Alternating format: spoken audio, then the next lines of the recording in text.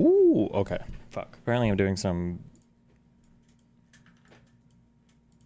I don't even know what the name of the show is. Al Arabia.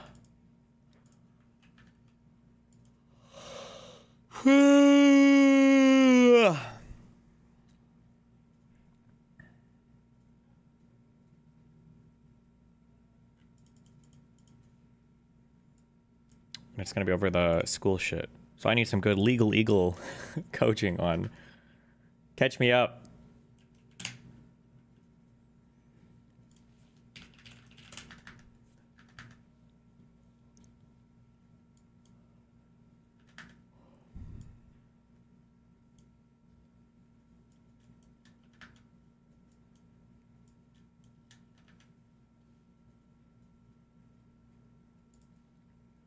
Hey, Legal Eagles, I think...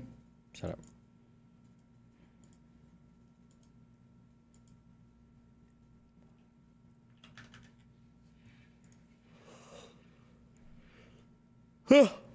Okay.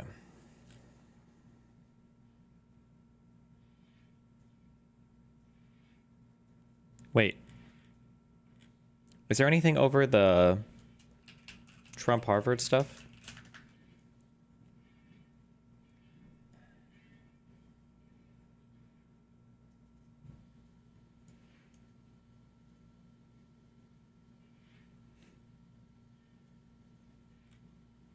The major clash is now unfolding between President Trump and his battle against some of America's top universities, announcing this evening more than $2.2 billion in federal funding has been frozen for multi-year grants and contracts at Harvard.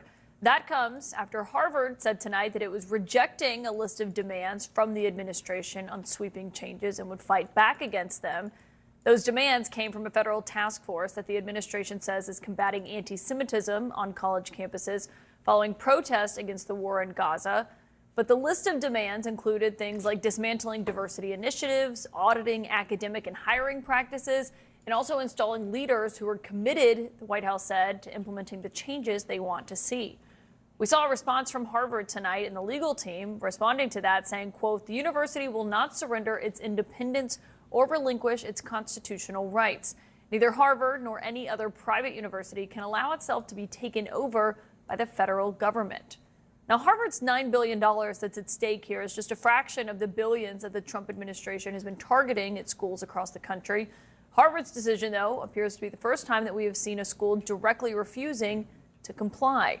This comes as the Harvard faculty chapter of the American Association of University Professors and its national counterparts sued the Trump administration. My source tonight is the Harvard law professor and general counsel of the organization at the heart of this lawsuit. Andrew Manuel Crespo is here in his first TV interview since that suit was filed. And so thank you so much, sir, for being here. Given all of these developments happening tonight, can I first just get your response to the administration saying tonight that it's going to have this $2.2 billion freeze? What kind of impact does that have? Well, thanks so much for having me. And while this cut is obviously deeply disappointing and a real blow, not just to Harvard, but to higher education across the United States, it's not exactly unexpected. The Trump administration has been threatening to withhold and then withholding millions and then billions of dollars from some of the leading institutions of higher education in the country. The impacts of those cuts will be severe, not just to cutting-edge research, cures for cancer, cures for diseases, studies that try to understand the most cutting-edge technology, but also all of the work that happens at these universities with respect to how we study our history, the things that are essential to our democracy. There's a lot that happens at these universities that are essential to having a free democracy, and that's, I think, exactly the reason why they're all under attack. So the impact is significant, but I'm really proud to see Harvard standing up to fight.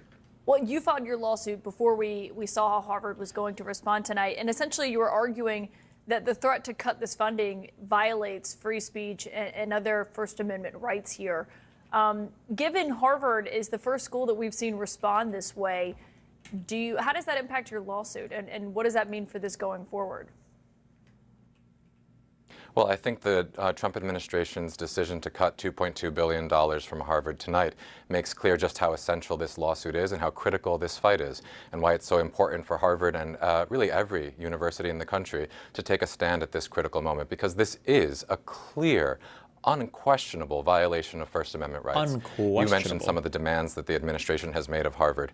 It includes things like trying to appoint a federally named oversight official to do an audit of every course, every department at Harvard to see if we have ideological balance to meet the Trump administration's test for what we teach and what we say at these universities. It's a transparent effort to change what is taught, what we say in our classrooms, what we teach our students, to make sure that the only things that are actually said on university campuses are things that the Trump administration wants to hear and wants to be said. This is a move that happens in countries across the world when there are efforts to try to make an authoritarian play in government. Institutions that are essential to civil society, like the press, like the courts, like the legal profession, and universities, are the first to come under attack. And that's what we've been seeing over the first few weeks of this administration, with that attack on universities coming full and hard now. And this is the moment when it's so essential for those universities to take a stand. And if there's any university in the world that has the resources to do that and the moral leadership to do that, it's Harvard. And I'm proud to call myself a member of this faculty today. And so when the administration is arguing that this is actually about combating anti-Semitism and how we saw a lot of these schools handle this last year as the war in Gaza was playing out, and the attorneys acknowledged tonight in their letter denying that they're going to comply with the demands, they say, quote, Harvard is a very different place than it was a year ago. You're saying you don't essentially buy that that is what the administration is trying to accomplish here.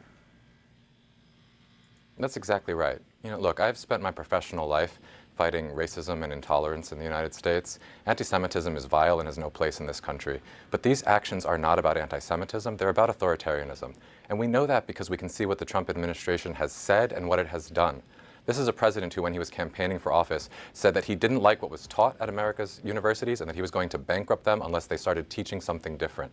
We can see this when we see the head of the task force that's responsible for these investigations saying that this is about ideological viewpoint balancing at these universities. We can see it when we see the Vice President of the United States say that universities and their professors are the enemy. This is not about anti-Semitism. This is about an effort to try to break the backs of American universities until they start saying what the administration wants to hear. Because the administration knows that universities are a central component of a free and open constitutional democracy. The Trump administration's demand letter that was made public today and sent to Harvard on Friday asked... Wait, I want that quote. This is about an ideological viewpoint. Who said that? Can somebody find me that quote? For things that have nothing to do with anti-Semitism. It requires us to try to change who is hired, what we teach in our classrooms, what we say in our research. It says that it is trying to create ideological rebalancing. That's code, and actually not even code. It's pretty transparent. That is a message that's saying, we don't like what you're teaching, we want you to teach something more to our liking, and unless you do that, we're going to try to bankrupt your institution. We'll be following it closely. Andrew Manuel Crespo, thank you for joining us tonight for an interview. Schools that persist in explicit, unlawful discrimination under the guise of equity will not only have their endowments taxed, but through budget reconciliation, I will advance a measure to have them fined up to the entire amount of their endowment. I think if any of us want to do the things that we want to do for our country and for the people who live in it, we have to honestly and aggressively attack the universities in this country. Jesus. Joining the group chat today, Phil Mattingly, CNN anchor and chief domestic correspondent, Gabby Birnbaum, Washington correspondent for the Nevada Independent, and Kevin Fry, Washington correspondent for Spectrum News, New York 1.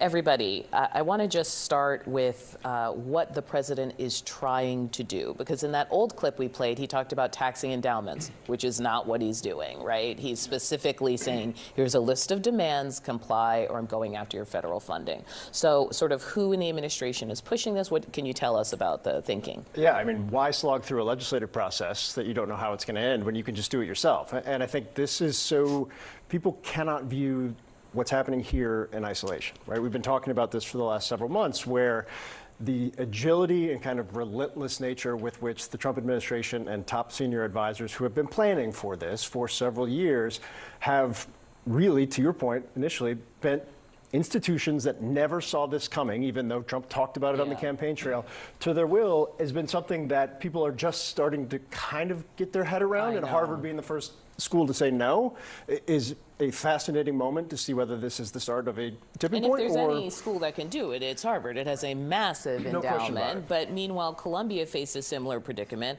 quickly caved. Kevin, talk about the dynamics there that are different. Right. I mean, look, they have, obviously, they were the center point of the anti-Semitism accusations early on. Congresswoman Elise Stefanik and other top lawmakers in Washington have been very loudly condemning what happened there because they really became the face of the protest movement. And that made them vulnerable to public backlash and vulnerable to political backlash. Correct. And you also saw those dramatic images that played out when you saw the police go onto campus and they took over the building. And I mean, this kind of built and built and built. And so they were already under the microscope in that respect. And then they come in and they basically comply with a lot of what the administration is looking for, including sort of this mask ban and other sort of curriculum oversight, including on their Middle East studies program. And then on top of that, there's now conversations about whether or not there should be some sort of judicial oversight of whether or not they are in compliance. Right. I don't want to just skip by some of the things you said. Oversight into actual curriculum. So we want to tell you, or at least be able to look at what you're teaching, which is ironic since they're kind of dismantling the ed department. But they want to do this in higher ed. Democrats and their allies coming to universities' defense. Here's a sense of what they've been saying. Is putting pressure on universities as well. Good news is Harvard University today said, go to hell. That may break the fever. I really hope it does. I do know this. If Harvard had capitulated, I really fear for what next year would be.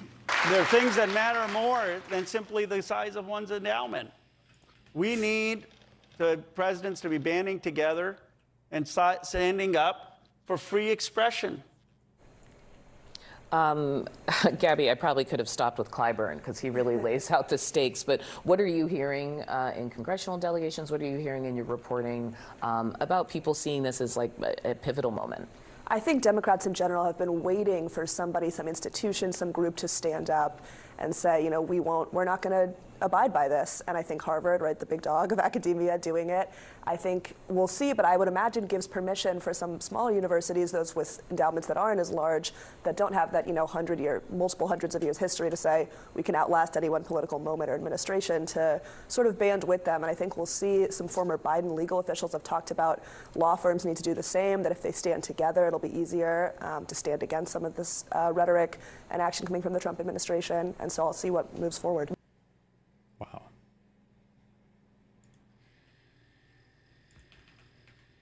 I think I'm going on some panel show in like 30 minutes to argue this. I don't know if I'll stream or not. What are the possible counter arguments? How can anybody be okay with this? I feel like the whole argument, if there's, depending on who else is on there, is going to be that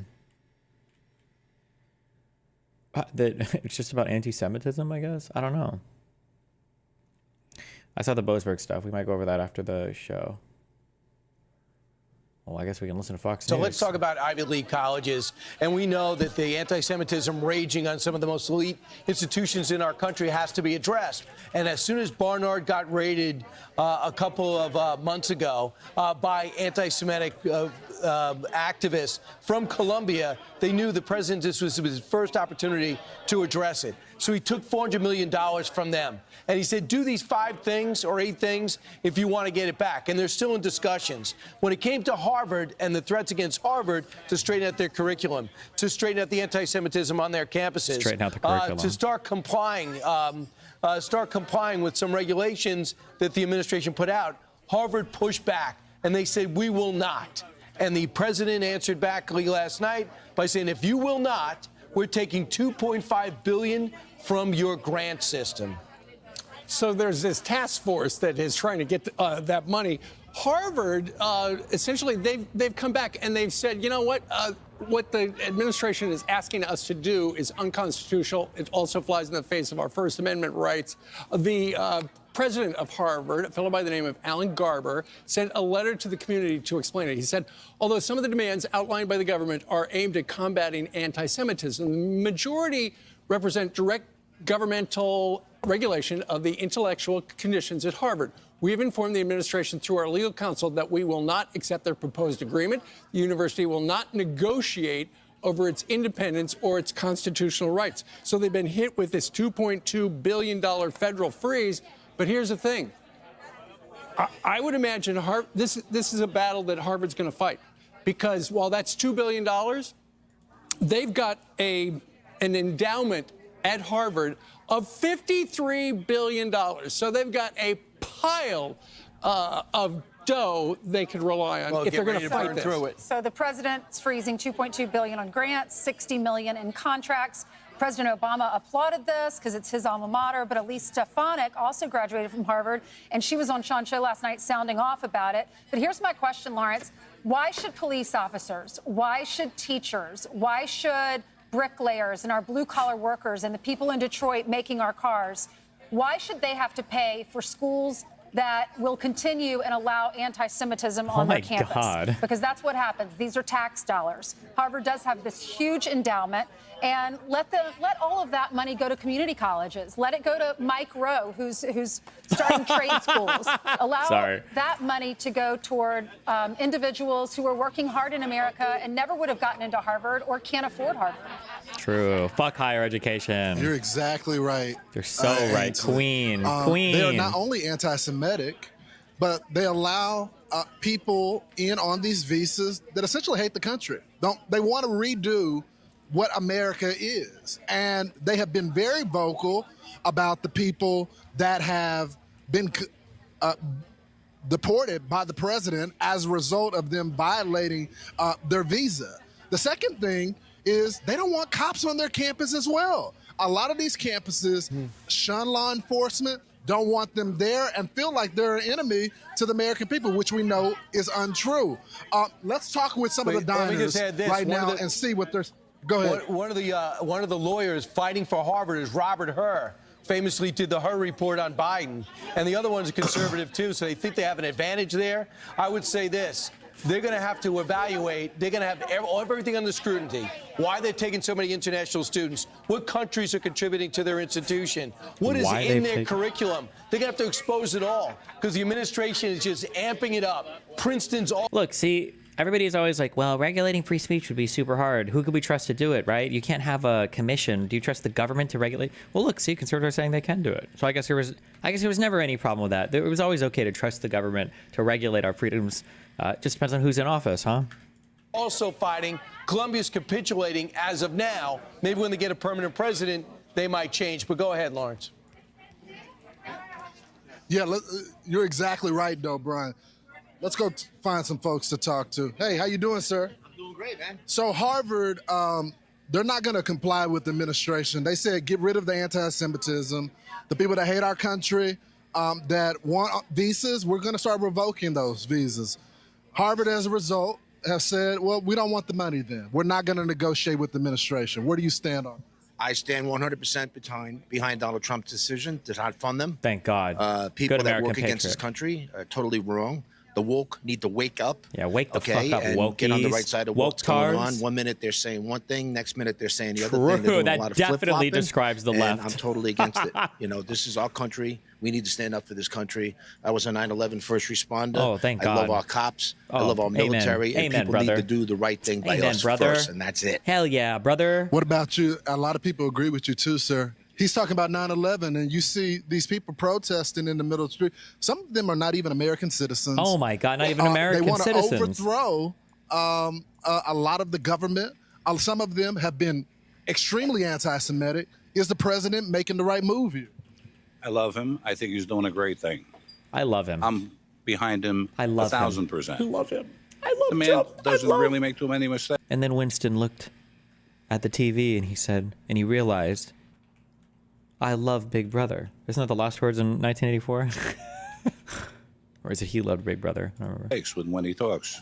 He was right about most things. He was right And about I'm for basically him everything. 100%. Let's be honest. Is Trump ever It's wrong? been a great time here with a lot of these folks right here. They've been talking about some of the issues that matter to the country so much, and this is one of them. we got to protect our country, and it starts with these children that are on these college campuses. Hey, guys. Lawrence, look over your right shoulder. Yeah, That's Lawrence. the town Yeah. supervisor, Joe My right Saladino. shoulder. Right there with that gray suit on. Tell him to wave. Where's Joe? Yeah, that's Go Joe. chat with him. This is the guy in charge. He said he grew up with you. Right. He would, but I think he's a Spill the Chaminade tea. guy, though. Spill the tea on Brian. So Joe has been. He's been giving me all the dirt on Brian. Oh, good. And I prepared a dossier, and at some point I will release it on Fox and Friends. And but you remember I'm not prepared to do it this morning. Is it a dirty dossier? Right, no. player Massapequa's ever had. Great athlete, great guy, amazing family. Brian is the real deal. All right, How much did you pay him? But he also tried to get Teddy Roosevelt's So statue wholesome, when they LOL. tried to get rid of it. I He was remember. going to bring it to Long I Island. remember that too. All right. All right, Well, thanks, guys. All right, we'll check with you again. Thanks, Lawrence. I'm Steve Ducey. I'm Brian Kilmeade. And I'm Ainsley Earhart. And click here to subscribe to the Fox News YouTube page to catch our hottest interviews and most Kill me. compelling analysis. I'm compelled. Look at how they're all friends, guys. Carlin was right. It's a big club, and you ain't in it.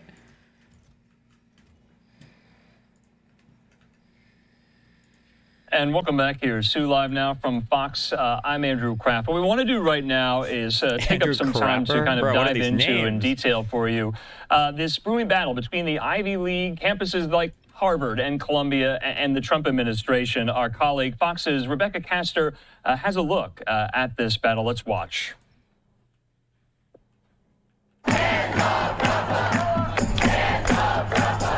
The Trump administration is not soon forgetting the widespread pro-Palestine protests that swept across university campuses last year.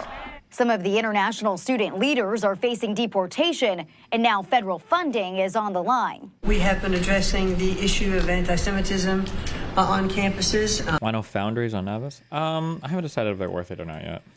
There's been some grant funding and contract funding that we've reviewed, and some we've canceled and some we've put on hold. Harvard is the latest school to have Harvard. billions in federal grants and contracts put on hold after university leaders refused government demands, including to eliminate DEI programs, report foreign students here on visas who violate codes of conduct, and return to merit-based hiring and admissions. These higher ed institutions that have fundamentally lost their way, U.S. taxpayer dollars should never be propping up anti-Semitism. Harvard is the seventh school targeted by the Trump administration, but it's the first to push back, with the university's president saying in part, quote, "No government, regardless of which party is in power, should dictate what private universities can teach, whom they can admit and hire, and which areas of study and inquiry they can pursue." Harvard University today said, go to hell.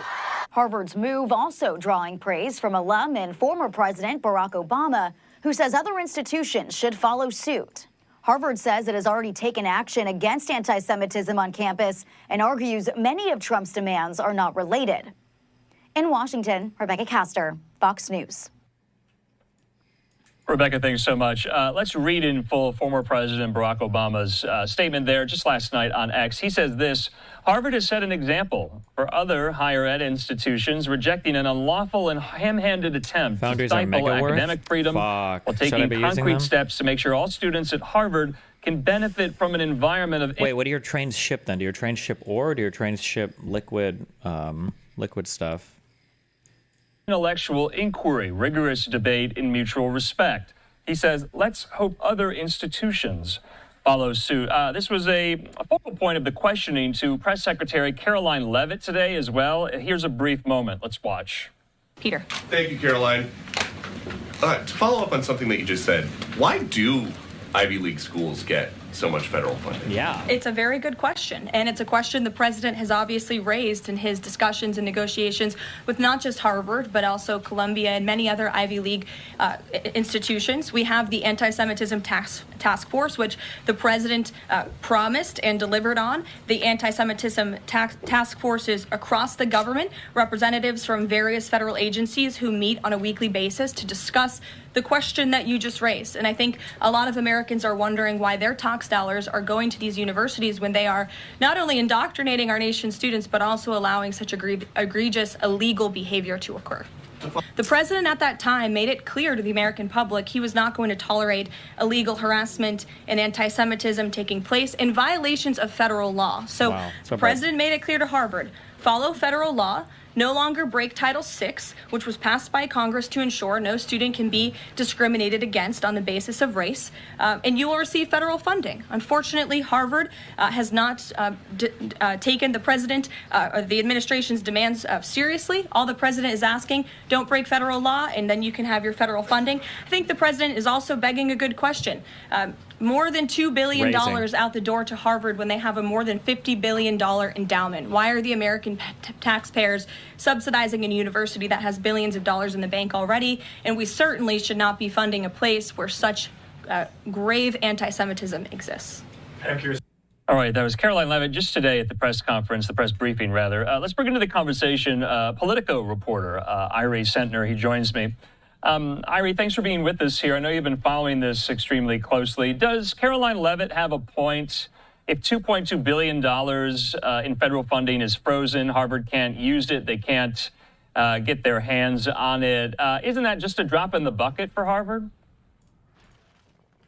So, yes and no. Harvard has the largest endowment of any university in this country. It's over $50 billion. That said, this is going to affect Harvard's capacity to conduct research, cutting-edge research, essentially immediately. I should also mention that the reason that the Harvard president said no to the Trump administration is likely because its endowment is so large, and other schools, even other Ivy League schools, simply can't afford to do the same. So we're just looking at some file footage here. So the assertion that maybe Harvard can absorb this, is that accurate to make? I would say that the Harvard president likely made the decision to deny the Trump administration's demands because they thought that they could absorb it in the short term. Okay. You know, Irie, can you kind of compare and contrast how Columbia University responded to, very similar demands from the Trump administration and how Harvard is going about it here? Right. So last month, Columbia was given a very similar letter to the letter that the administration sent Harvard, and Columbia announced that it would capitulate to every single one of those demands.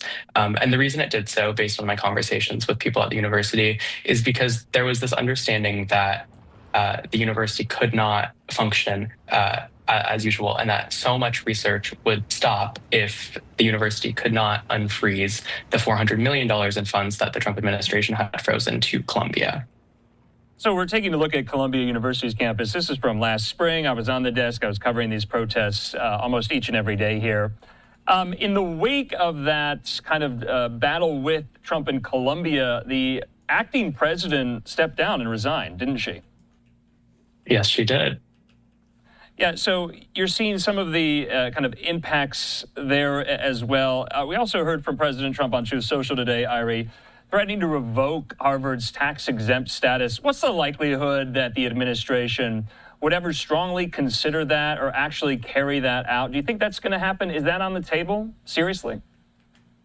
Listen, we have seen the Trump administration go incredibly hard toward these schools. I should say that even after Columbia capitulated to those 9 demands, the Trump administration still has not unfrozen the funding. And so the stop work orders continue to go out. That research continues to not happen. We saw hours after the Harvard president announced that he would not comply with the demands, they almost immediately pulled over $2 billion in funding. And so, I think the Trump administration has demonstrated that it's willing to go incredibly far.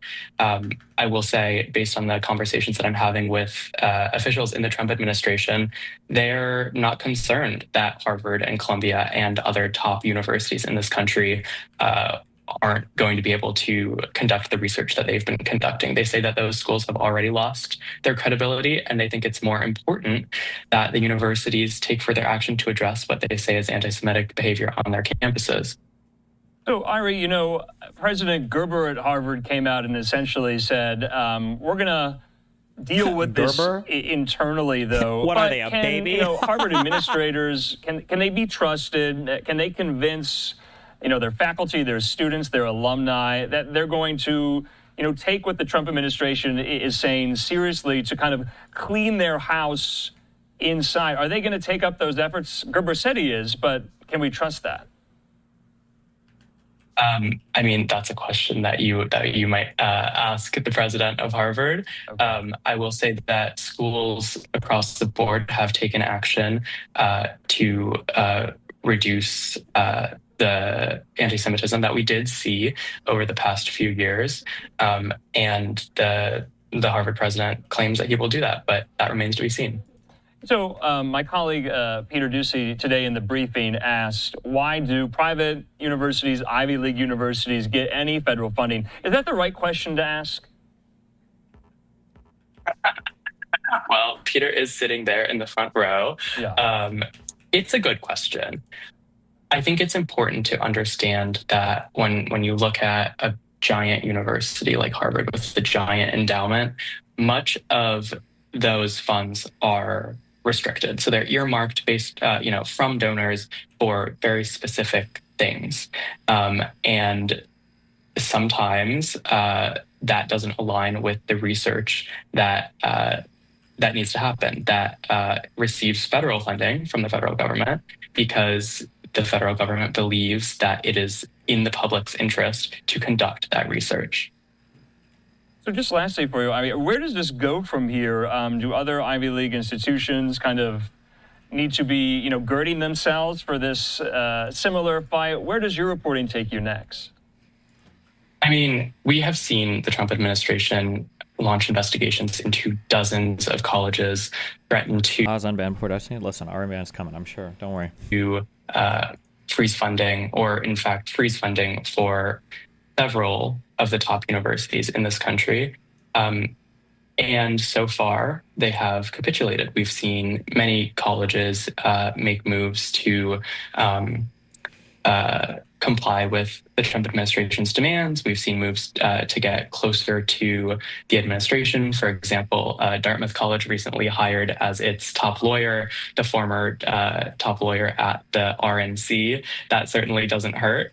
But I think that we will see the Trump administration continue to pummel these universities, particularly those that don't go along with its demands. No, and I think for this story, it's worth kind of highlighting, or at least enumerating. You say capitulated some of the demands that the Trump administration, you know, is making of these universities. Here were some they were making of Harvard here. You see there, to eliminate DEI programs, report foreign students on visas who violate codes of conduct, and return to merit-based hiring and admissions. Are those similar demands kind of across the board, or particular to Harvard?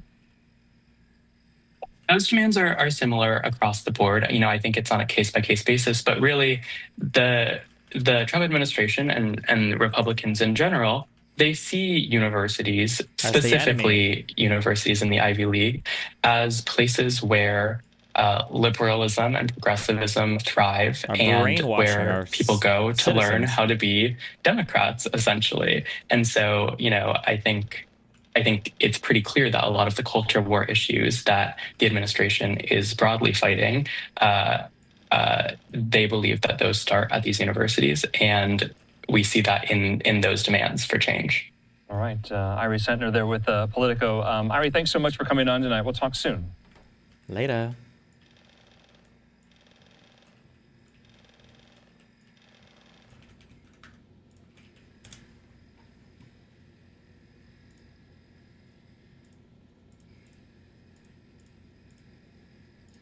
Let me see. When do I join this?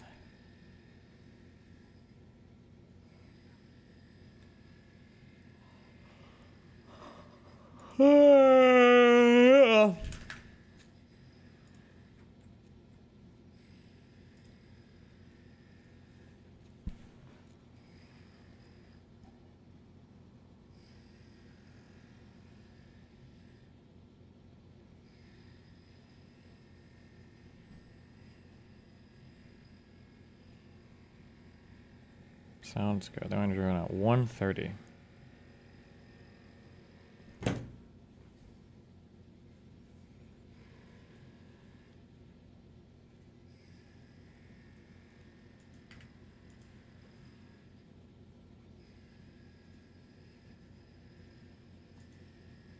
We start with America's oldest college doing something multiple law firms, businesses, and top universities in this country have not.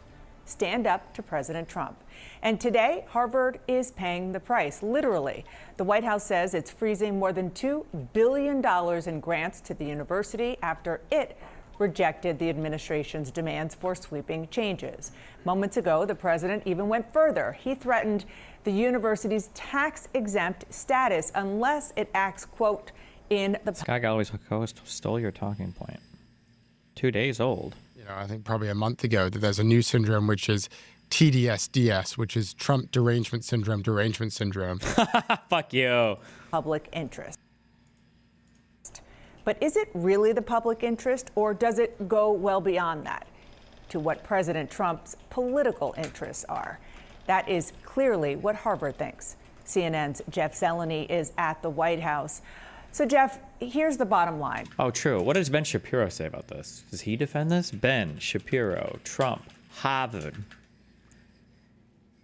Is Harvard really the oldest school in the entire United States? It was the first one, the first college? Well, folks, tons happening in the news. Alive? The Trump administration going after Harvard.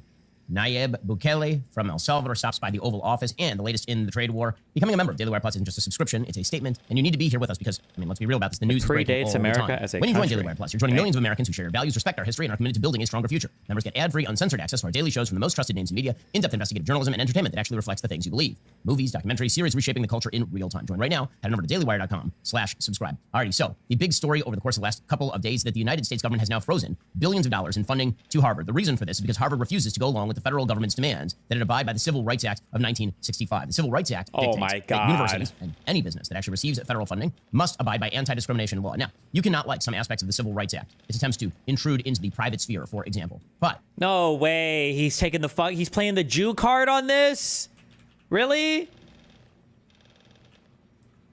the Civil Rights Act is in fact the Civil Rights Act. And the fact is that if a university had facilitated anti-black racism to the extent that Harvard University has facilitated anti-Semitism, there's no question that removal of its federal funding would be on the table.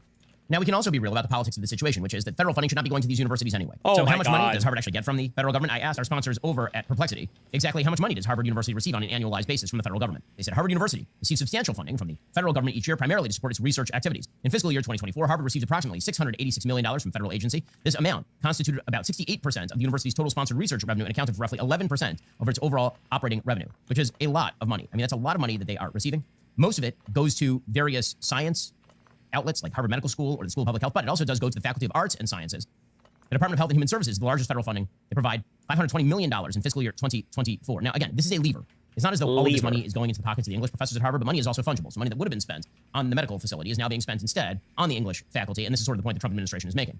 There's no reason at all that your federal taxpayer dollars should be going to Harvard University, which has a massive endowment. Billions and billions of dollars in its endowment. $53 billion at last count. There's no reason your taxpayer dollars should be going to fund Harvard in the first place. And maybe that's the overall fight that we actually should be having. But that's a fight that has to be had in Congress as opposed to inside the executive branch. The executive branch is now making the claim that Harvard University should have its funding removed because it is in violation of the Civil Rights Act of 1965. Harvard, for its part, says it is now going to resist the Trump administration's demands to change its governance structure over campus anti-Semitism concerns. And so the government then responded by announcing a $2.26 billion freeze of Harvard's multi-year grants and contracts. That's according to the Wall Street Journal. Harvard President Alan Garber put out a statement complaining about the federal government and suggesting the federal government was wrong for involving itself in this way. How dare the federal government actually attach strings to the things it has always attached strings to? Harvard President Alan Garber said... Political strings, though. Different. University will not surrender its independence or relinquish its constitutional rights. The Trump administration said the school's response, quote, reinforces the troubling entitlement mindset that is endemic in our nation's most prestigious universities and colleges, that federal investment does not come with the responsibility to uphold civil rights laws. What exactly are the demands? Well, they asked for 9 actions. Most of the demands concern how the university... Why does every moron keep acting as if a $50 billion endowment means Harvard has $50 billion to spend? Does nobody understand finance at all? An endowment is how much money the federal government takes from exclusively blue-collar workers and then gives to wealthy DEI perpetuating institutions every single year. An endowment, I'm pretty sure, is just a giant fund that's used. And I think the goal of an endowment is to be self-perpetuating.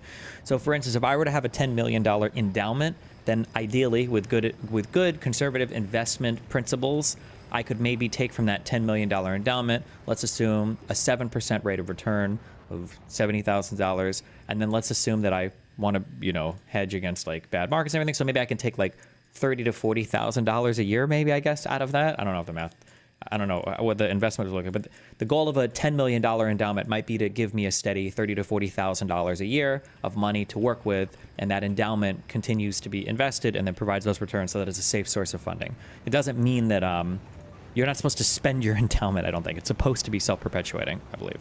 University operates. The government was asking for a comprehensive mask ban, as well as changes to governance, leadership, and admissions, and an end to diversity, equity, and inclusion, DEI programs. So DEI programs are in violation of the Civil Rights Act. There's no question that DEI, which is predicated on the false notion that inequality of outcome by group must be due to discrimination and therefore must be rectified by reverse discrimination, that is in violation of the Civil Rights Act. It's certainly in violation of Supreme Court standards with regard to affirmative action.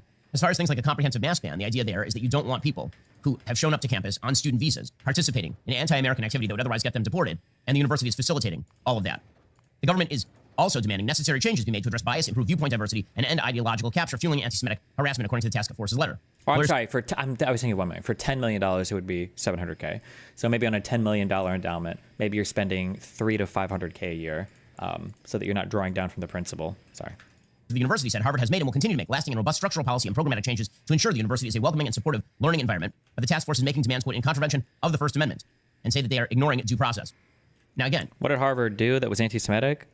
At our prestigious colleges, every single student should have a pro-Israel point of view. And if you protest on behalf of the Palestinians, or if you protest on behalf of Hamas, you are anti-Semitism and you will be eradicated. This will all get played out in the courts, presumably. But the idea that Harvard University is somehow owed federal money is absurd. It's absurd on its face. There's no reason that the Trump administration should not be able to attach strings to money that it is sending out the door to a university with a $53 billion endowment. You know what's an easy way for Harvard to continue its policy of independence from the federal government, to be independent of the federal government? It turns out it's an excellent way. Don't get in bed with the government if you don't want to get screwed. It tends to be a pretty good way of approaching life.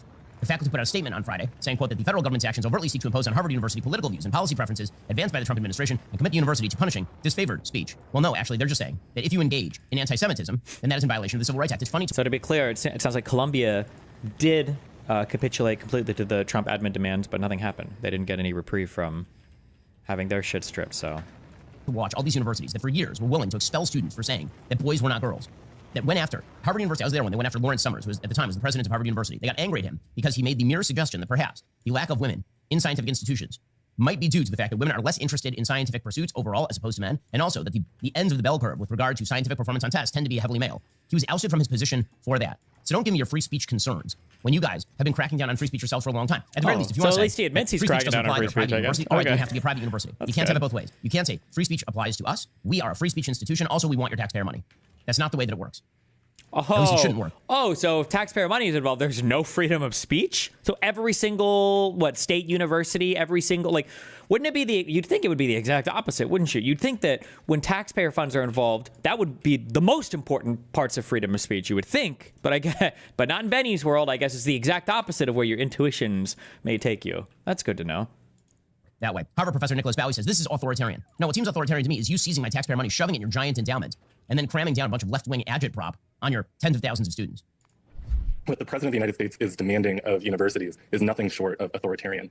There's a quote on the building of the Department of Justice where law ends, tyranny begins. And tyranny, frankly, is the only word to describe what the Trump administration is doing with respect to universities. I'm confused. How is it tyranny to say you don't get federal dollars if you violate the Civil Rights Act? The Trump Task Force on Anti-Semitism has been investigating Harvard among other universities because, again, during the gigantic anti-Semitic protests that erupted. By the way, for this fasci Nazi fuck, when you say shit like this and you don't even think about how weird it sounds, the Trump Task Force. Why the fuck is there a Trump Task Force? We've got a massive federal government. We had a Department of Education. Okay, we've got Congress. We got all these. Why do we need a special Trump Task Force to do everything? Well, why can't he use the fucking government? He's the president of the United States, and he's a majority in the Senate and the House. Do something with the actual Congress. Do something with your government. It's so weird how he says the Trump Task Force. The Trump Stoppos came to the school, and the Trump Task Force did this thing with the Trump special appointed employee, with Trump's special appointed Elon Musk, with the special Trump Task Force Doge, with this bro, hello? The Trump Task Force on Anti-Semitism has been investigating Harvard among other universities because, again, do we really need a fucking task force on anti-Semitism? Seriously? Anti-Semitic protests that erupted last year after October 7th. And many of them were, in fact, openly anti-Semitic. We're not just talking anti-Israel. We're talking about full-scale screaming for Jews walking through. Sure. You know what? Who cares? You have a right to be anti-Semitic. It's the United States of America. Hello, freedom of speech. If you want to be anti-Semitic, God bless. That's your right to do so. What are you talking about? If somebody at the school was anti-Semitic, or if the school itself was promoting anti-Semitism, then fine, investigate them for it, fine them for it, or take away their numbers if you want. But it can't just be a epic Trump task force that gets onto Doge ran Twitter and decides, oh, well, we don't like this school, so they lose all their money. From courtyards. Shabbos Kesselman is a student at Harvard University. He sued the university. His case is currently in court right now, based on all of this sort of stuff. And he has many stories to tell about what happened at Harvard University while he was there. The idea that Harvard did not violate the Civil Rights Act is ridiculous. Now, does that mean that every demand that the Trump administration is making is going to get upheld in court? No, I'm sure that some of those demands will be held to be extraneous to the Civil Rights Act complaint the Trump administration is voicing on Harvard. However, Harvard does not have any moral grounds to stand on when they insist that everyone else pay the bills at an incredibly rich university so that they can continue pushing whatever nonsense it is they are pushing. Well, the Trump administration is looking for places to cut fat. Well, you should be cutting fat from, your cell phone company. Pure Talk is preemptively. Find PlanPureTalk.com/Shapiro. Also, now, there are a lot of problems that you have in your life that you can't take care of preemptively, just things that arrive on you that you can't see coming. Well, one of the things that actually you can see coming a long way off is something that will happen to us all. That, of course, is death. And that means you need to secure your family's future against that with policy. FamilyGenius.com, who's the head of El Salvador, stopped by the Oval Office with President Trump, and they were talking about a very controversial case surrounding a man named Kilmer Armando Abrego Garcia. That person is a Salvadoran national who lived illegally in the United States. And he was adjudicated as credibly accused, not just of being an illegal immigrant, but of being a member of MS-13 by a variety of courts. That doesn't mean they found that he was, in fact, a member of MS-13. They were saying that there was credible evidence that suggested that he might be a member of MS-13, and the executive branch has the ability to deport him. And that was found several years ago. Then there was a withholding order that was put on him because he made a claim that if he were deported specifically to El Salvador, that he would be killed. Well, the Trump administration then deported him. In court, they claimed in their filing. What the fuck is Shabbos? Is that like is that a Jewish media thing? They said that they have to push this thing to tomorrow because apparently the man for Shabbos keeps getting delayed on his camera ship. We were supposed to do this 30 minutes ago. Well, I guess we're not doing it. Have I done Akio? No, but I'm like refactoring all my shit before I do that, so.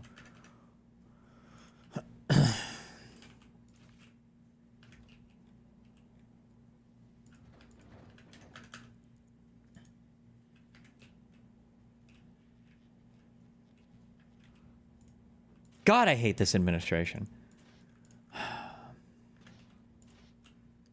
But not as much as I hate conservatives.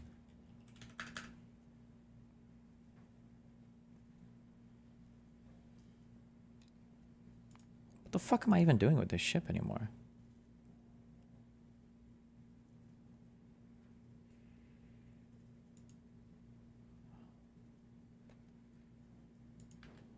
I forgot I have the second ship. I don't even use it. I don't know what I'm doing. What do you think of Gleba so far? Gleba was annoying initially, but after you understand it, I think it's fine. It's just, you just have to get used to this like kind of horizontal building, and you just have to get used to venting all of this shit off of every, like venting your spoilage. And then I feel like once you have that understanding, then I think it's pretty easy. So I don't know what everybody's Gleba shit ends up looking like, but I have like this huge ring of nutrients and a huge ring of spoilage running at all my edges, and it seems to work fine.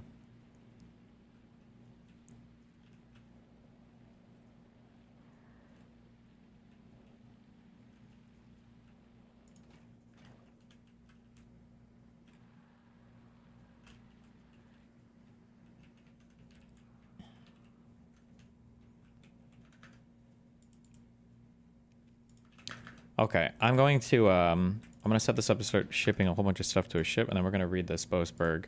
Can somebody link me the Boasberg thing? Link me the actual court doc?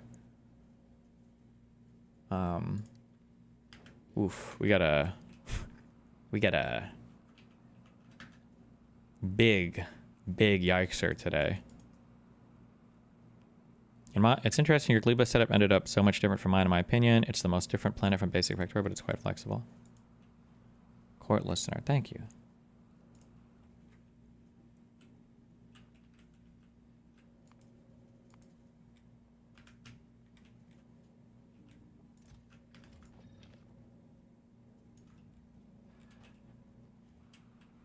Are you going to continue the programming lessons? I'm a vibe coder, so I don't actually need to take any lessons.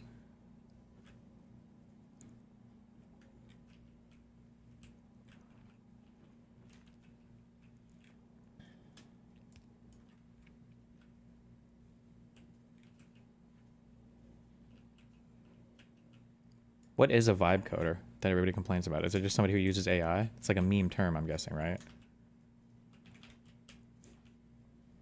Wait, did I actually ship all my explosives out? Good one.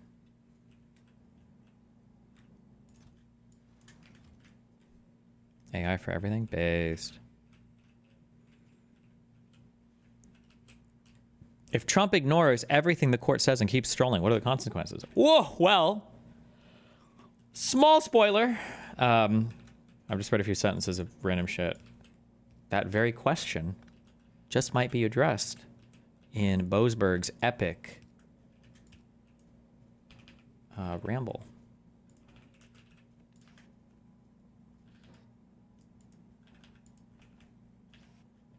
Or should I say, lay epic? I'm so sorry. Okay, my bad. Okay. You are here. We're going to add to this calcite 5,000 of them.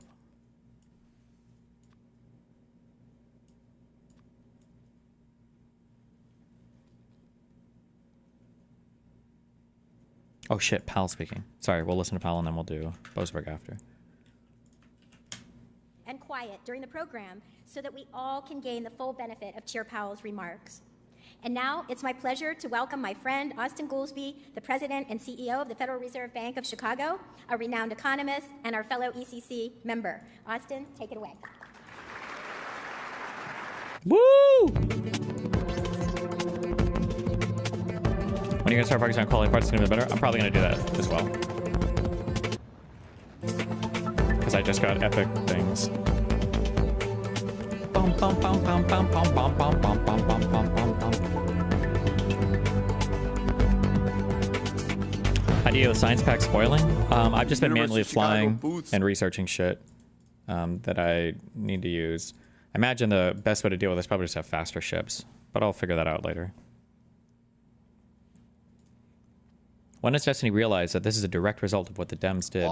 True. Every single bad thing that happens is because of the Democrats. Yes. King.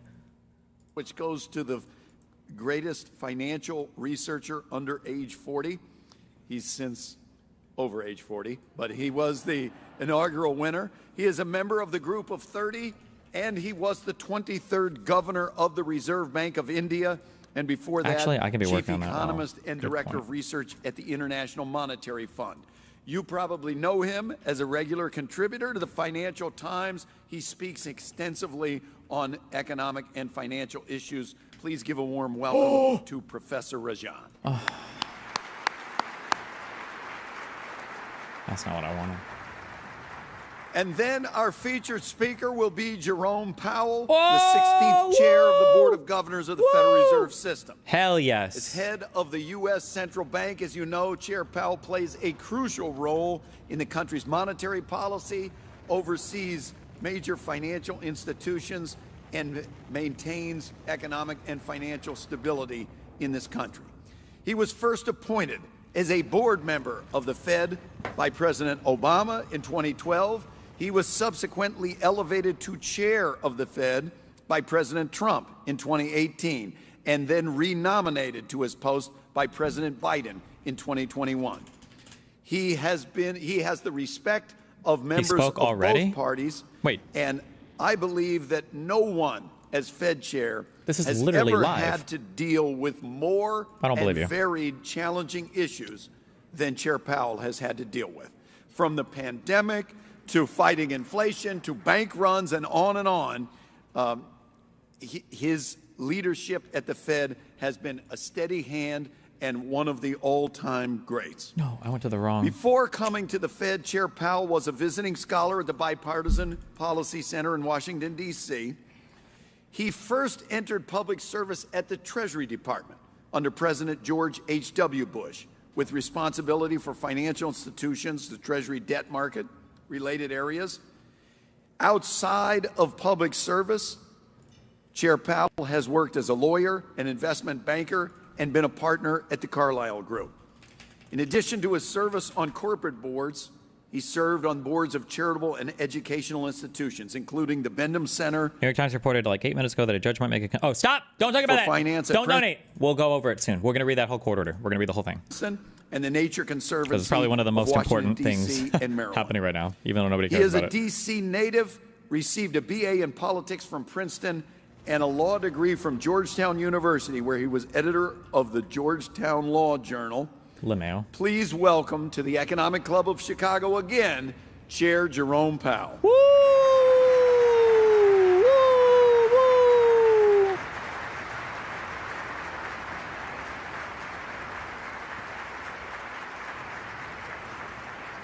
This is a rerun. He already spoke. Is that true?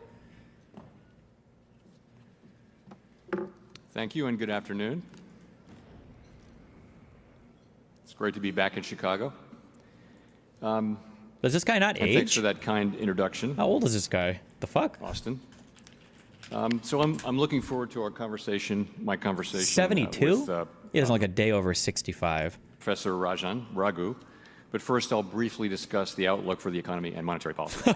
So, at the It's Fed, grim. we No, are just always kidding. focused on the dual mandate goals that Congress has given us: maximum employment and stable prices. Despite heightened uncertainty and downside risks, the U.S. economy is still in a solid position.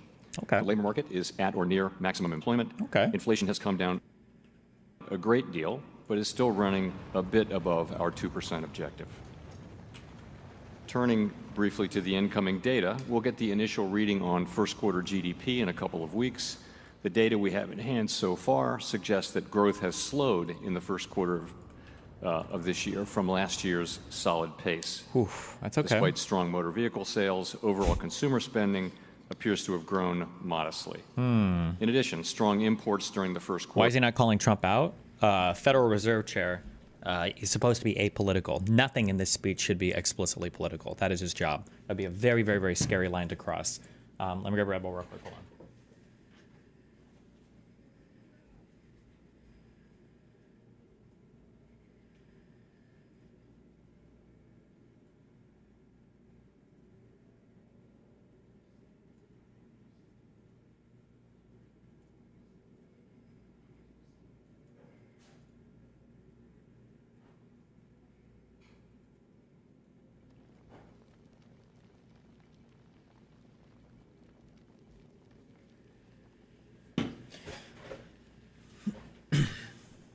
Quarter reflecting attempts by businesses to get ahead of potential tariffs are expected to weigh on GDP growth. Surveys of households and businesses report a sharp decline in sentiment and elevated uncertainty about the outlook, largely reflecting trade policy concerns. Outside forecasts for the full year are coming down, and for the most part, point to continued slowing, but still positive. Are we expecting an interest rate cut? Well, I guess this is my test of the little bit of macro econ, anything I know. My bet would be heavily against any whoops. Don't bet against them. No, just kidding. My bet would be heavily against any type of cut because inflation is still a little bit hot and unemployment is still pretty low. So if they were to cut interest rates right now, it would be exclusively to help the United States economically, which is not part of the Fed's dual mandate, which is to keep inflation low and unemployment low, right? And if inflation is high, you're supposed to increase interest rates or keep them high. And if unemployment is low, then you should also keep interest rates high. So everything is pointing towards them keeping rates high, from what I understand. But who knows? Maybe I'm a fucking retard. Positive growth. We are closely tracking incoming data as households and businesses continue to digest these developments. In the labor market, during the first 3 months of this year, non-farm payrolls grew by an average of 150,000 jobs per month. While job growth has slowed relative to last year, the combination of low layoffs and lower labor force growth has kept the unemployment rate in a low and stable range. Meanwhile, the ratio of job openings to unemployed job seekers has remained just above 1, near its pre-pandemic level. Wage growth has continued to moderate while still outpacing inflation. Overall, the labor market appears to be in solid condition and broadly in balance, and is not a significant source of inflationary pressure. As for our price stability mandate, inflation has significantly eased from its pandemic highs of mid-2022 without the kind of painful rise in unemployment that has frequently accompanied efforts to bring down high inflation. Progress on inflation continues at a gradual pace, and recent readings remain above our 2% objective. Estimates based on the most recent data from last week show that total headline PCE prices rose 2.3% over the 12 months ending in March, and that excluding the volatile food and energy categories, core prices rose 2.6%. Looking ahead, looking forward, the new administration is in the process of implementing substantial policy changes in 4 distinct areas. Trade. Wait, where are my quality? There's no way I can search through all my chests on every planet or whatever, right? I don't know where my quality modules are. Immigration, fiscal policy, and regulation. These policies are still evolving, and their effects on the economy remain highly uncertain. As we learn more, we will continue to update our assessment. The level of tariff increases announced so far is significantly larger than anticipated, and the same is likely to be true of the economic effects. Well, this has to be in a higher logistics inflation network. and slower growth. Both survey and market-based measures of near-term inflation expectations have moved up significantly, with survey participants pointing to tariffs. Survey measures of longer-term inflation expectations, for the most part, appear to remain well anchored as well. Market-based break-evens continue to run close to 2%. So, as we gain a better understanding of the policy changes, we'll have a better sense of the implications for the economy, and hence for monetary policy. Tariffs are highly likely to generate at least a temporary rise in inflation. The inflationary effects could also be more persistent. Avoiding that outcome will depend on the size of the effects, on how long it takes for them to pass through fully to prices, and ultimately on keeping longer-term inflation expectations well anchored. Our obligation is to keep longer-term inflation expectations well anchored, and to make certain that a one-time increase in price level does not become an ongoing inflation problem. As we act to meet that obligation, we will balance our maximum employment and price stability mandates, keeping in mind that without price stability, we cannot achieve the long periods of strong labor market conditions that benefit all Americans. Oof. When he says things like this, like we have to maintain price stability and all this, it makes it sound like he's explicitly saying, don't rely on interest rates to save you, where our goal is price stability and we need price stability. All of us should want that. He's making it sound like explicitly don't rely on any type of thing like that. Wait, how is stuff getting stacked? Who's stacking this ore? I don't think I had any bulk inserters down here. We may find ourselves in the challenging scenario in which our dual mandate goals are in tension. If that were to occur, we would consider how far the economy is from each goal and the potentially different time horizons over which those respective gaps would be anticipated to close. Oh, miners can.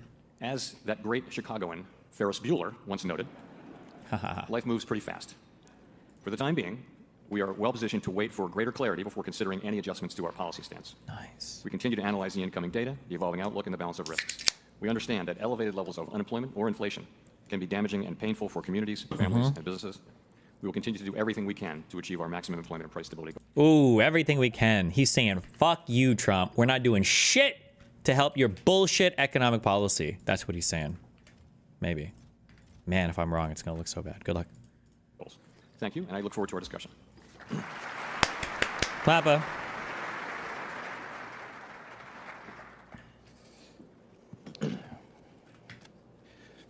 Thank you very much, Chair Powell, for those remarks. I look forward to your elaborating on them in the course of the next 40 minutes or so. Thank you. I understand last time you were here, Melody Hobson interviewed you. Well, I'm a poor substitute, but I'll try and compensate in the quality of the questions. As you repeatedly emphasize, communication and transparency are very important for the Fed.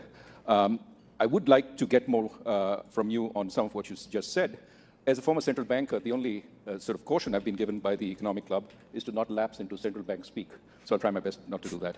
Let me start by saying you've guided the Fed through some really difficult events, including the pandemic, the dash for cash in March 2020, the great inflation, the banking crisis centered around Silicon Valley Bank. And then over the course of the last year, we've seen a growing possibility of a Fed-engineered soft landing. Ooh. And now it seems like everything has changed. In the course of a couple of months, JP Morgan has shifted. Oh, no, wait, that's good. A Fed-engineered soft landing, as in the Federal Reserve's policy was good, and people were worried there was going to be a massive kind of recession, but the soft landing is that we had a little bit of pain, but nowhere near as bad as it could have been, I think, right? To estimating the probability of a recession this year at around 60%. What do you think about all this? Well, first of all, thank you for being here today. It's a pleasure to be here with you. Actually, the appearance I did here was my very first appearance as chair 7.5 years ago. So it's great to be back. And I would agree with you that it's been an eventful 7 years. Putting it mildly, I keep waiting for the 3 months of calm, that never comes. But to your question, I guess to set the stage, let's look back at 2024. 2024 was a year where the economy grew 2.4%. Unemployment remained in the low 4s, close to mainstream estimates of maximum employment, and inflation came down and was running at the end of the year around 2.5%. That's the economy that we had, and I won't decide how to characterize that, but that's where things were. Where we are now, again to your question, is The administration is, as I mentioned in my remarks, is implementing significant policy changes, and particularly trade now is the focus. And the effects of that are likely to move us away from our goals. So unemployment is likely to go up as the economy slows in all likelihood, and inflation is likely to go up as tariffs find their way, and some part of those tariffs come to be paid by the public. I feel like he's trying to be very, very, very careful. So monetary policy, the reason why it needs to be apolitical is because in democracies, you can't really weather very many storms that are on larger timescales because you pay electoral consequences for it. It's hard for administrations to think long term. Monetary policy, if it goes awry, can't be, well, correcting for it might be catastrophic. So the temptation would be is that if you ran the government and you were in control of monetary policy, you would probably just always push for low interest rates. I would say that like a low interest rate in an artificial way, it's kind of like a budget deficit, right? Like, oh, we'll just borrow more and maybe they'll pay it back in the future. So if you were able to control the Federal Reserve's monetary policy, you would just run, very low interest rates all the time. But the problem is that in the long term, this would have catastrophic consequences. So the Federal Reserve is supposed to be an apolitical entity that can make those difficult decisions in the long term that a democracy wouldn't be able to. A democratic elected leader probably wouldn't be able to. So that's the strong likelihood. And which is also one of the reasons why you should be upset. No one cares. But when Donald Trump is like threatening the Fed, which he did in his first administration and he continues to do, it's because he wants to have control over the Federal Reserve, because any politician would dream of being able to just set interest rates and everything. That would be amazing for your economy in the short term. My hope is that we'll get through this and get back. Well, we're always going to be aiming for maximum employment and price stability. That's what we do.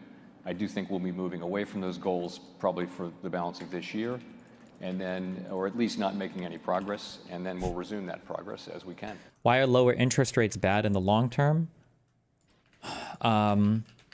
Low interest rates mean that borrowing is very cheap, which means that you have a ton of capital investments that might be pushing a market to run hotter than it should. And when we say a market is running hot, what we mean is there's a ton of money flowing through the economy. People can afford to maybe have lower prices. They're making bigger investments in their companies. People have way more money on hand. It drives up demand for a whole bunch of goods, and people are buying more and they're getting paid more. And you get this runaway economy where like everybody's got so much money. And when you hit a bump in the road, and at some point you need to bring your interest rates back up, maybe because your inflation starts to get out of control. The prices are starting to get too much on everything because everybody's got too much money. Well, as soon as you start to up the prices, you've probably moved away significantly from where your economy should be because of all of the low interest rates, and you're going to have a huge crash where everybody comes back to reality like, wait a second, this economy was running hot for way too long. Maybe 25% returns on the S&P 500 year over year over year over year. Maybe that's not sustainable, and that correction where the market kind of resets to where it probably should have been with a saner monetary policy is going to be a depression, or it'll be just a brutal recession. Let's talk a little more about tariffs. I mean, you recognize that some of the effects of the tariffs will be one-off, transitory, but you also have said that perhaps they will give room for a number of firms to raise prices. You mentioned dryers. When washing machine prices went up because of tariffs, dryer prices also went up in tandem, even though they weren't tariffed. What's your sense about the effect? What is Jerome Powell's position in relation to the rest of the government? Is he different than like a secretary? Yes. Your chair of the Federal Reserve is not a political entity that changes with the rest of your cabinet, which will change every single time there's a new administration. The Federal Reserve chair, once he's appointed, I don't think he serves life terms. Are they 10-year terms? No, they're not.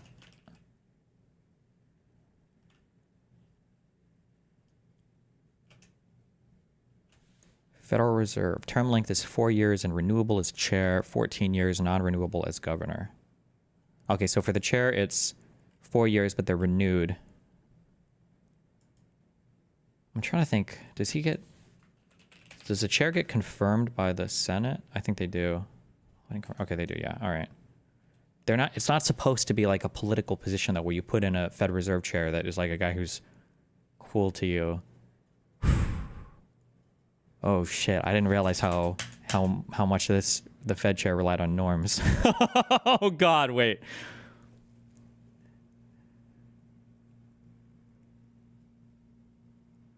Oh, Jesus. When is the next...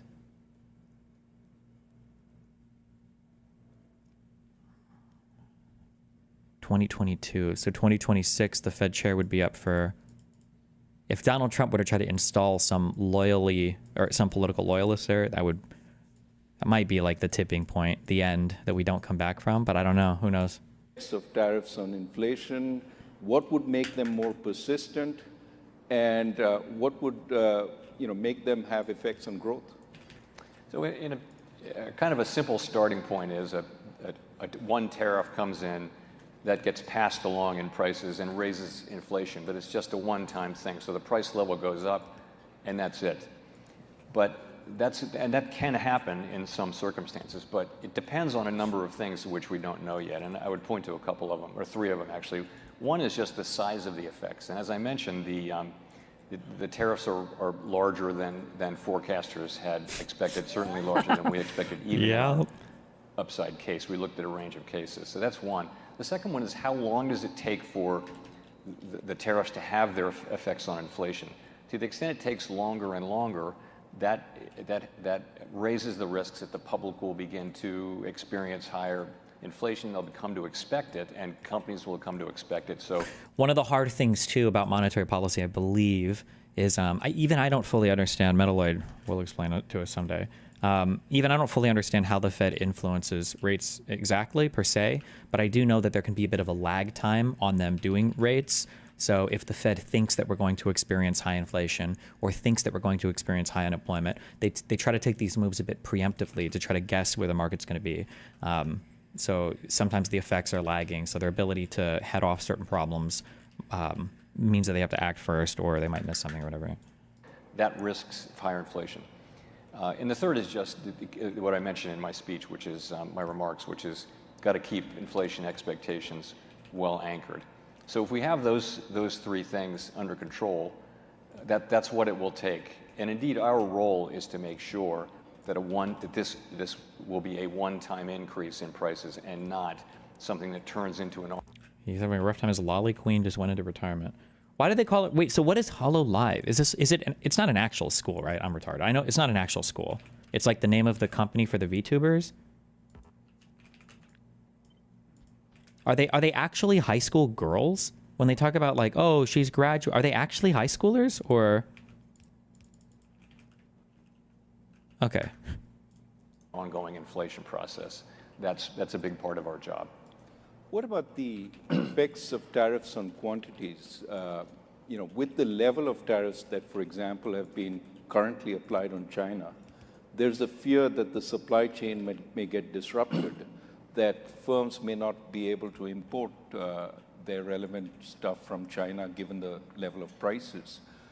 If it turns into a supply shock, would the Fed's response be different than if it was primarily something which affected just prices? So I actually had dinner at the Chicago Fed last night, and with a number of directors of various parts of the Chicago Fed, and many of them are CEOs of significant companies, and they this uncertainty that they're feeling and the issue with imported components to their products is just a huge issue. But with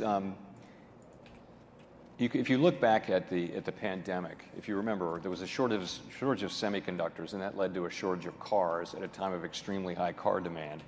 And it was a prolonged shortage because production couldn't keep up.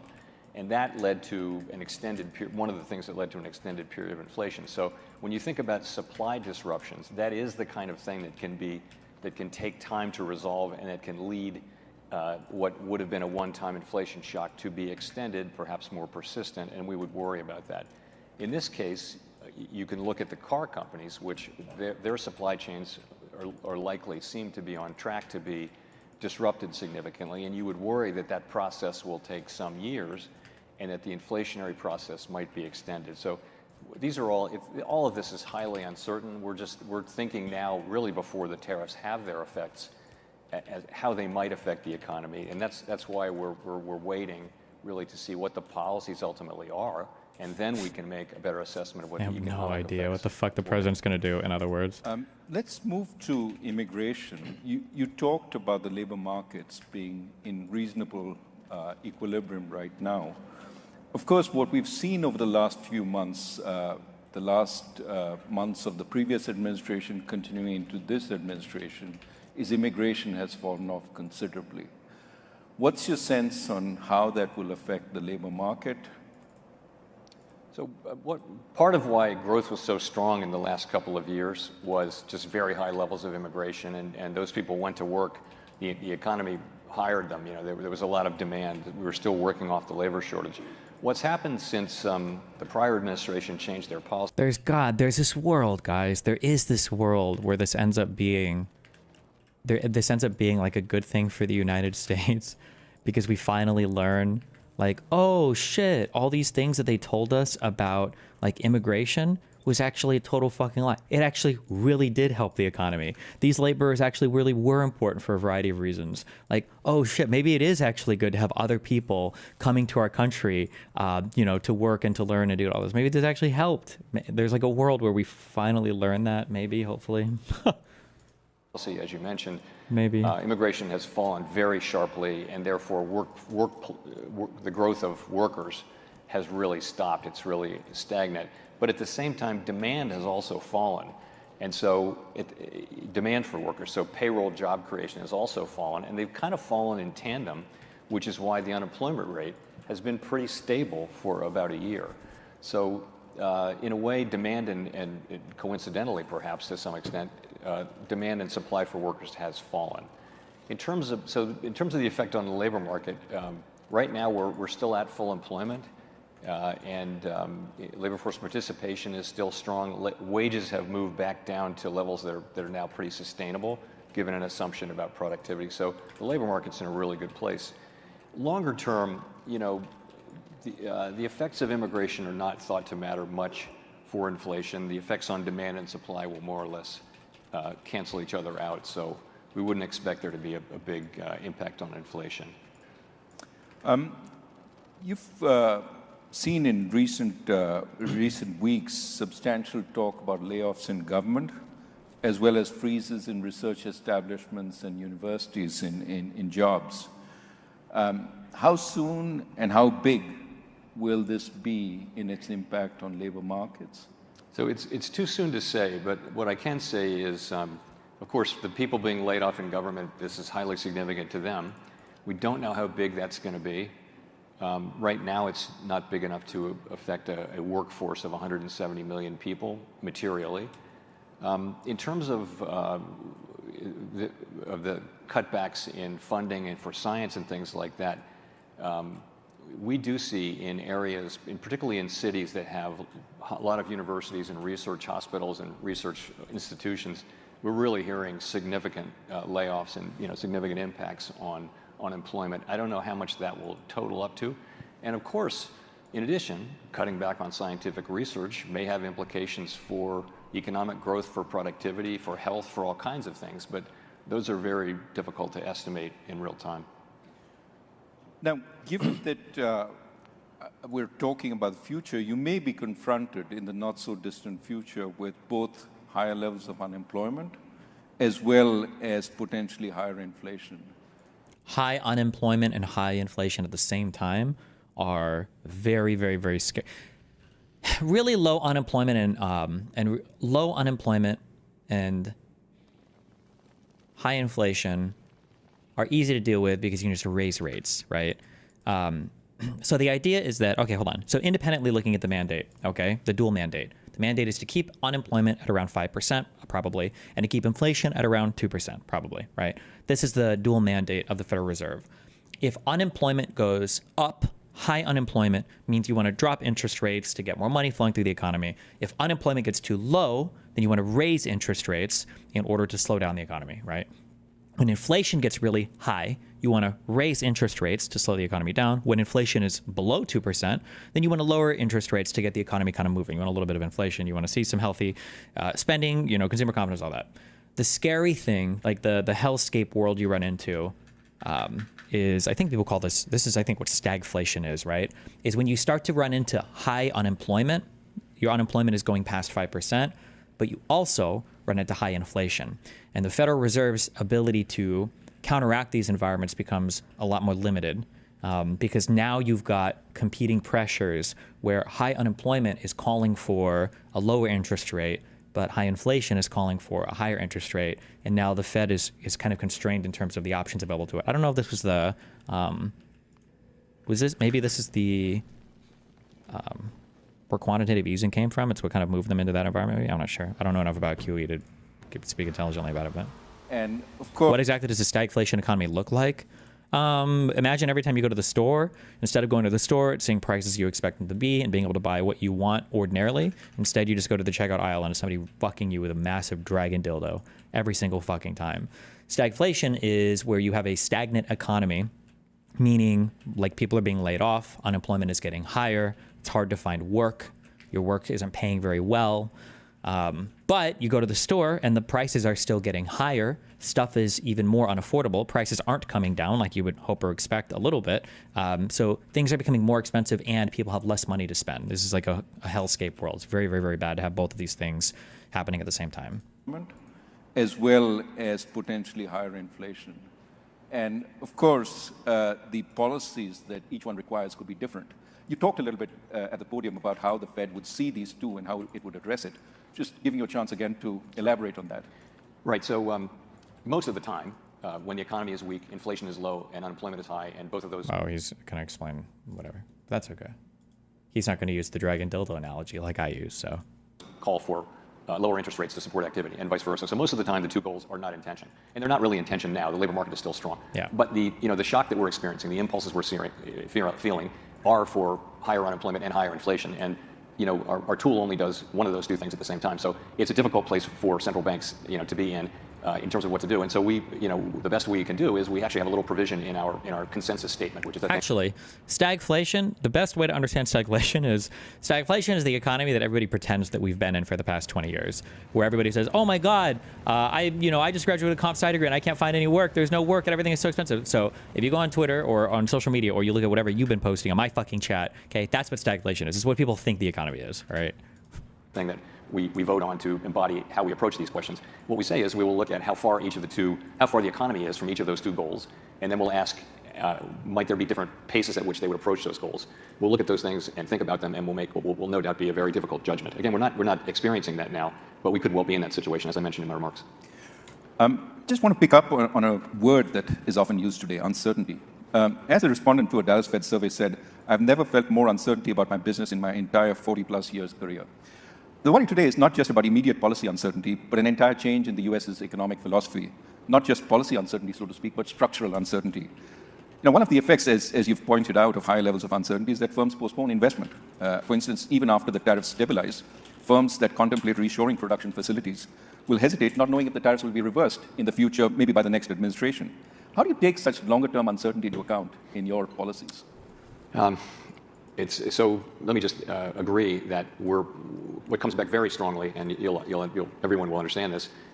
These are very fundamental changes in long held, in some cases, policies in the United States, and there's not any real experience. I mean, the Smoot-Hawley tariffs were actually not this large, and they were 95 years ago, so there isn't a modern experience of how to think about this.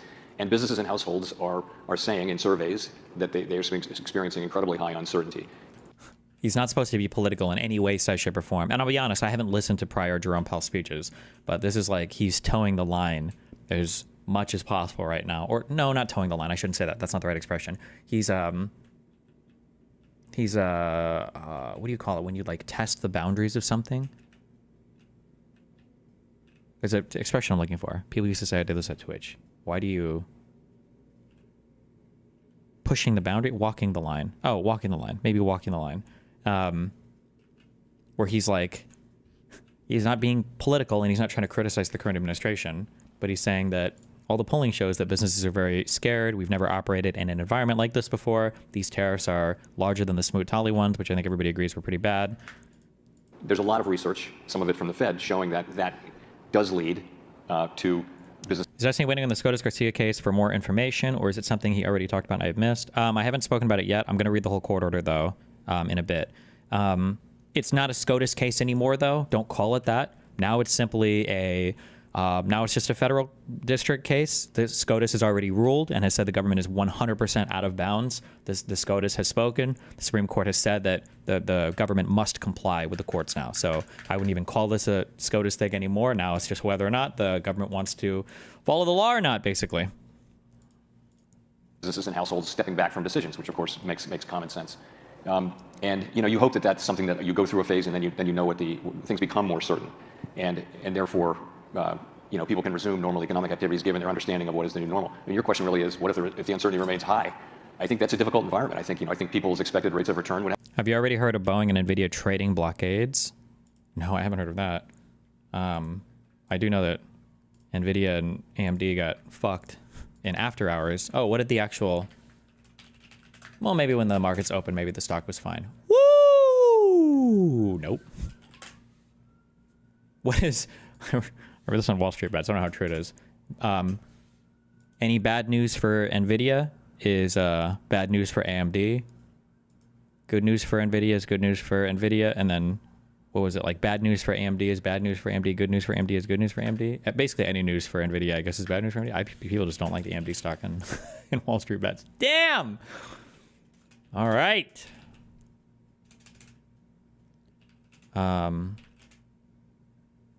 Vanguard. I wonder if all of my gains on NVIDIA and CrowdStrike are gone. Let's check. Space markets.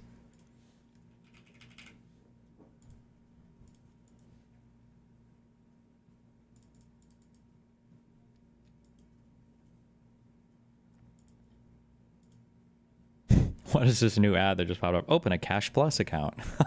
What, for people who don't like the markets? BayZ. Absolutely BayZ. Damn! Never mind. My CrowdStrike is still holding strong. I don't know if it makes up for my NVIDIA losses, though. I'm up 200K on CrowdStrike, and I'm down 50K on NVIDIA. So 150 combined, 75 on each. That's probably beating the markets right now. How is CrowdStrike? What a godly buy. CrowdStrike stock. They're up 10% year to date. God damn. How do they do it?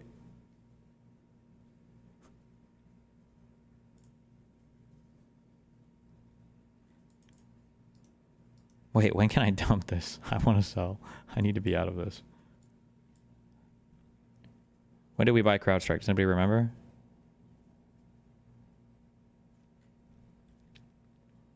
Cost, basis, summary.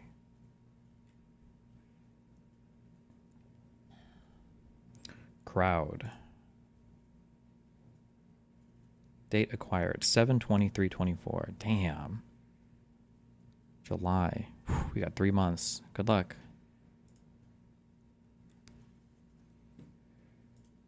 and therefore... Somebody said, Destiny, services aren't tariffed. That might be true in a literal sense, but you can absolutely enact policies on your planet. Not on your planet. I'm looking at my list now. Sorry. You can enact policies in your country that would make services more expensive or prohibit certain services. So you can tax services, or you can do things to make services expensive or tariff them effectively. It just wouldn't be called a tariff. It'd be some local law or restriction you would pass. People can resume normal economic activities given their understanding of what is the new normal. I mean, your question really is, what if the uncertainty remains high? I think that's a difficult environment. I think people's expected rates of return would have to be higher. I think people would be, that would weigh on, to me, investment just in general.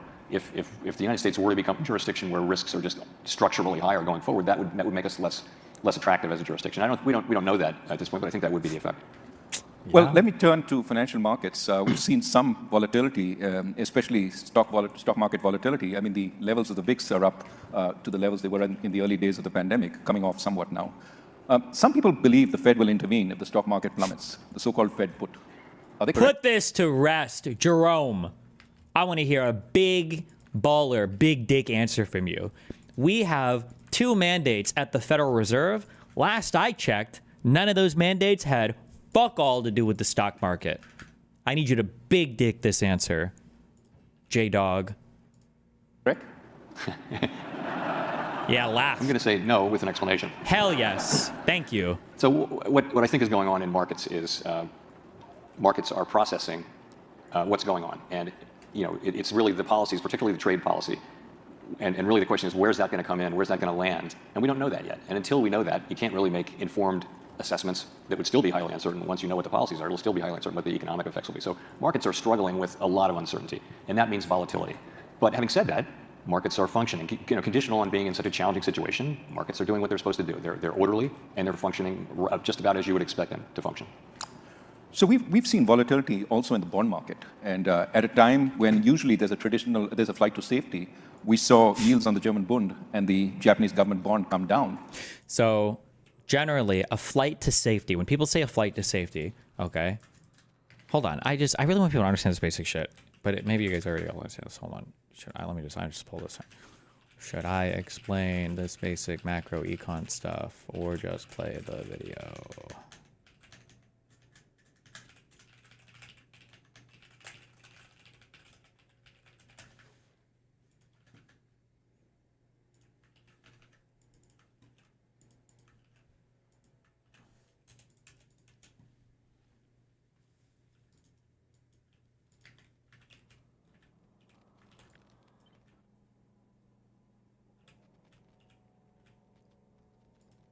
Okay.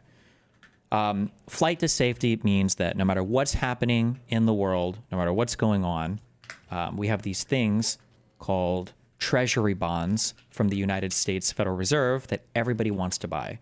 Everybody loves treasury bonds. What you're basically buying is you're buying U.S. debt, and you are and the Federal Reserve is issuing something saying, hey, if you buy this treasury bond, we're going to pay you back, whatever the interest rates are in USD over some period of time. I think there's, 5, 10, and are there some other treasury bonds that people sell? So even when times are tough, even when times are scary, now this is unique to the United States. This doesn't necessarily apply to any other country because we're just the God country, and everybody loves the USD because the United States is so strong and big and has a big military and big economy. So even in times of uncertainty, the U.S. is generally okay because we have because we can always sell our debt. We can always sell treasury bonds. So markets are uncertain markets are globally uncertain. People still buy treasury bonds. It's a safe place to store your money. Even if the world economy is going down, the USD will still be there at the end of the day, and you'll be okay. It's a way to hedge against uncertainty and volatility in the markets. But this last time, a very unique thing happened where volatility increased in the world. And then there's still a supply demand when it comes to treasury things. So if a lot of people are buying treasuries, the demand for them is increasing quite a bit. Meaning we can pay lower and lower interest rates, right? Like if somebody's like, hey, I'm the only guy in the universe that wants to buy your debt. I'll give you, 5% interest. No, I need more. Okay, 10% interest, right? You got to pay a lot of interest. But if everybody's coming to you, I want to buy USD. Holy shit, I want to buy the US debt. I shouldn't say USD because it's not a Forex market. It's not actually just US currency. But people are like, I want to invest. I want to buy treasury bonds. All these motherfuckers are here. All right. Who wants it for 4%? All right. Oh, me. Okay. What about 3.5%? Right. I'll go lower. Right. The problem, though, is I don't know if this is confirmed or not yet, but supposedly Canada or Japan started to sell their treasury bonds on the open market, meaning everybody wasn't coming to the U.S. to buy our debt. And other countries were even selling part of our debt, meaning the U.S. had to pay even higher interest rates to get people to be interested in it. So that flight to safety wasn't actually happening. What was actually happening was people were abandoning the USD in times of market volatility. That should never happen, ever, ideally, ever. But we saw yields on U.S. treasuries go up. So when the yield goes up, it sounds like a good thing. The yield goes up. What that means is that our Treasury Department has to pay a higher interest rate for people to buy our debt, which hurts us because our interest payments are higher, right? That should never happen in times of economic volatility. People should always want USD, but they don't right now. And the Japanese government bond come down. But we saw yields on U.S. treasuries go up. What do you attribute this to? Also, just as a quick thing, because I see some people telling me this now, and I've heard people say this in the past. People will say things like, "Oh no, Destiny. It's not about you keep saying like Japan is selling our debt or whatever, but that's not true. It's not the government. It's private companies." So, kind of yes and kind of no. It might be private companies, but I don't actually know if that distinction matters here because a private fund or whatever is probably going to act in its best interest in a similar way that a government would anyway. Like, I don't think a government has to tell all of the private companies in Japan. The government doesn't have to say, guys, quick, you need to sell your USD. Those companies will just look at market conditions and go, looks like the USD is kind of fucked. We're going to start selling these treasury bonds on the open markets, right? That would be my understanding. That's conjecture on my part. I don't know 100% that's true, but that would be my guess. So I would just say the same thing. I think it's very hard to know in real time. I've had a lot of experience with significant moves, for example, in the bond market, where there's a narrative that people land on, and then 2 months later you look back and go, that was completely wrong. So I think it's... So what Jay Powell is talking here is a lot of people were saying, oh my God, Japan's dumping the treasuries, oh my God, which I think I was saying that. But the reality is we don't actually know until those holdings are reported like a quarter later or months later. We don't know 100% for sure because I don't think that's publicly made available who's selling what, I think. Very premature to say exactly what's going on. Clearly, there's some delevering going on. You're a millionaire. Why don't you do what Michael Sheen did? Michael Sheen, I've written off $1 million of debt for 900 people. Because I'm a millionaire in if I spend millions of dollars, I'm going to be a brokenaire. What do you mean? I don't have enough money to just give away $1 million. The fuck? That was completely wrong. So I think it's... Wait. Hold on. Donos. Destiny, they found on Google Earth satellite dead bodies and blood in the El Salvador prison. Yeah, that's a bad prison. Everybody knows it's a bad prison. This is a horrible prison. We should all know this. It's not good. Why in the fuck do I have friends saying it is good for the U.S. to invest a bunch of money into Bitcoin? Did something happen, or am I just stupid thinking it weakens you? It's just retarded friends that are too far into software engineering and crypto that think they understand everything about the entire world. For example, in the bond market, where there's a narrative that people land on, and then 2 months later you look back and go, that was completely wrong. So I think it's very premature to say exactly what's going on. Clearly, there's some delevering going on among hedge funds in levered trades and things like that. It's also, again, it's the markets processing historically unique developments and with great uncertainty. And I think you'll probably see continued volatility. But I wouldn't try to be definitive about exactly what's causing that. I would just say markets are orderly and they're functioning kind of as you would expect them to in this time of high uncertainty. So the Fed, in its last meeting, slowed the pace of shrinking of its balance sheet. Was this driven by uncertainty about how much... Just curious, if you're a millionaire, is there ways you can mitigate your taxes heavily? It seems like a lot of people believe that rich people can do a ton of creative things to avoid taxes. There's different peaks, or there's different income levels, I think, where you can do funky things with your taxes. So if you're like a contract worker and you make between, I'd say 50 to 250,000 a year, there's a little loophole that you have with an LLC that does is it 2553? What's the S corp election form? You can elect to be treated as an S corp, and you can basically bypass on half your income or more paying federal income taxes. Now you still pay FICA. No, I'm sorry, it's the opposite. You can avoid paying your self-employment taxes on a big percentage of your income. I would say that's like the small hack if you're earning between anywhere from 50 to 250,000 and you start your own business, which is basically free. You can avoid a bunch of taxes on your FICA there. Right. Yeah. Past 250K, that becomes less and less lucrative. It helps a little bit because Social Security tax is capped out at 160,000 of income. Past that, you can still have that little S corp trick. You're saving a little bit, but past that, if you're earning ordinary income, there's not really fuck all you can do. There's not much I can do for tax mitigation. I think my effective income is the taxes I pay is probably 37%. It's a fuck ton of money. Once you start getting into other things like real estate, there's a lot of tricks that you can do to hedge off your tax footprint. And then maybe once you are ultra wealthy, I don't know how much if you're earning maybe 10 million plus a year in ordinary or capital gains income somehow, or dispersed, whatever, maybe at that point you can start doing exotic tax avoidance. But at least for me, I don't know, if you're earning ordinary income or capital gains income, it seems like you're just kind of fucked. I don't think there's a lot of clever, creative ways to get rid of your taxes there.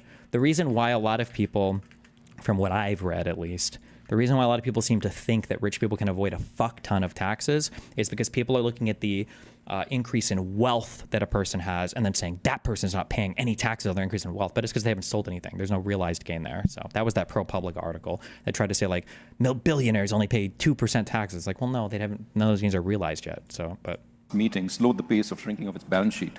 Was this driven by uncertainty about how much reserves and liquidity the market needed, and you wanted to take a little more time to find that out? And flip side, you said the market was orderly. What if market disruptions emerge? Would the Fed intervene?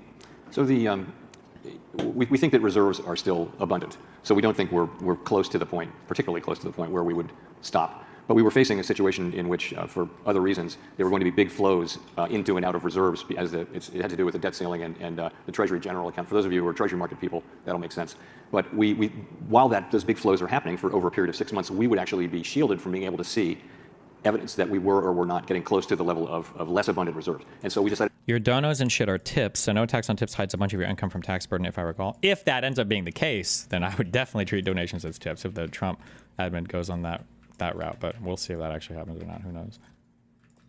To slow the pace. We thought about pausing, and instead we debated. It's one of these great debates that we have at the FOMC. We decided to slow the pace instead, and people really came to see the merits of that because the slower we go, the less the smaller the balance sheet can get without disruptions. And we want that process to continue. And now it's at quite a slow pace. So we think that's a really good thing. So that means it can go on for a longer amount of time, and we'll be able to reach kind of very carefully what we think is the right level of reserves. Still plenty of reserves.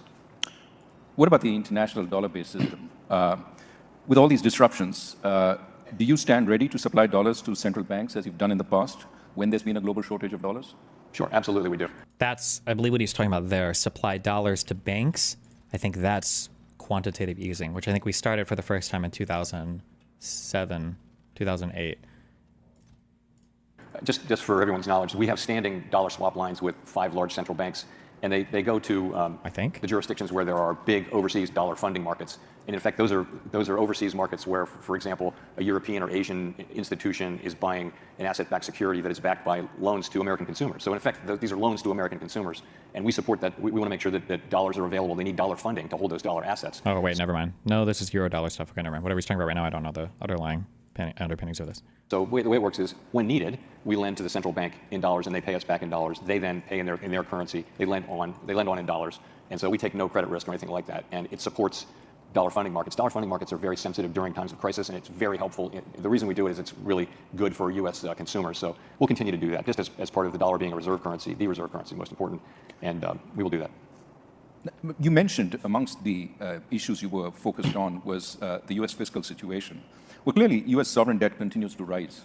And what are your thoughts on the longer-term implications for interest rates and economic stability? How much further can we go in terms of national debt before we cross a line that might be unsustainable in the long term? So the U.S. is on U.S. So this is always a killer question that everybody is alluding to, but nobody really knows the answer to. Is that is there some amount of U.S. debt that's too much? Nobody knows the answer to this question. People have different theories about how much debt can the United States support. At what point is it unsustainable? Does it have to do with the interest rate payment? Does it have to do with the percentage of debt or percentage of interest payment as GDP? A lot of people have different theories about this, but I don't think anybody really knows the answer to this question because our debt has exploded in the past decade. Federal debt is on an unsustainable path. It's not at an unsustainable level, and no. What's your difference between QE and OMO? QE stands for quantitative easing, which I think is when the Federal Reserve starts buying back Treasury bonds early to provide liquidity to banks. OMO looks like a smiley face that I would put in a DM to a girl. I don't know what OMO means. I have no idea. No one really knows how much further we can go. Other countries over time have gone much farther, but we're now, we're running very large deficits at full employment. And this is a situation that we very much need to address. Sooner or later we'll have to, and sooner is better than later. In terms of, if I can say from my time working on these issues, it's not the Fed's issue, but if you look at a pie chart of federal spending. Is debt only really an issue if other countries get mad at us and try to sell their treasury bonds all at once? I mean, I feel I'm saying this as a truism. I'm not going to prove this, but it just feels intuitive. It must be true, right?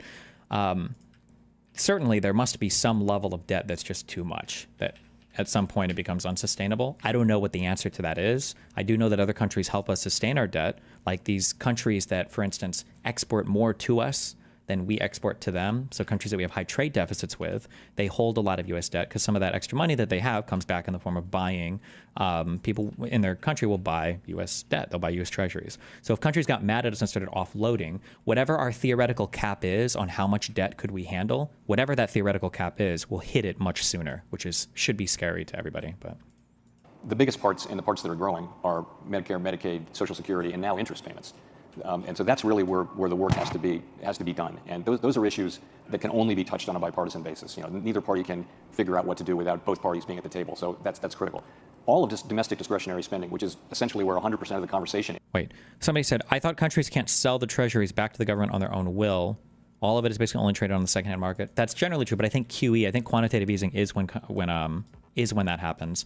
However, regardless of a company being able to sell back a treasury to the government or not, you still have to compete with the government.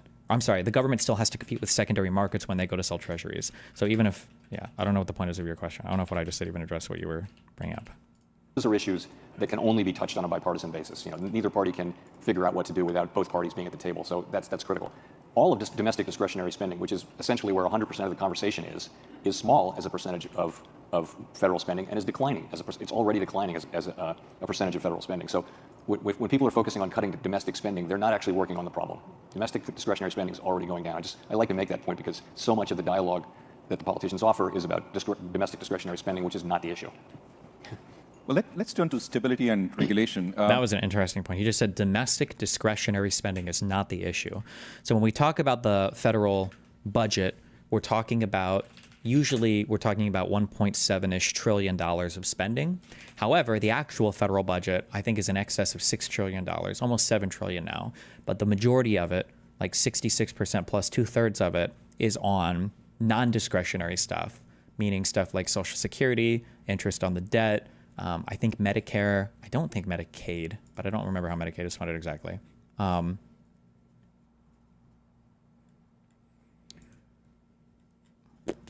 But that non-discretionary is hard because it's non-discretionary. You can't just not pay your debt. You can't just not pay into Social Security. You can't just not make these payments because shit in society would get super fucked really fast.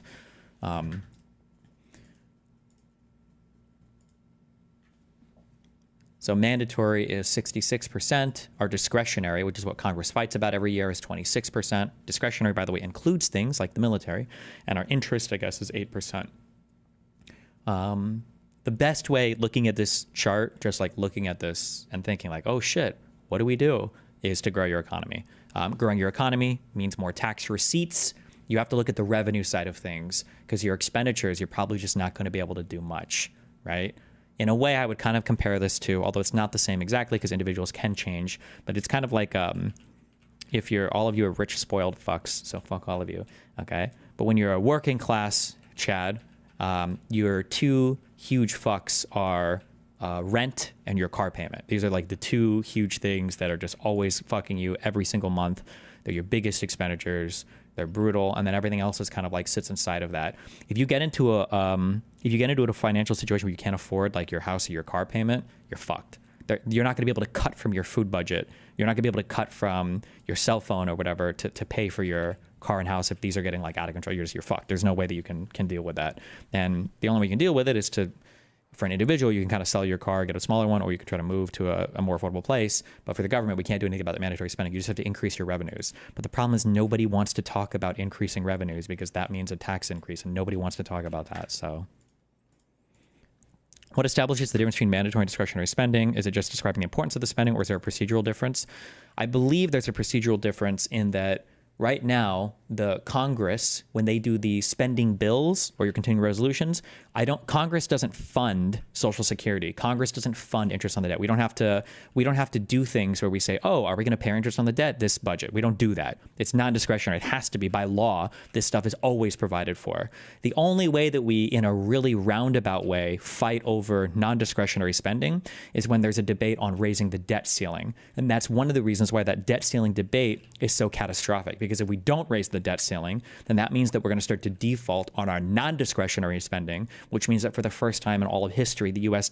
is not paying its interest. So like treasury bills, and people wouldn't buy any of our debt, or the U.S. has stopped paying like Social Security or something horrible like that, basically. Discretionary spending, which is not the issue. Well, let's turn to stability and regulation. Turning to the U.S. financial sector, we still have some concerns. I thought Social Security and Medicare are like literal Ponzi schemes. Not that they are going to fall in the future, but now they're paying out like pensions used to. Is Social Security net negative? So if Social Security, quote unquote, collapses and just has an absolute failure, what that means is that when you go to collect Social Security as a young person, you're only going to get like 74% of the payments that are promised you. That's what a collapsed Social Security means. The idea that Social Security will go completely bankrupt and you're not going to get anything, that's not how Social Security works. Assuming everybody is paying into it, and people aren't actually literally scamming it or something, you will always get at least that minimum part of your Social Security payout.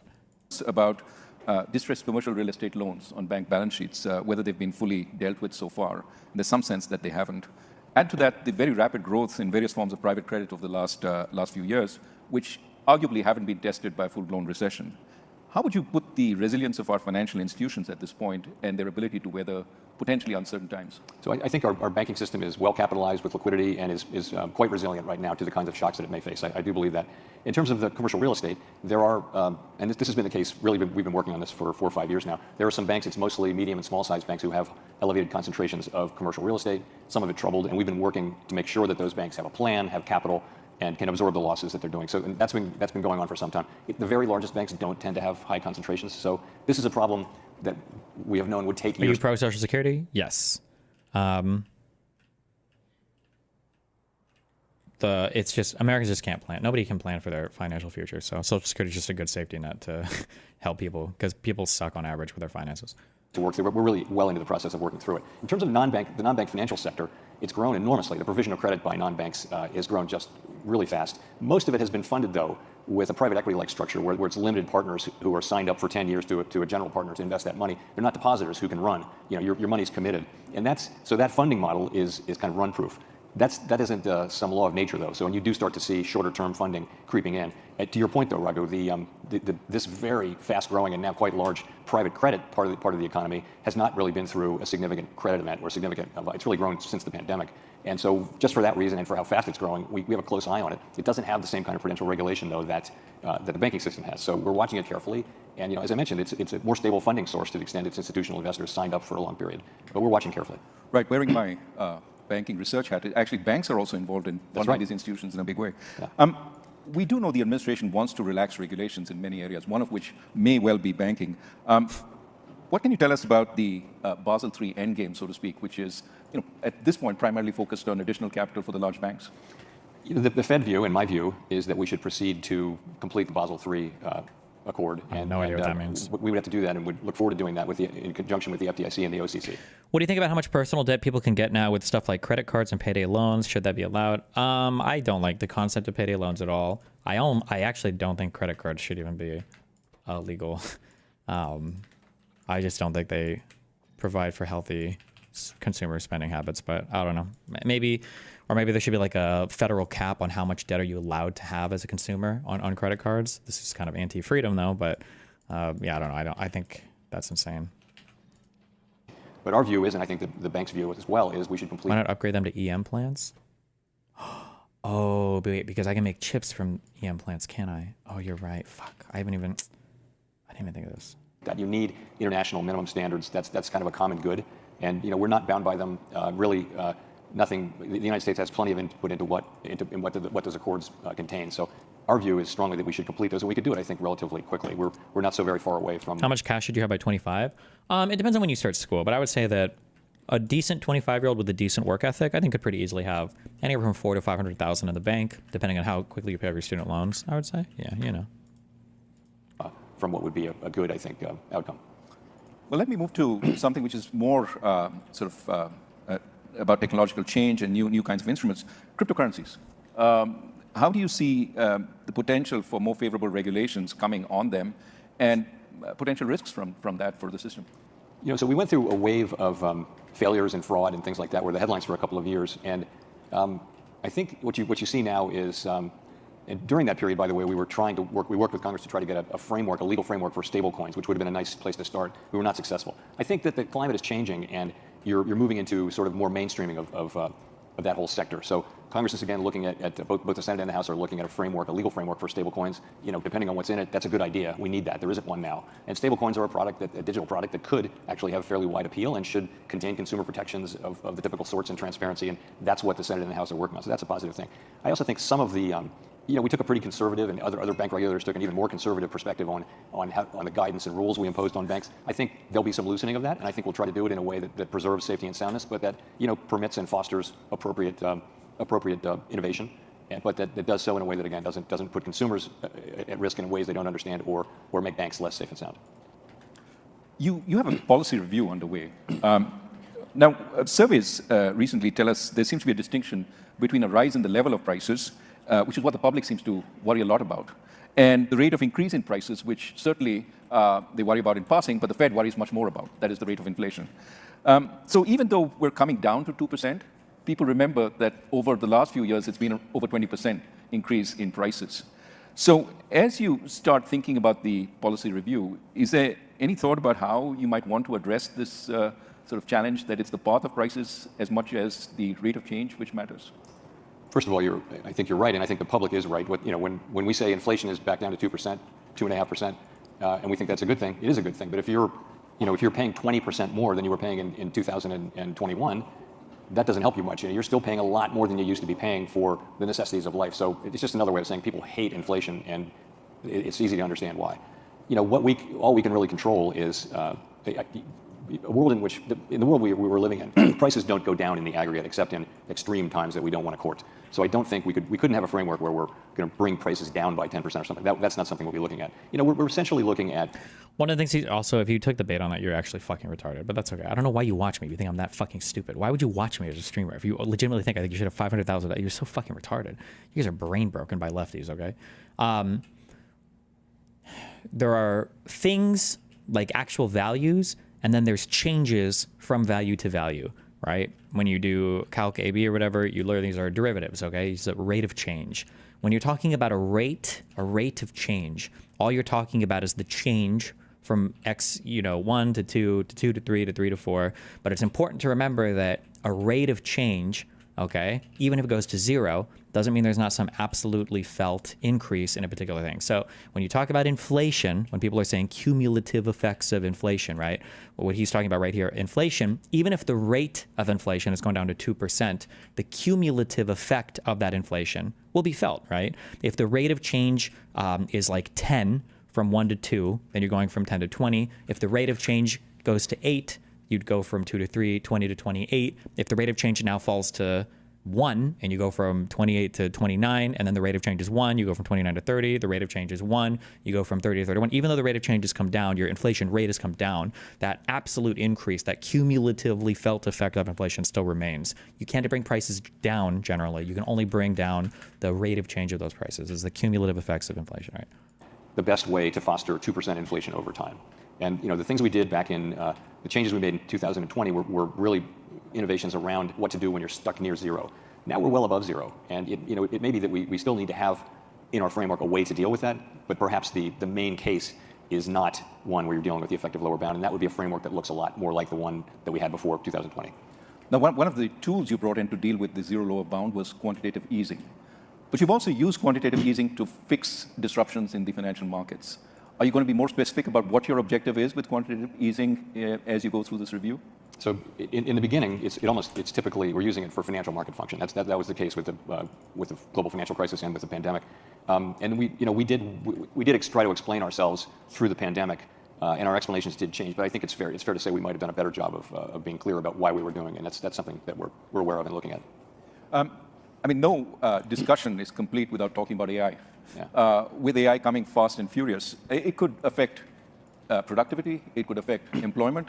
There are some people who say we will see for the first time technological unemployment in a serious way with AI. What are your thoughts about it, and how will it impact the Fed going forward?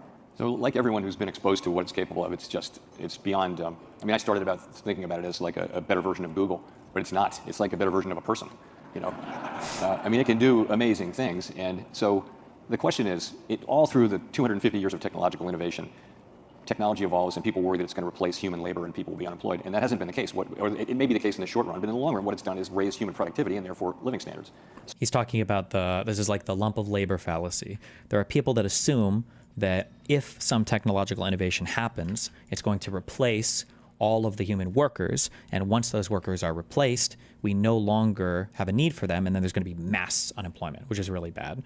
However, the way that it tends to go historically is even though some new technological innovation opens up, what happens is people learn to use that technological innovation, and then the productivity grows, where productivity is defined as your amount of stuff that you can make per labor hour. And then people just find new ways to work with these existing technologies. There's always this kind of like boogeyman that there's going to be some new technology where the lump of labor fallacy no longer applies, and you actually do run into an issue where people just don't have work anymore. It hasn't happened yet, but people are worried that maybe with AI, maybe this will be the thing that finally makes it happen. So is this going to be the case where it eliminates more jobs than it creates? And we just don't know. You come back in 20 years, will it be the case that just people are much more productive in their work because of AI? or will it be the case that AI has just replaced a lot of people? And I think it's very hard to say, but it truly is remarkable in what it's capable of. And it's we had a demonstration by a Wharton professor recently, and you speak to it like it's a person, and it kind of responds like a person. And the things that it can do are really amazing. By the way, this is early days. They're talking about even the next couple of years will bring more dramatic breakthroughs. So I think it's one of the 2 or 3 things most likely to bring dramatic change to the economy all around the world in the next 20 years. And I'd say very hard to say how it shakes out. Let me turn to your job. An important man once said of your job, it's the greatest job in... I know this might be a dumb idea, but for anything else, it'd be cool to hire a mixologist/bartender to make drinks for you guys based off of current events. Maybe. Government. You show up to office once a month and you say, let's see, flip a coin. And then everybody talks about you like you're a god. What is it that you normally do every day in the office? Is it fulfilling and, dare I say, enjoyable? And do you really feel like a god? So I would agree. I think it's the best job in government. I would agree. I really do am enjoy a job. it. Yes. All right, I am a job. I love the job. Fuck. It's a great honor to serve. It's quite humbling because everybody makes mistakes. It's just the economy is just not very predictable.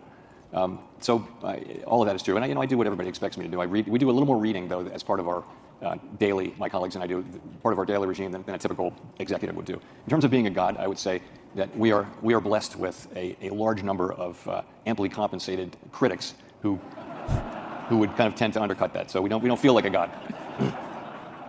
So let me go to the more mundane. In that office, what are the key indicators you look for? What are the sources of data that you go to as you try and make up your mind? So I'd say start with labor. There's more labor market data and better reliable labor market data than probably anywhere else, and just a lot of data. It's new jobs, it's payroll, it's wages, it's participation. You can break all of those down in different categories. It's a million different things. So there's a lot of labor market data. It's a great field if you're going into economics because there's just so much to do. So then we look at the inflation data. Also, I keep track of global developments pretty carefully, and I talk to my global counterparts pretty regularly just to stay aware of what's going on. Financial markets are really important, and and lately something that we're paying close attention to, as you would expect, what's going on around the world in currency markets, in fixed income markets, in equity markets, all of that. For me, though, my background was more in the private sector and as an investor, and for a significant part of my career, and I have to talk to outsiders about what they're seeing and what they're dealing with for it to really kind of fit together for me. I can look at only so much data, and but to really get the story and the narrative, it's more talking to outsiders, and anecdotal data does help things kind of fit together for me, I would say. You told us about speaking with business people last night and getting a sense of what was going on in the Midwest. Let me turn to Fed independence. You've reiterated that you intend to stay in office until the end of your term, and that certainly reassured many in financial markets.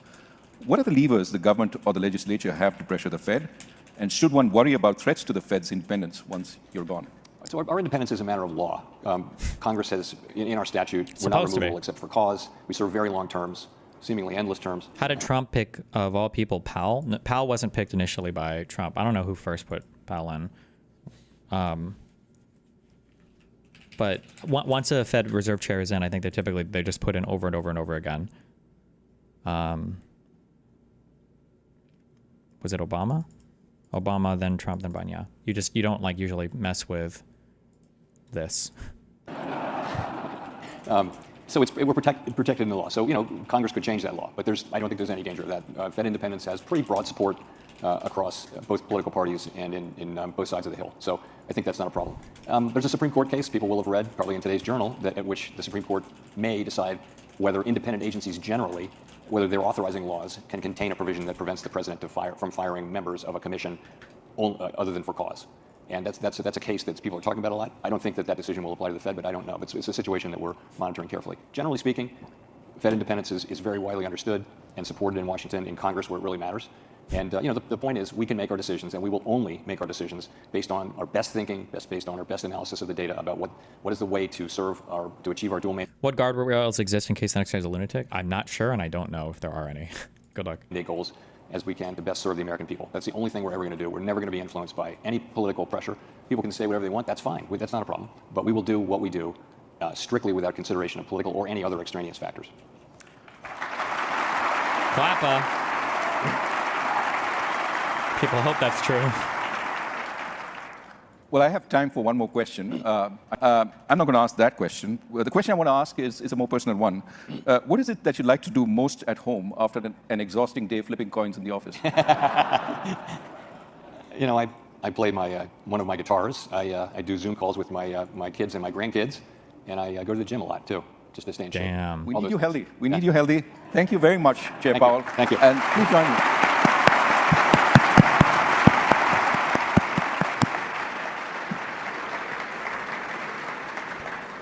On behalf of the Economic Club of Chicago, thank you, Chair Powell and Dr. Rajan, for such a wonderful... Okay, I love this lady. I've heard her speak a couple times now. Her voice absolutely sounds like it's a little bit modulated by some type of...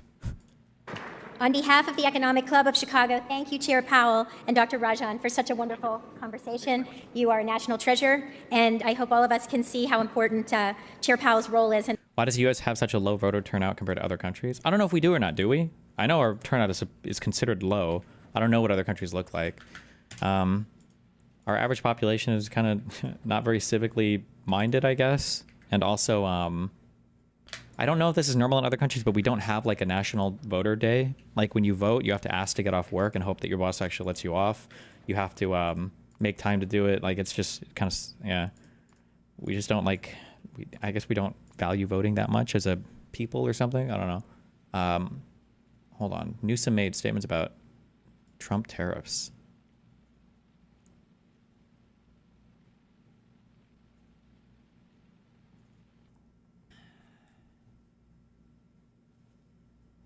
I wonder if it also... They rely on dependable and trustworthy long-term partners.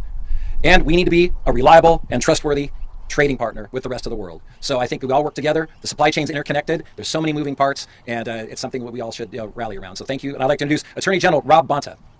Jesus. Thank you all for being here and taking the trip. I want to thank Christine and Chris for sharing their stories and speaking up about the impact on their businesses and California businesses generally. Okay. Rob Bonta, California Attorney General. And we're here because President Trump's rogue and erratic tariffs are wreaking havoc on our nation's financial systems and causing uniquely immense harm to California's economy, the 5th largest economy in the world and a major driver of our national economy. Together with Governor Newsom, I'm filing our 14th lawsuit against the president in less than 14 weeks. This one challenging the tariffs he unlawfully imposed under the International Emergency Economic Powers Act. We're asking the court to rein in the president, restore to our economy, and uphold the Constitution. The president is... State of California, Gavin Newsom in his official capacity as Governor of California. The Governor of California is launching a lawsuit against Trump to seek declaratory and injunctive relief to block the tariffs imposed by Trump because they are not authorized by the IEEPA.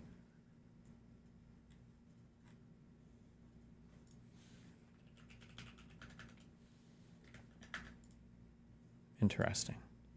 I feel like there's, just from the little I know, the president has such wide deference here. I feel like there's no way they win that lawsuit. But still good to try. Fuck it. Is yet again acting as if he's above the law. He isn't. He is yet again violating the U.S. Constitution, overriding Congress's authority, and breaching the separation of powers. It's simple. Trump does not have the authority to impose these tariffs. He must be stopped. Before I get into the nitty-gritty, I want to express my great appreciation to Governor Newsom and his team for their leadership on this issue and many issues, and their partnership and collaboration with us on this case. We're proud to work with them, as always. And I want to recognize my team at the Department of Justice, especially the individuals in the government law section who worked tirelessly to make this lawsuit possible. It's an honor to work alongside so many dedicated public servants, both at the DOJ and in the governor's office. The gravity and instability of the situation at hand cannot be overstated. The risk to California, to our businesses, our workers, our families, cannot be overstated. As of April 2nd, Trump has imposed tariffs on every single one of the U.S.'s trade partners, sending shockwaves around the globe. On average, the tariffs are more than 22%, the highest in more than a century. For some trade partners, the tariffs are much steeper. Tariffs on our neighbors, Mexico and Canada, are 25% for more than half of goods. Canada has responded with a 25% retaliatory tariff, including on fresh produce and wine from California. The tariffs on China are now at an astronomical 145%. Jesus. In response, China has Now, to be clear, that's not 145% on all goods. That's just on some of them. And on others, it's 115, and on others, it's 80. It just depends. Retaliated with a 125% tariff on U.S. goods, including on California nuts and dairy products. Just 2 days after Trump announced his most sweeping tariffs, the U.S. stock market suffered the largest two-day loss in history. Based. One analysis projects that the tariffs will make the U.S. economy, quote, permanently smaller by $100 billion annually, end quote. And another found that Trump's tariffs will cost the average American household $2,100 per year. nothing resembling Trump's campaign promises to fix the economy and make life more affordable for Californians and for Americans. Given California's enormous economic footprint, the impact of these tariffs on our state, our businesses, our people is especially harmful. California is the nation's largest importer and second largest exporter, the largest when it comes to agricultural exports. In 2022, California's agricultural exports brought in nearly $24 billion. Mexico, Canada, and China happen to be our biggest trade partners. Over 40% of California's imports come from those three countries, and they're our top three export destinations, buying close to $67 billion in California exports, over 1/3 of all of our exported goods. Damn. Trump's tariffs are already hampering the state's ability, as a major purchaser of goods ourselves, to contract for, purchase, and sell goods. Already vendors have warned us that they're going to pass the cost of Trump's tariffs onto the state of California. Trump may claim he's a great businessman, but Trump's tariffs are truly terrible for business. Damn. And they're breaking the law. And true. Let's get to our lawsuit. It focuses specifically on tariffs unlawfully imposed by executive orders that claim authorization under what's known as the International Emergency Economic Powers Act, or I'm stupid, but will everything coming from China now double in price?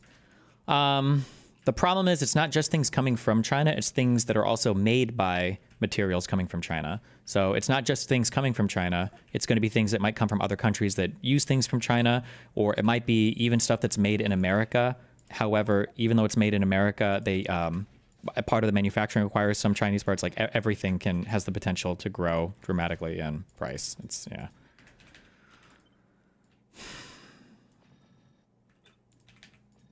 EEPA. This is important because Trump claims this law is the reason he can impose these tariffs, and he is wrong. The truth is the IEEPA does not apply here. Trump has had to resort to creating bogus national emergencies that defy reason. He's even claimed there's an influx of illegal immigration and illicit drugs crossing over the Canadian border as the basis for imposing across-the-board tariffs on Canada. It is completely untrue. In actuality, less than 1% of fentanyl and illegal crossings actually come from Canada. The reality is the U.S. Constitution gives Congress the power of the purse. It's Congress's responsibility to set and collect taxes, duties, and excises, including, yes, tariffs, not the president's. Yep. Congress hasn't authorized these tariffs, Correct. much less authorized imposing tariffs, only to increase them. Oh yeah, the reality is though, is it won't be massive price increases. It'll just be the general unavailability of things, unless you're like a luxury customer or whatever. Nobody is going to sell, these things for 2x, 3x, 4x the cost or the price, because there's just not going to be a market for them. Businesses will likely just shut down and not serve people at all. Then pause them, then imminently reinstate them on a whim, causing our nation and the global economy whiplash. Trump is attempting to override Congress and steamroll the separation of powers. That means he's trampling over his own party, by the way, which currently controls Congress. Again, Congress hasn't given him the authority to impose these sweeping and chaotic tariffs pursuant to emergency powers, which means he can't do it. Bottom line, Trump doesn't have the singular power to radically upend the country's economic landscape. That's not how our democracy works. Trump may claim these tariffs send a message to our international partners, but Americans are the ones shouldering the burden. It's sad. We just need more people fighting against the administration. It should feel like the whole country is against Trump. I'm glad they're following this lawsuit. I'm glad that that we have that law firm representing the 5 Venezuelans and the Abrego Garcia guy, and that Boasberg is taking a stance against this. I'm glad the Supreme Court 9-0'd him and said fuck off. I'm glad that did I say Harvard yet? That Harvard has chosen to fight against it. It needs to be like a full court press in every single world that they have to fight against. They can't. Nobody can weather that much bad publicity. The president does not have the power to do tariffs the way that he's doing these tariffs. He just doesn't. It's a wildly abusive way of using his emergency powers, and he's clearly, just at first glance, he's obviously not using these in the interests of our national security. He's very obviously wielding these in the way of economic policy, right? When you talk about counter tariffs and a tariff of a tariff, and we're trying to bring our trade deficit down, this is not a national security thing. This is a economic policy, and this is supposed to be within the purview of Congress. The message Americans are receiving is that your costs are going up. The farmers here in the Central Valley, the small businesses up and down the state, the families sweating over their household budgets to see where exactly they can squeeze out. Can states have their own trade policies and treaties independent of the federal government? What's stopping California, for example, from trading free of tariffs with Mexico? And if it's illegal, what's the legal recourse for the federal government against the belligerent state in that case? States are absolutely not allowed to manage trade policy like that. And you wouldn't even want them to be able to. It would just be a clusterfuck. Part of the big strength of the United States against Europe and other countries that the European Union is trying to emulate is the fact that we have a shared and unified market. If you want to trade with any U.S. state, you trade with the United States, and it's all the same rules and regulations, basically, more or less when it comes to shipping things into the country. If you start having individual states set their policy, then you start looking like a pre-European Union unified market where every state might have a different regulation and some stuff can be shipped in. So it just turns into a huge clusterfuck. Apparently, Canada does have provincial trade barriers and shit, which is fucking crazy to me. I never knew that until a few weeks ago, which that just sounds like a unbelievable clusterfuck to me. But yeah. I think you underestimate just how retarded MAGA is and how much of a cult it is. They will always find justifications for Trump's actions no matter what. That's true, but I beg and plead with you to recognize you have to be able to look and see what's actually happening. MAGA will always justify Donald Trump, but that's like core MAGA. That's like 25 to 35% of MAGA. The people, and you only need to peel off, like, remember, like 3 to 5%, and then they're not electable. But there's like huge swaths of the outer perimeters of people, or the independents or whatever, or people who just didn't vote, or people who felt indifferent, who are going to be negatively impacted by these things, who are not going to be okay with these types of policies. The extra thousands of dollars each year that these once prices start going up. The cost of groceries and gas and other goods. Like, I make fun of that Benny Johnson guy for saying things like paying higher prices is patriotic, and you should make fun of him. Fuck this guy. But some MAGA might defend this, but that's not going to be the average person, even the average Trump voter. Rising. The cost of bananas, coffee, chocolate, wine, iPhones, video games, clothes, all on the rise. As Republican Senator Ted Cruz said, quote, tariffs are a tax on consumers, end quote. Couldn't say it more clearly. And we're feeling it. Seniors looking at their retirement savings are feeling it. Parents looking at the college funds they've built up for years are feeling it. Farmers looking at the crops they're counting on to support their families and pay their workers are feeling it. Trump's tariffs are a slap in the face to Americans, especially hardworking families just trying to get by. It's time to put this chaos to an end. It's time to hold Trump accountable to the law. With this lawsuit, we are.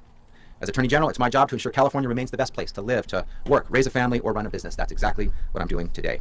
I'm proud to be alongside our great governor to fight for California's vibrant economy, businesses, workers, and families. And before I pass it off to my partner on this lawsuit, Governor Newsom, I want to give a final shout out to the folks on my team who work tirelessly on this lawsuit. They don't do it for the recognition, but I'm going to recognize them. Zelda Vassar, Carolyn Downs, Laura Haddad, Shawan Shea, Julie Veroff, Matthew Wise, Thomas Patterson, Christina Bull-Arndt, Ellie Blue. We have a great team, and I'm proud of them. Incredible public servants, each and every one of them. With that, it's my great pleasure to introduce our great governor, Governor Gavin Newsom. Clappa. Thanks, Rob. Thank you, Mr. Attorney General, and most importantly, thank you, Christine, for having us and hosting us, and thank you, Chris, for your stewardship and leadership and willingness to be here and step up at this critical moment. Look, I think the Attorney General did an exceptional job in laying out the framework of this lawsuit and the why as it relates to the particular issues under the IEEPA, and notably issues that have been brought to the fore as it relates to the major questions doctrine recently by the Supreme Court. I would just highlight just two of the specific examples the Supreme Court used as it relates to the major questions doctrine on the issue of student loans under the Biden administration, on the Clean Power Plan under the Obama administration. If they are consistent, then this lawsuit is a lock in terms of what the Attorney General has laid out and what this state is asserting. But I want to tell you what our state of mind is as it relates to the issues that impact the state of California, obviously the state of our union, and the state of the economy more globally. We talk often about California being the fifth largest economy in the world. That is correct. We're also the largest manufacturing state in the United States of America, $412 billion output. And I want to put that in perspective. Texas is 41% smaller. It's a 41% larger share of manufacturing output just here in the great state of California. It puts in perspective something that often isn't communicated, I think, as effectively as it should be. By the way, the United States is the second largest manufacturer in the world, which is also something that I think is important to highlight. So the manufacturing footprint in this state is disproportionately impacted by the tariffs, disproportionate to any other state in the nation. Of course, we talk about the fifth largest economy in the world. Let's put that in perspective. We're 14% of the U.S. GDP. That is 50% higher than the next state. Yeah. No other state will be more impacted by the impacts of this, as Christine said, uncertainty that is best described as toxic uncertainty because of these tariffs. Let me underscore that with more consideration and context to where we are. We are also the largest hunting, fishing, new orders leaked, agriculture, and forestry state in this nation, 150% larger than the next state, Texas.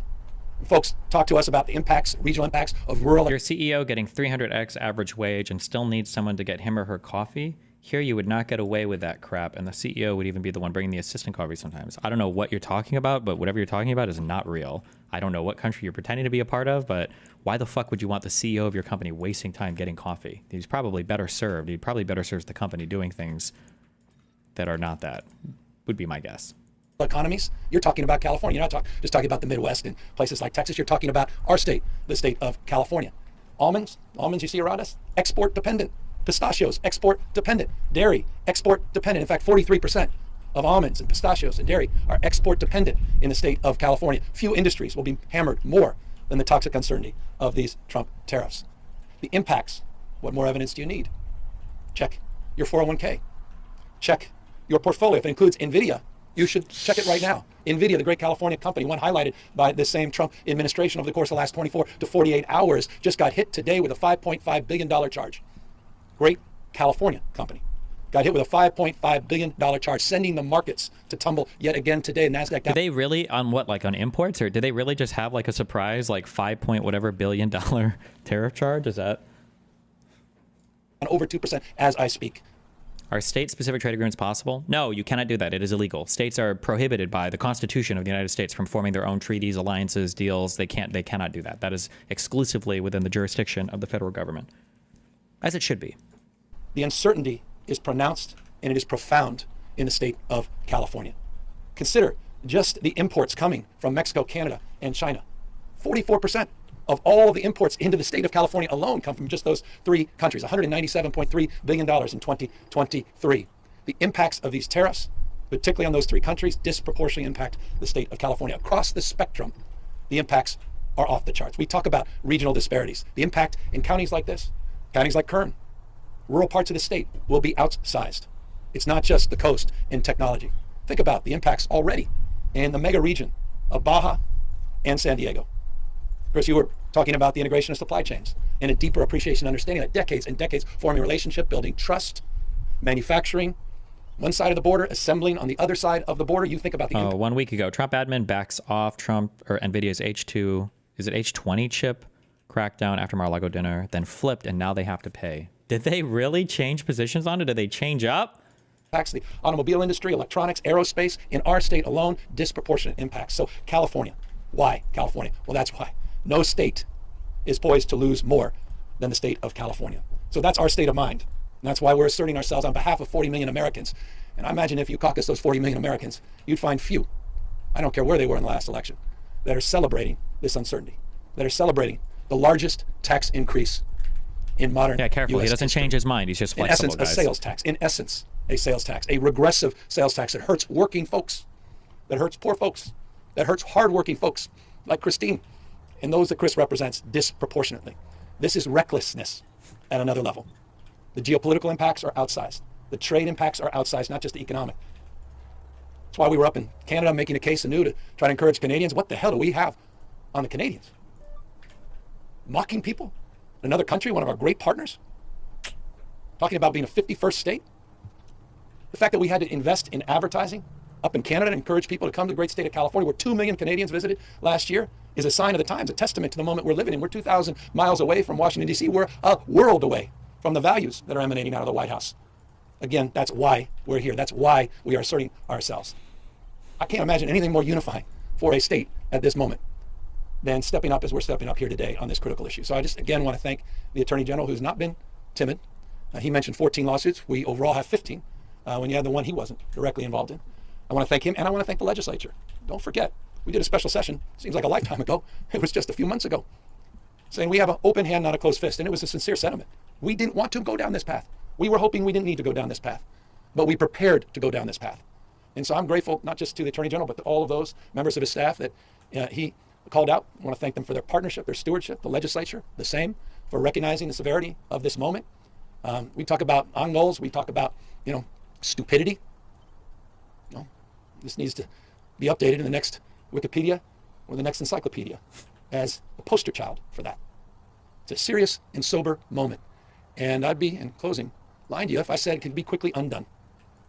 And that's why we have a unique responsibility to do more at this moment as well. And I've been involved in, I think, 19 or so MOUs with countries around the world. We've been reaching out to foreign leaders. They've been reaching out to us. And the critical nature of subnational trade and people-to-people relationship cannot be understated at this moment. And California can and will. My face when fucking Republicans finally find their appreciation for limitation of powers and start cracking down on these conversations would be the most unbelievable shit. I mean, it actually be super believable, but an outsized role in that relationship. We have got to rebuild trust. 80 years of economic dominance in just a matter of weeks being unwound by this kind of recklessness.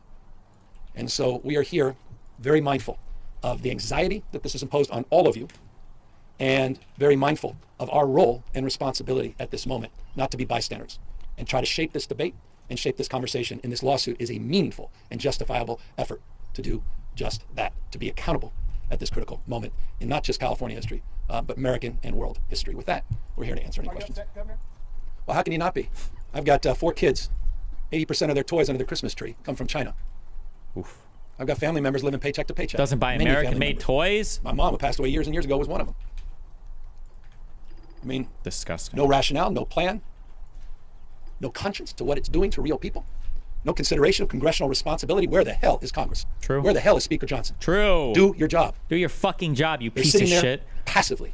God, This guy he's wrecks so the economy of the evil. United The States. Johnson guy is an evil guy. Just does anybody else get that vibe? Just look at him and the way that he talks. He's like actually like an evil person. Johnson is evil.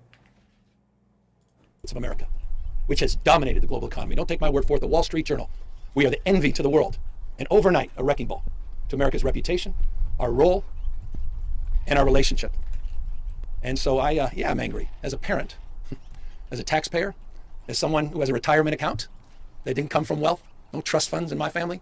You know, worked hard all my life. A guy who has businesses. I know I'm blind trust, and I trust you can appreciate that I won't try to cross the line on that. But as someone who's built a business that also is export dependent, some of them, industries like ag that I'm involved in, I have a unique understanding. It's not an academic understanding of the stress that folks are going through. And so it connects on every level. And so I'm angry about this. Governor, you've been very reticent to embrace, we talked about Trump grouping, you famously hated that phrase. Well, you used it, I didn't, that's why. Can you talk about, kind of why you're embracing this moment to be more aggressive against the Trump administration? I mean, it's been 2 weeks since the tariffs took effect, why now? Because for the last few weeks we've been absorbing the impacts. We've been looking at the law. We've been coordinating and collaborating with our Attorney General. We've been talking to other states, and we're the first mover. That's what California does. Every one of the lawsuits that have been mentioned, we have been part of. We're funding. We're working in collaboration and partnership. So why now? Well, it's pretty consistent with past practice. And you may recall we were involved in 122 lawsuits against the Trump administration and Trump 1.0. Had this the 15, it's 137. There's no more, I think, assertive state in our Can you show me examples? He backs up every single thing this admin does. He backs up everything the Trump administration does, and he does it like gleefully. And he's just so, oh God, he's such a disgusting, fucking, horrible piece of shit. Union and standing up for the state of this union and the state of California.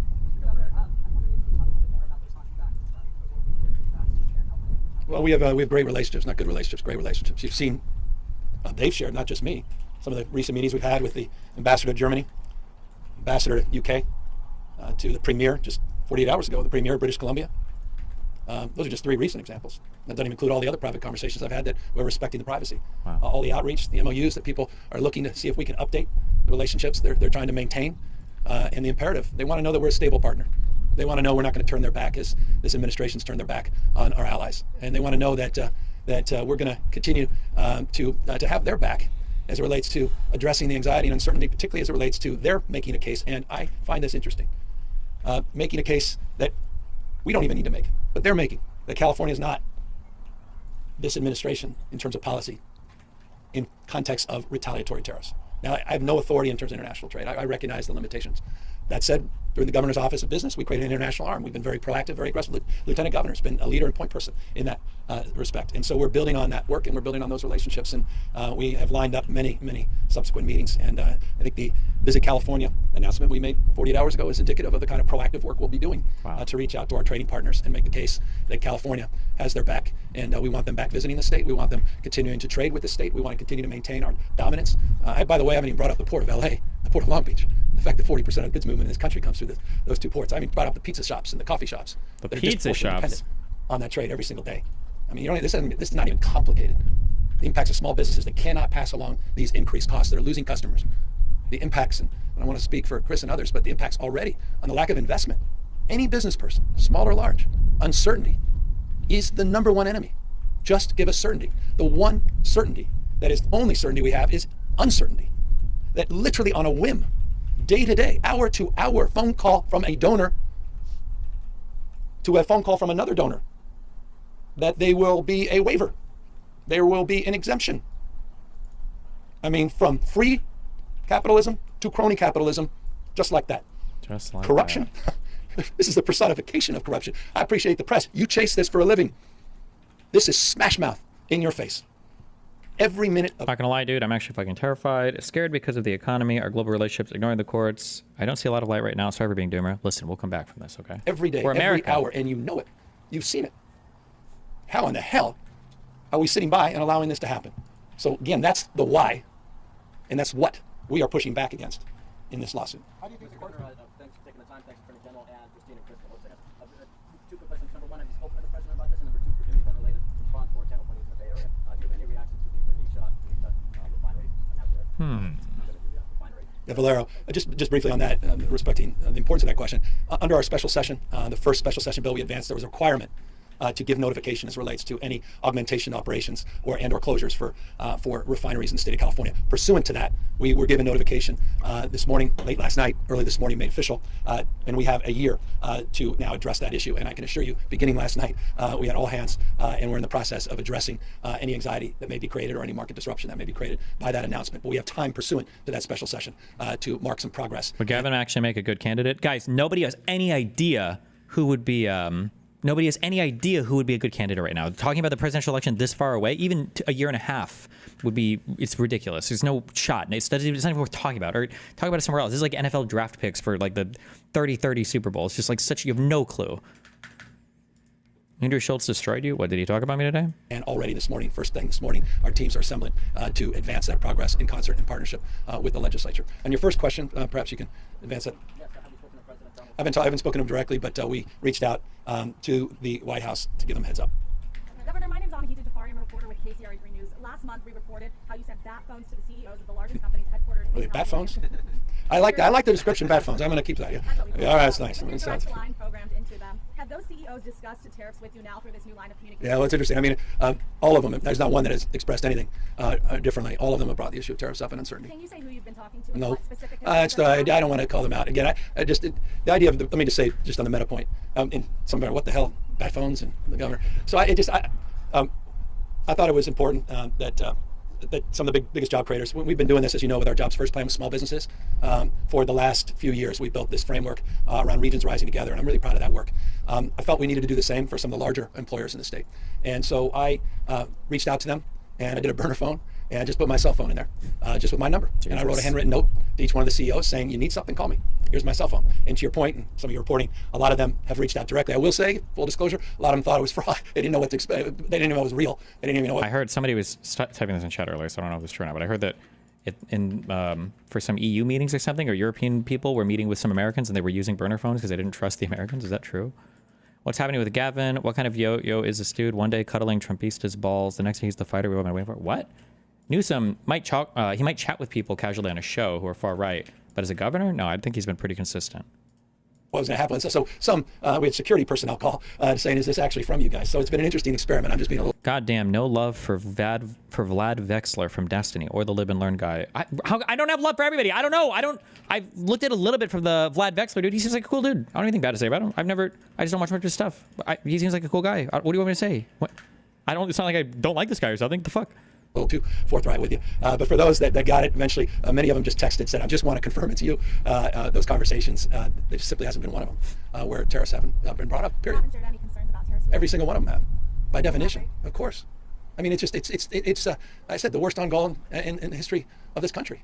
One of the most self-destructive things that we've experienced in modern American history. I mean, the Attorney General just laid out the 22%. Some have estimated as much as 26.7, 27% all in. But you're getting near that Smoot-Hawley numbers that every independent assessment said exacerbated the Great Depression. I mean, it's literally comparable to that. I know a thing or two about China. I sat down with President Xi. This is serious, and we need to take it seriously. Again, no state has more to lose. How do you think the court's going to respond to this lawsuit? I'm sorry? How do you think the court's going to respond to this lawsuit? Well, I got my attorney here. We bring lawsuits when we think we're going to win. We've done that in the other 13 lawsuits up to this point. We've had a lot of success in those lawsuits so far. Have you read the report about the Doge whistleblower in the background they might be installing? I saw a little bit of it. I don't follow or give a fuck about whistleblower shit ever until something actually starts to come from it. I don't trust any of that shit ever. The nothing ever happens chud is strongest whenever somebody brings up fucking random whistleblowers. So who knows? If something comes out of it, I'll cover it, but... securing temporary restraining orders, preliminary injunctions. The approach here is the same, although its application is different in that it applies to these universal tariffs. It's the idea that the president is exercising authority that he doesn't have. The president can't do unlawful things. It's really that simple. And he thinks he's above the law. He's not. He thinks he can violate the Constitution and the law, and he can't. And so it's up to us to hold him accountable to following the law. And in any court where we will get what courts give, a fair and objective hearing, a full review of the facts, of complete analysis of the law, we believe we'll be successful. And we believe that in this case. Have you been able to calculate and project the economic impact of tariffs for California? Is there a number you can put out? Yeah. Let me give you some proof points just to start, just for the process consideration. Just think about the procurement in the state of California, meaning the state buys goods and services. IT. We buy over $10 billion a year in IT and other non-IT goods. The tariffs, by definition, have already had an impact on the cost of those goods. So that's a direct economic impact. I talked to you about the markets. Why do I bring up the markets? Because the markets in California play an outsized role in our budget. Capital gains plays an outsized role in our budget. NVIDIA's success as a company, I gave it a proof point, plays an outsized role in the revenue we generate in the state and our ability to support critical programs, including supporting farmers like Christine. The impacts of that. Also, by the way, for all of the maggots, because these guys always used to say, are you guys cheering for the failure of our country? Are you guys cheering for us to fucking fail? All the ones that talked about that bullshit, that are like gleeful that California is having economic issues, like, remember that, just remember that. Have already forced and compelled me to adjust the budget that I will be submitting in May. The May revise will reflect a downgrade in economic outlook in this state. I have been meeting consistently in the last few weeks with economists. Not only state economists, independent economists, universally. They have significantly downgraded the GDP projections for the state of California next year, have increased, as a consequence of this toxic uncertainty, the likelihood that our unemployment rate will go up, not down, and that the environment will precipitate in higher inflation.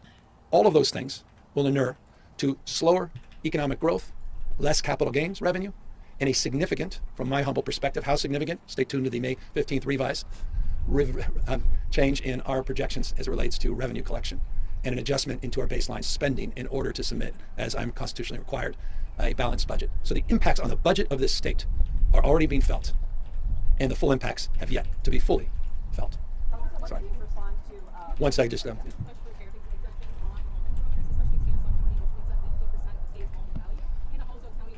Can she turn her thing down a little bit? I can almost fucking hear her.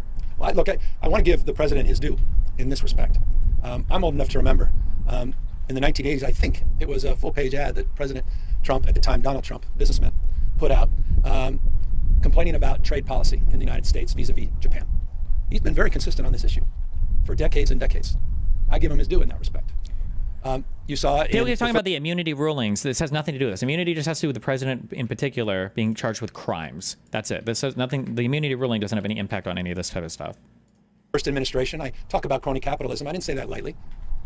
That comes from the basis of an independent analysis of waivers that were provided in the first Trump administration and how they were directly connected to donors to the Republican Party. Donors? He's been consistent for years and years. But this rationale across the board, 10% tariffs, the irrational determination of 145%. Did somebody say... in China, the fact that he negotiated what he said was a great trade deal, the USMCA, and now he's trashing his own deal. True. Shows a level of recklessness that that even I did not anticipate. And I imagine many of his supporters may not, to your question. I'm here because I come here often. I'm here because I have responsibility to support people like Christine and those that Chris represents. I'm here not because folks here, I'm very mindful, voted for me or even Kamala Harris. I'm here because they matter and we care. And I'm here because they're disproportionately going to be hurt by this, by the guy that's betrayed them. Donald Trump is betraying the people of the Central Valley. He is betraying the people that supported him. Donald Trump has turned their back, his back, on his supporters. Yikes. We will not turn our back on those that supported Donald Trump. We will have their back. That's why I'm back in the Central Valley.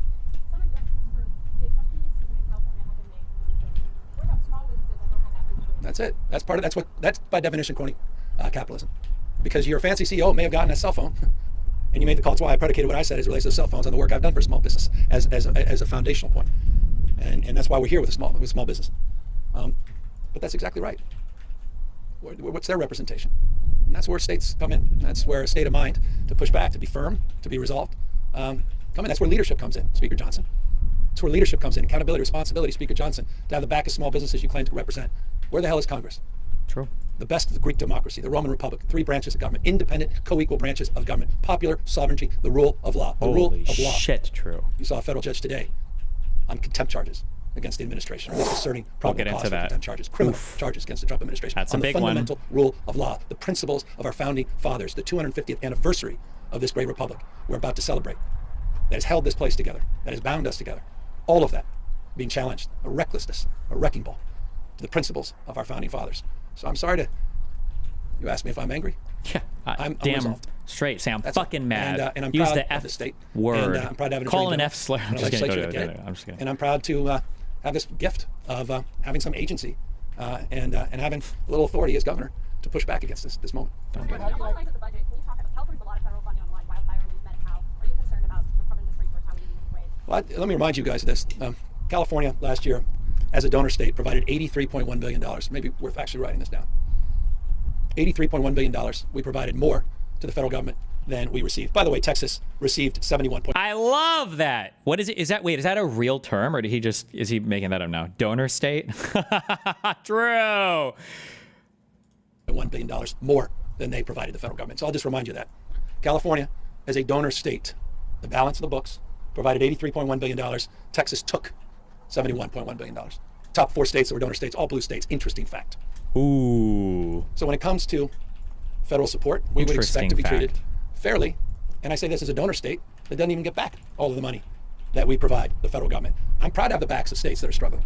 I'm proud to have the back of Speaker Johnson's state when they were struggling because of the hurricanes. Good and true. And this is why Democrats are better fucking people. They're better human beings. Good in the moral sense. Okay? Not this idea of, dude, the FEMA stuff alone. There's 20 billion things alone that that Trump has like played politics with that it's disgusting on a personal level. But this is true and based.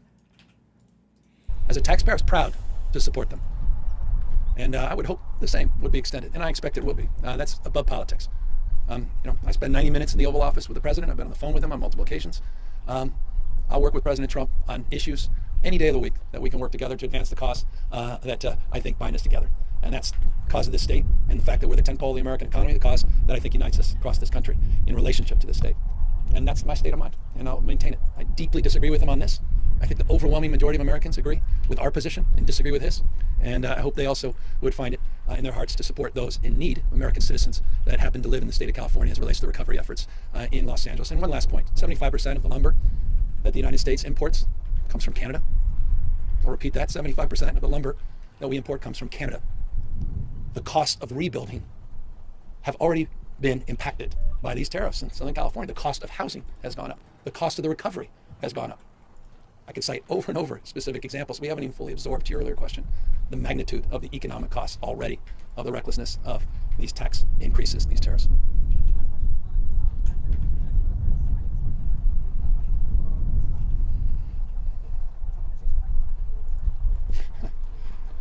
Yeah, it's just the distraction of the day.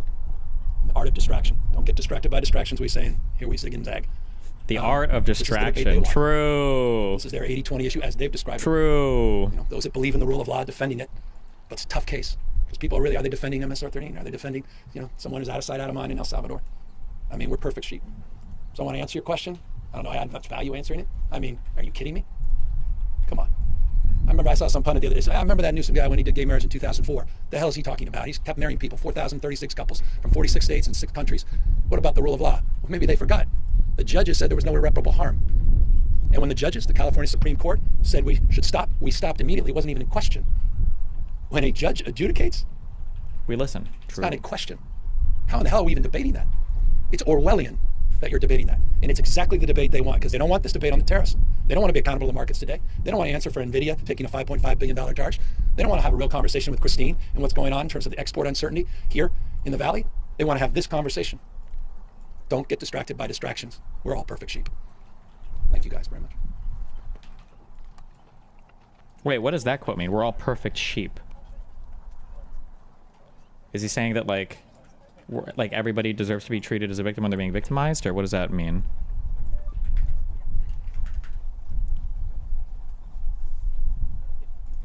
Do not look at the comments for that live stream. Unite the governors. Newsom could have a live stream gathering of governors. Put a stop to this. Let's go California. Very impressive. Finally listening to an American. What? These are nice. 87 days of inflation. 87 days of tariffs. 87 days of golfing. 0 days of greatness. True.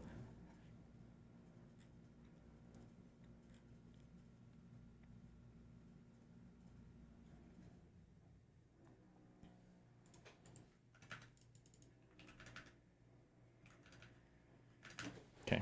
Hold on one sec. Let's restroom.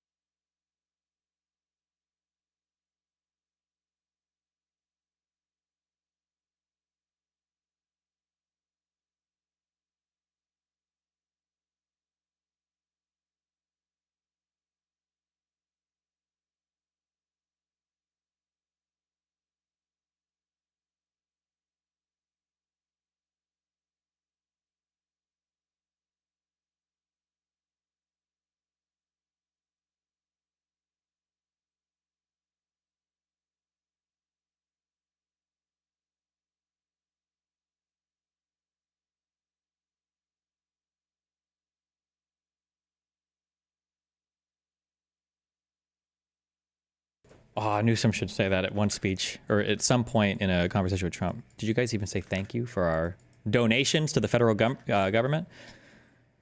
Daily Bimbo White House slap. Oh, I don't know if I want to watch her shit today. We'll see. I just feel like I have other stuff to get through.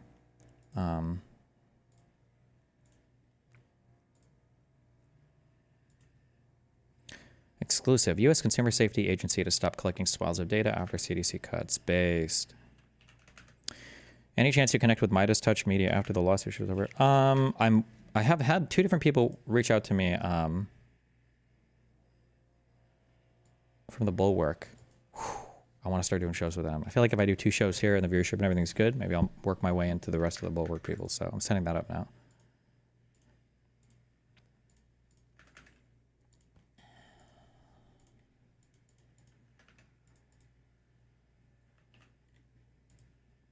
Dude, we were so close to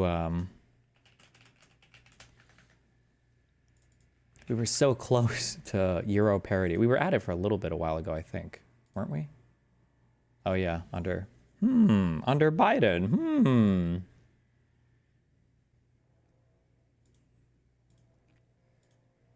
And now we're hitting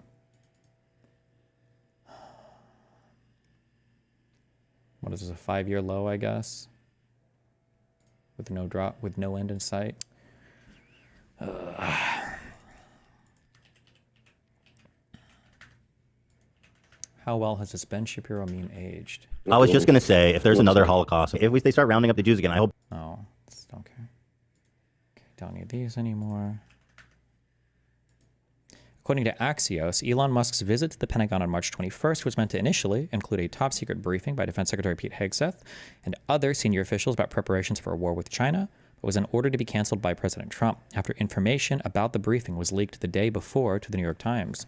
What the fuck is Elon doing there? Make sure he doesn't go, Trump has claimed to have said after the leak was circulated around the White House, with an official adding, POTUS still very much loves Elon, but there are some red lines. Elon has a lot of business in China, and he has good relations there, and this briefing just wasn't the right thing. Was Hegseth one of the people? I feel like there were a few departments that pushed back against Elon's Doge bullshit. Was the DOD one of those? Where they were like, don't respond to this shit. I think the FBI might have been one. I don't remember if the DOD was one. Oh, FBI and DHS? I was just going to... Let the clip play. Say, if there's another Holocaust, if they start rounding up the Jews again, I hope Ben gets gassed first. Jesus. Well, that's nice. I have a rule generally, which is I don't want people killed in the Holocaust. Like, if another Holocaust happens, despite the fact that Ethan Klein seems like a rather unpleasant human being, I would hope that both he and his family would escape. It seems like also worth noting here that Ethan Klein, who is chuckling about the Holocaust there, he seems particularly fond of Hamas, which is an actual genocidal terrorist group which wants to kill every Jew in the Middle East. In 2021, he actually lied about the state of Israel and Hamas and basically soft-pedal Hamas's terrorism. He said, the Israeli government is making me sick. This is in the middle of the Gaza war, started by Hamas, in which they were firing literally hundreds of rockets into the center of Israel. Even if Hamas is operating out of a civilian building, it doesn't justify the total destruction of that building. It's inhumane. It says, as a dual citizen, I love Israel and the Israeli people. They deserve a government that actually believes in peace and not force and violence. The ultra-right Jewish settlers are among the greatest provocateurs in the world. They're shameless and hateful, fueled by religious zeal enabled by the Israeli government. I wish the settling and repossession of Palestinian land would stop. I wish the bombing in Gaza would stop. Gazans deserve to live a life free of fear. For all of the crimes Hamas has committed, we must always remember they're not Palestine.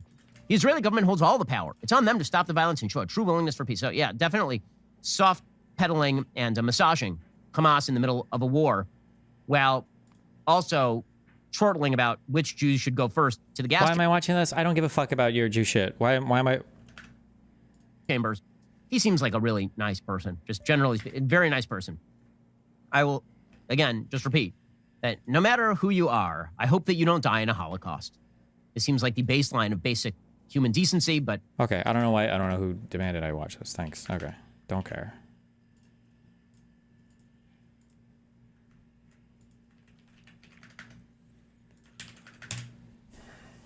Trump Media launches non-woke investment portfolios. Trump Media and Technology Group has partnered with two other companies to create investment portfolios that they say will support non-woke companies. The president owns 57.3% of the company. Jesus.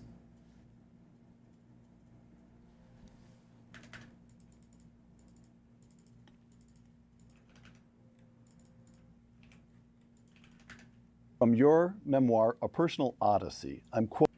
Don't care about this.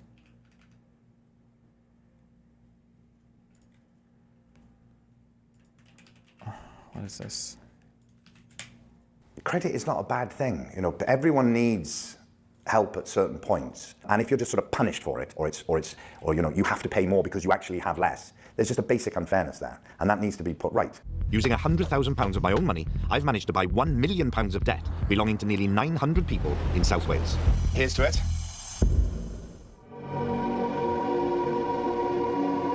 Wait, he's just paying out debt for people? This is fine. Okay. Don't know why this was like to me, but... Sopranos clip. They're these poor, hardworking people. Then you're not eating? Coffee's good. I mean it. The government is just completely fucking this family over. When did it start you to use that kind of language in this house with immunity? Telling Mom about these people that came into the office yesterday. Let me guess, was it a crack whore trying to get her kids back for the welfare money, or? Actually, it was a family from Afghanistan who fled the Taliban and sweated out visa lotteries in a refugee camp and hold down 3 jobs. You think it's funny? The FBI snatched their son off the street like we're some third world dictatorship. Pretty scary. There must have been some reason, Meadow.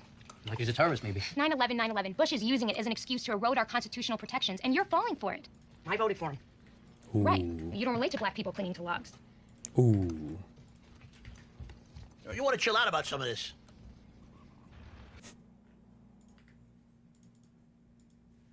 Damn.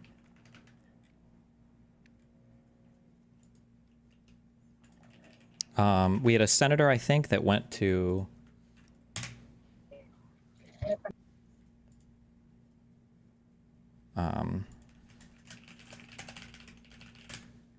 El Salvador?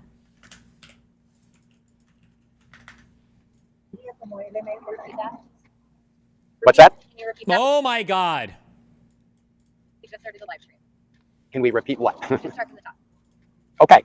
I'm going to start again with. So I just met with the Vice President of El Salvador. I'm grateful for the meeting. The President is out of the country at this time. So I appreciated the chance to talk to the Vice President about the case of Kilmar Abrego Garcia. Esta mañana estuve platicando con el vicepresidente de la República, el señor Ulloa. Descubrimos y aprecio muchísimo el hecho de que me haya recibido porque el presidente está fuera del país en este momento. Jesus Christ, come on. Really? What the fuck is this? And we started the conversation on a point of agreement, okay. Which is that our two countries should work together to crack down on transnational gangs like MS-13.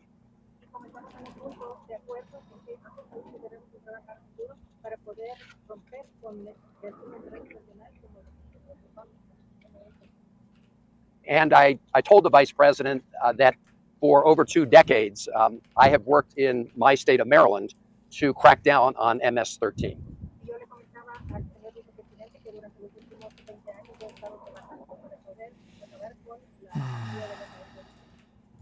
And look forward to further efforts to make sure that we crack down on violent gangs.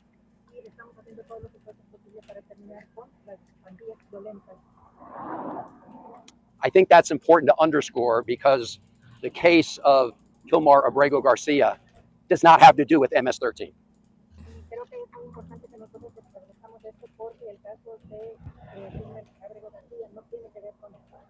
If you listen to President Trump and the Trump administration, you would with. Okay, I don't think this is that important. I know you hit the alien things, but did you hear about the declassified CIA documents about the UFO attack on a Soviet base? Yes, I saw it. The aliens are here and they're fighting for the U.S. That's good. I'm glad.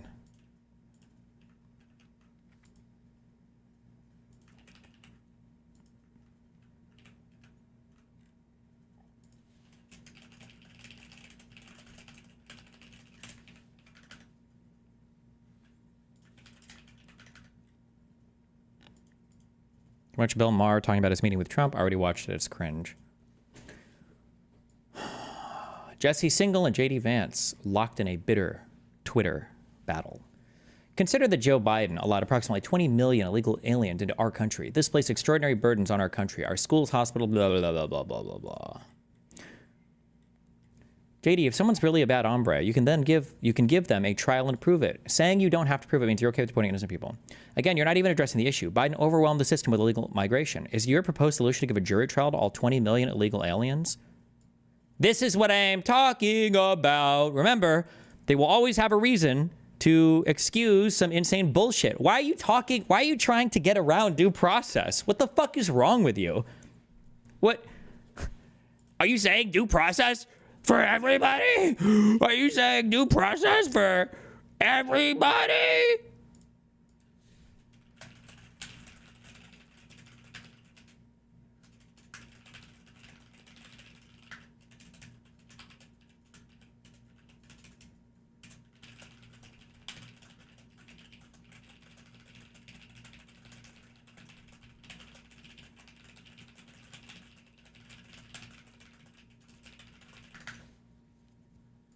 God, I hate this fucking disgusting subhuman piece of shit. He's actually, him and Mike Johnson. And of course, a very robust jury trial system produces errors. So I'm not okay with deporting innocent people any more than I'm okay with sentencing innocent people. What I am okay with is the reality that any human system will produce errors. Further, I accept the actual trade-off between not enforcing the law and enforcing the law, and I choose the latter despite the inevitable errors. What? You're taking the exact opposite perspective there. What? There's a reason why criminal trial is 99% beyond a reasonable doubt. The criminal trial process in the United States is not designed with the idea that, well, you know, a bunch of innocent people might go to jail in mind. It's designed with the concept in mind that some guilty people might walk free. You are hiding behind due process while ignoring that your actual solution means the ratification of a Biden border crisis that was rejected at the ballot. Oh my God, bro. Gross.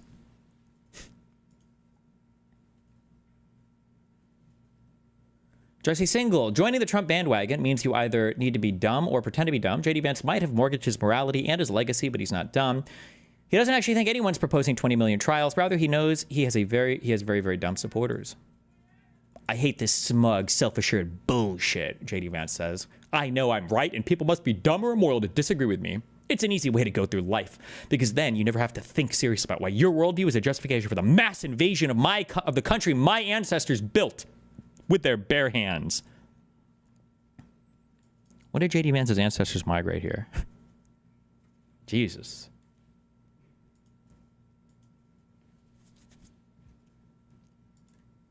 None of these people can articulate a deportation standard that, 1, would satisfy left-wing critics of the administration's immigration policy, 2, would satisfy their intuitions about what due process is required, 3, would be workable given resource constraints, and 4, would permit deportations of mostly illegal immigrants allowed under Joe Biden's administration. They want to nullify the results of a democratic election. It's that simple. Remember, popular mandate. Popular mandate. Popular mandate. Popular vote. Therefore, we can do whatever we want. What a fucking disgusting piece of shit. God, fuck, he's so gross. Give me Pence, please.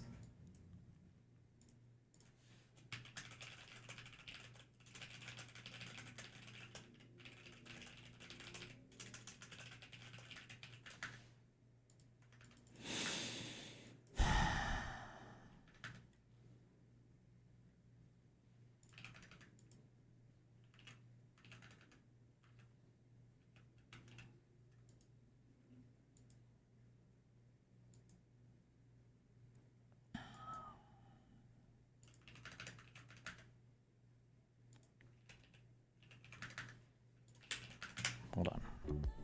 Yeah. And so... Holy fuck. Wreckful? Back from the dead? Slightly modified? What is this? What do people misunderstand? You wrote about why the deficit isn't such a bad thing and why it can actually be good in some ways. When you unpack that a bit further. Trade deficits are essentially a loan. Someone buys our bonds and we buy their stuff. And two things can then happen. Number one, at some point, that flips and they buy our stuff and we buy their bonds instead. And then the trade deficit turns to a trade surplus and essentially the loan gets paid back, right? That's one thing that can happen. The other thing that can happen is that we basically inflate away the value of our bonds. And so then, or I mean, they can also just like, yeah, so we can also inflate away the value of our bonds. Or we can default, actually. So I actually do believe that the Trump team is going to start looking at a sovereign default.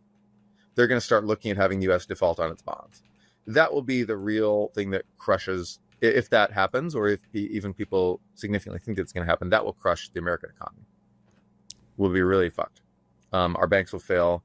Well, that's 2008 level of fuckage at that point. That's more than 2008 level. So the US once they start talking about sovereign default in public, head for the hills. Oof. Because I do think that they probably will. Although defaulting, I think, would require, to some extent... Oh, my God. He's actually so fucking soy. No shot he did it. Oh, God.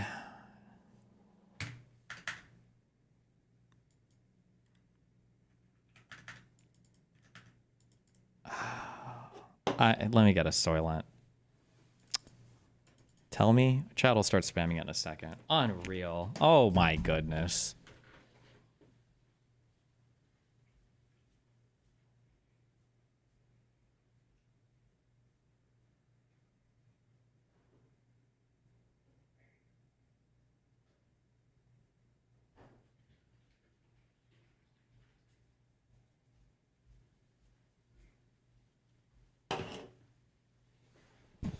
Ethan said he was going to come back and do a content cop again.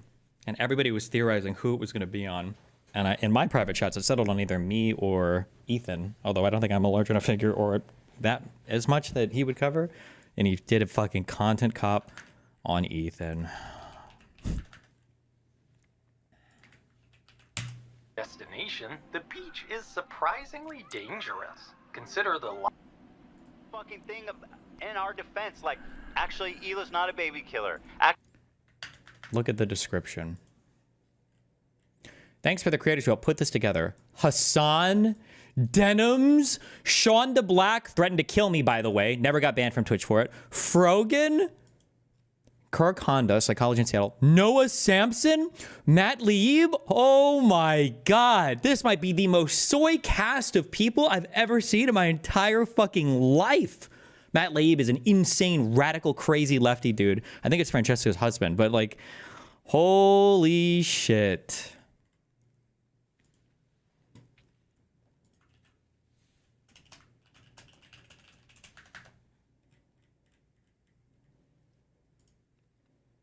Actually, accusing Ethan of killing his dog is maybe too far, because they have mobilized such an insane... Would you be happy if we did a content cop on you? Well, I mean, obviously, I don't think anybody wants a content cop done on them. It's just sad that that Ethan is now under attack by like the entire world of online politics slop because he, I guess, doesn't repeat the pro-Pally talking points verbatim, so it's not enough. So now he's going to be cast as basically an anti-Semitic, or not anti-Semitic, but I guess a pro-genocidal insane person for the rest of his life, and this is just going to contribute to that. Harassment group that anybody who says any fucking thing, they will attempt to ruin their lives. And once again, I'm the crazy one. It's not bad enough that I have this group of people. What we do here is go back.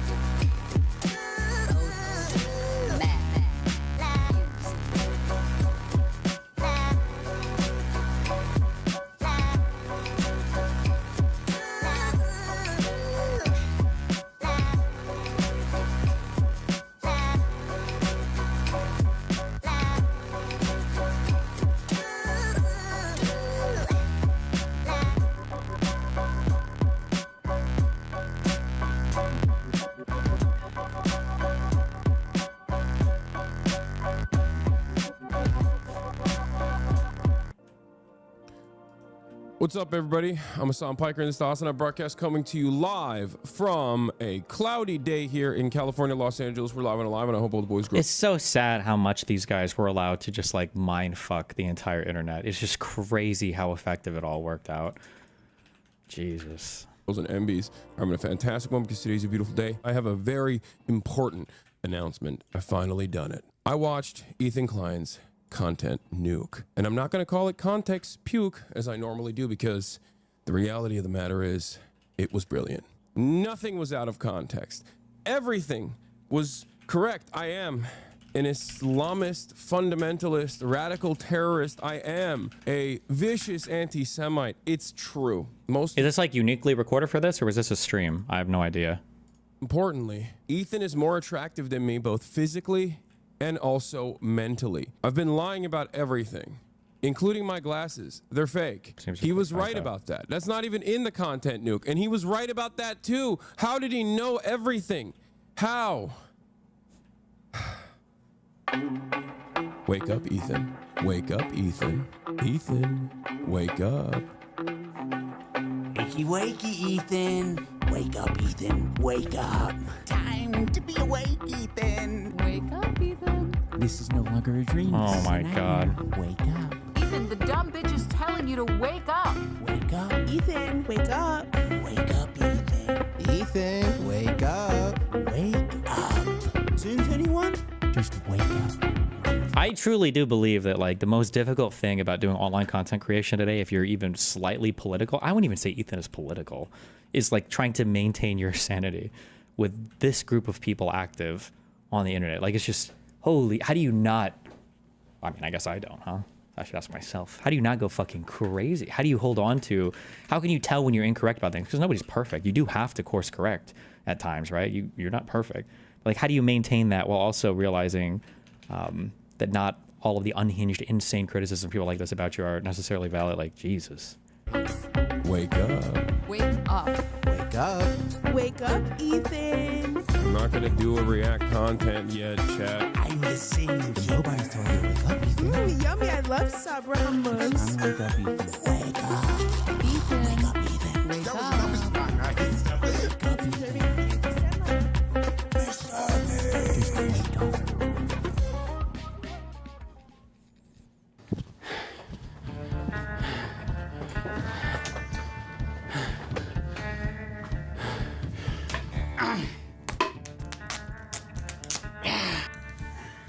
All right. I didn't plan on making a content cop on H3. It sounds very stupid even saying that. H3 content cop, iDubbbz. Ethan Klein's out of control. And then you should do a content cop on Hassan Piker. Content cop on Sargon of Akkad. If I would imagine this in 2016, I would have been like, oh yeah, if I ever do that, it's gotta be because I lose the plot. Well, it turns out it's not me losing the plot, it's Ethan. He's the one who fucking attacked first. My good fucking friends who I stood by after all these fucking years can't find a spine to speak up. So go fuck yourself. I agree.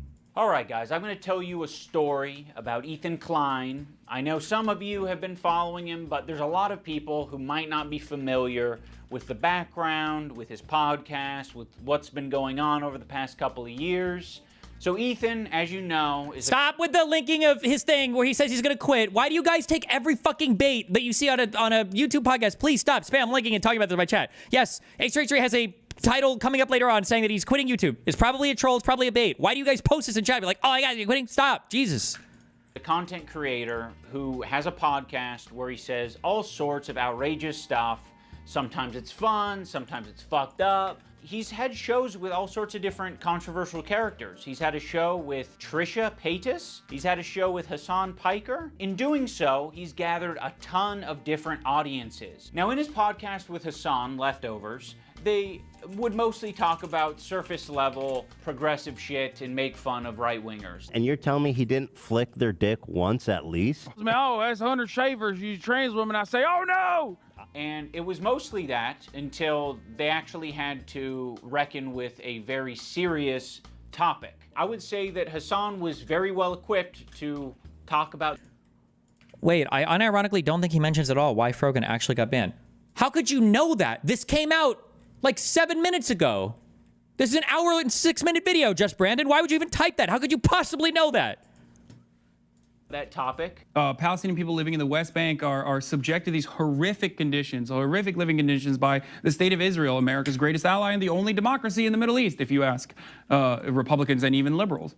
Well, that dance he invented was so kick-ass. Israeli settlers are trying to evict Palestinian families in occupied East Jerusalem. The United Nations says that may be a war crime. It literally is. I was just eating the toppings. And the pizza looked like a burn victim. It was all disgusting. I don't know if you can make that joke in 2021. Why? It's insensitive to burn victims. I think it's I'm reading the transcript, retard. What? Here, come back in 1 hour then. Why would you fast forward through the transcript to tell us everything that's going to be in the video? This is so fucking retarded. Stop. Jesus. Good analogy. It's a powerful image. Ethan was not prepared for this. Ethan, the whole time, is more of the goof guy. And that's fine, you know? We don't expect Ethan to be an expert on the topic. Ethan was obviously caught in this tricky situation where he is extremely sympathetic to the Israeli cause and what's happening to them. His wife's Israeli. She served in the IDF. He obviously likes the state of Israel. On the other hand, he's just got done capturing a massive progressive audience who are very politically savvy. They follow Hassan. Hassan is strictly a political streamer. So this is something they're very keyed into. So when they see... I like how our opening is literally, well, let's explain Ethan's motivations. So Ethan's motivations are that his wife is Israeli and he's sympathetic to the Israeli cause. So now that we know that Ethan's motivations are just purely self-driven, now let's begin the analysis. Okay, dude. See Ethan say things that are just like not accurate and it's just propaganda, they're gonna call it out. From the river to the sea essentially means the state of Israel is going bye-bye. So this massive progressive audience... Okay, that's true. From the river to the sea means that there will be a one-state solution in which Palestine is all of Israel. That's what that means. Anybody that says differently doesn't deserve to have an opinion on this topic. If you don't know what it even means, why would you even think that you're worth talking about it? That is exactly what it means. Now, white people like Hassan Piker or other losers like Frogan in the West might tell you that's not what it means. Go to Palestine. Go to Israel and ask them. They'll tell you that that's what it means. Only people in the West pretend that that's not what that means. That's exactly what it means. That Ethan has, adopted over the years. They're becoming increasingly critical of his position because now he's talking about it not on Leftovers, he's now talking about it on his podcast. What I want to do is show you guys how I see Israel, because you don't see that. When you listen to Hassan and you hear all these fucking mega lefties talking about it like it's some super racist, crazy, like Jim Crow style of society. Like, I can't wait to show you guys. The other day, BB fired a really good guy that a lot of people are pissed about. Where it's going to be the exact same clip. There's no political analysis. There's just never any real political analysis, ever. There's never any real political analysis. It's always the exact same thing without even taking into account the fact that Ethan, well, maybe he'll say, who knows, maybe he'll say it. So Ethan is having this back and forth with his liberal audience, leftist people online, progressive content creators, Hassan, all of these different people. He's finding new people every day, basically, to get in fights with. Of all people, this guy, Matt Lieb, Frogan and Denims and all these dipshits. Just as a quick thing, okay, because I'll just start Googling and sharing sources, since all these fucking retards are so uneducated and so fucking ignorant. And if you even cared about any of these issues, you wouldn't treat it as like the little drama slop football that these loser fucks do, okay? The guys who pray for dead Palestinian and Israelis so they can make more internet slop content about it, okay? Give me 2 minutes. We're reading this. November 5th, 2024, Benjamin Netanyahu fires Defense Minister Yoav Gallant, who is that's like their head military guy, all right? Benjamin Netanyahu, the prime minister in Israel, that's their head leader guy, okay, fires Defense Minister Yoav Gallant, replace him with Israel Katz, okay? Israeli Prime Minister Benjamin Netanyahu on Tuesday dismissed his popular defense minister Yoav Gallant in a surprise announcement that came as the country is embroiled in wars on multiple fronts across the region. The move sparked protests across the country. Netanyahu and Gallant have repeatedly been at odds over the war in Gaza, but Netanyahu had avoided firing his rival before taking the step as the world's attention was focused on the U.S. presidential election. Netanyahu cited significant gaps and a crisis of trust between the men in his Tuesday evening announcement. Quote, "In the midst of a war, more than ever, full trust is required between the prime minister and defense minister," end quote. Netanyahu said, "Unfortunately, although in the first months of the campaign there was such trust and there was very fruitful work, during the last months this trust cracked between me and the defense minister." In the early days of the war, Israel's leadership presented a unified front as it responded to Hamas's October 7th, 2023 attack. But as the war has dragged on and spread to Lebanon, key policy differences have emerged. Old style of society. Like, I can't wait to show you guys. The other day, Bibi fired a really good guy that a lot of people are pissed about. So Ethan is the really good guy. So should she describe him as that? Maybe not, but we continue. While Netanyahu has called for continued military pressure on Hamas, Gallant has taken a more pragmatic approach, saying that military force has created the necessary conditions for at least a temporary diplomatic deal that could bring home hostages held by the militant group. Many of the families of the hostages, along with tens of thousands of people who have joined anti-government protests, accuse Netanyahu of scuttling a deal in order to maintain his hold on power.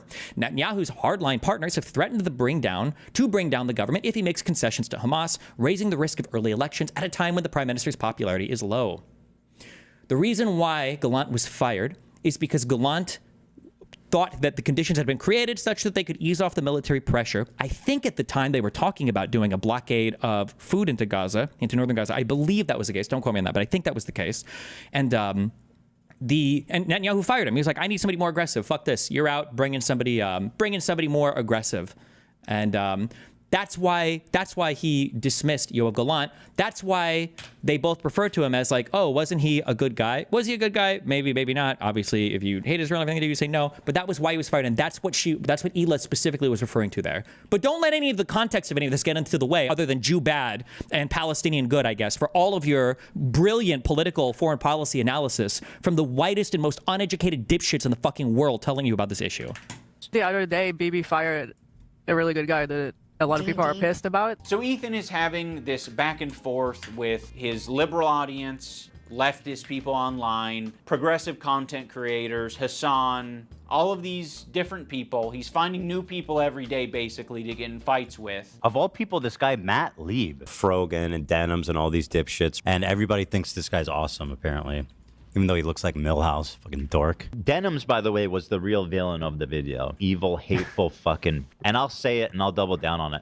And people, oh no, not go there. And it's all culminated, at least for my story, in Ethan burning bridges with people until he burned the bridge with me. Since Ethan and Hassan's falling out, I've been keeping to myself mostly. I don't have many nice things to say. Maybe if Ethan's able to get some help, maybe if he stops harassing other creators, maybe if he does these things, eventually he'll find peace and we can like rekindle our friendship.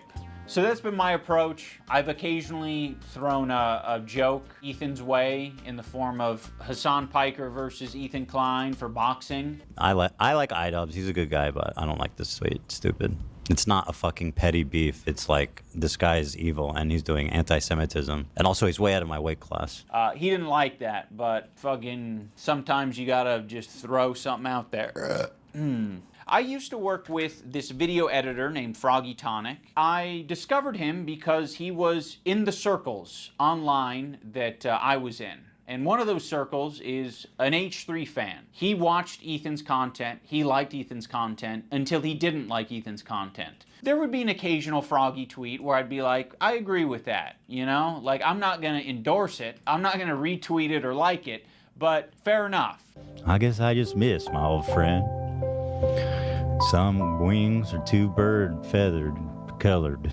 Now that brings us to February 28th of this year. Wait, what, how did he care? Froggy tweet where I'd like Ethan's content until he didn't like Ethan's content. There would be an occasional Froggy tweet where I'd be like, I agree with that, you know? Like, I'm not gonna endorse it, I'm not gonna retweet it or like it, but fair enough. I guess I just missed my old friend. So this is part of the Hassan gaslighting strategy that I guess iDubbbz and everybody else on the internet has now dragged Ethan into and like to pile on, right? This is not real criticism of a person's position. What I saw is that Ethan is very much prone to anxiety and stress, and having loads of people on his head was a lot. He didn't leave room for self-questioning. Instead, going in instant defense mode caused it going in instant defense mode because it challenged too much of his belief and experience. Feels fair but immature. This is not a legitimate tweet that legitimately, you know, criticizes Ethan for a position he has. Every single thing, because these guys are illiterate, they don't know any of the actual history, they don't know any of the foreign policy, they don't really have any information at all of these are ad hominem attacks, questioning the sanity of the person that they're disagreeing with. Because in their worldview, the only people that can disagree with them are people that must be insane. That's how it works. It's crazy making, really. But that's what all of these motherfuckers do. All of these motherfuckers do this. Some wings. And that's what this is right here. Too bird feathered, colored. Now that brings us to February 28th of this year. Now my former editor of a year and a half ago did say some truly mean shit. He called Hila the C word, he said they're trying to kill their dog with cheddar cheese, and a bunch of other shit, I'm sure. Ethan, at some point, discovers that iDubbbz's former editor says this horrendous shit about him and Hila. But no one's asking the question, where does Ethan get this information from? You see, it would be very obviously a problem if Ethan... Is he gonna invoke me? Like, why not just address the information? ...was discovering this content by scrolling through Twitter looking for something to upset himself with. He has maybe set it up in such a way where his employees feel the need to send him this information. And that would be horrible. They shouldn't be doing that. They should be sending you things that are entertaining for your show that don't fucking trigger the hell out of you. Why is there so much work being put into discovering this guy on Twitter who's barely getting any interactions, linking him to me and posting on the Reddit, when there's no work being put into who the fuck is the person on the Reddit who's posting this in the first place? If you do a little bit of research, it seems like it's an account whose intention is to make Ethan crash out. One of the users on the Snark Reddit points this out. They're like, I've seen this account before. This account... Okay, and then, so people have done this towards me, so I can speak to first-hand experience on all of this. The way that this works, the way that this ecosystem works is, yeah, Icarus Drown's a lifelong Destiny fan, based. The way that this all works is... you have these side snark communities now, I guess is what they're called. You have these side snark communities and they engage in like doxing or debauchery or just the worst types of attacks that they can make on you. Then you have your, from that, you go to the next perimeter. Then it's your orbiters, your Denims and your Hassan Pikers and your larger communities like H3 Productions might be one of them. They're not necessarily snark communities, but they source all of their information from these snark communities in kind of like a wink, wink, nudge, nudge kind of way. And then your larger content creators like Hassan Piker will finally pick up on it and repeat it. And you have this whole ecosystem where what happens is your Hassan Pikers and your Denims and your Mike PAs never make these accusations like directly, but they'll like wink, wink, nudge, nudge all of these side snark communities that are doing everything they can in order to be the most unhinged against you possibly ever. However, remember, if you wanted to say, fine, that's an okay way of doing things, right? Then fine. But when it comes to criticizing the other side, people will be like, oh, Ethan is evil because a guy in his community posted this one thing on Twitter, or because Ethan must get all his information from Destiny. Why isn't Ethan making Destiny moderate his community? Even though me and Ethan don't communicate at all, right? When it comes to looking at the other side, they have to analyze every single part, even on the most outer perimeters, the types of internet communities that exist. But for their own communities, it's, they just like, oh, I don't know what's going on there. I don't know when people said CPS, all about like what was shown in that Denims video, you know? Has scraped its history, and it's now trying to make Ethan burn bridges. This is within Ethan's own community. Like, this is the thing that he needs to be critical of. It's not me. So yes, I am willing to admit that my former editor was being very nasty, uncharitable, and fucked up. Like, nobody cared. And also, well, I don't want to speak for Ethan, but I think I can here. If Ethan is at anything even remotely close to an ordinary human being, the problem isn't people being mean or nasty. If people want to be mean or nasty, then fucking go for it. Who cares? Ethan's a big boy. He's been in there for a long time. I'm a big boy. I've been in there for a long time. The problem is that they never, ever, ever deal with any of the actual criticisms, none of the substance of anything.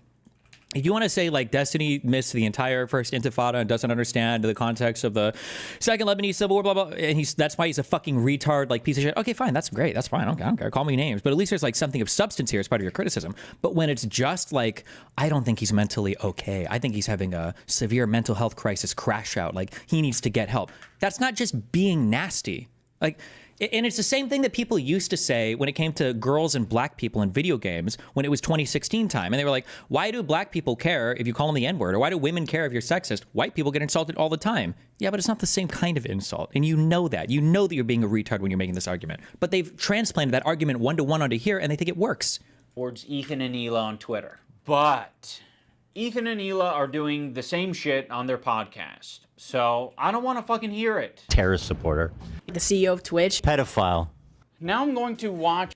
Except, and it's not the same thing though. One, Hassan is a terrorist supporter. Verbatim, he's literally said it. Maybe iDubbbz has lost the ability to critically analyze any content, but Hassan wouldn't even disagree with that. When you say, do you support terrorists? He'll say, well, wasn't Nelson Mandela a terrorist? Implying that it's okay to support some terrorists. He's verbatim said this on multiple streams. He said he supports Hezbollah. He says that he was sad that Nasrallah died. Like, he said this verbatim. You don't have to guess. This isn't even a smear. This isn't even slander. It's literally what he's explicitly said.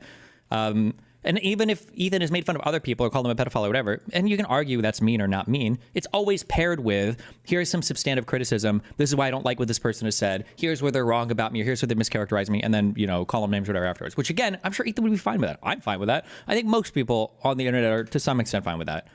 And respond to the two podcast streams where Ethan and Hila call us spineless cowards.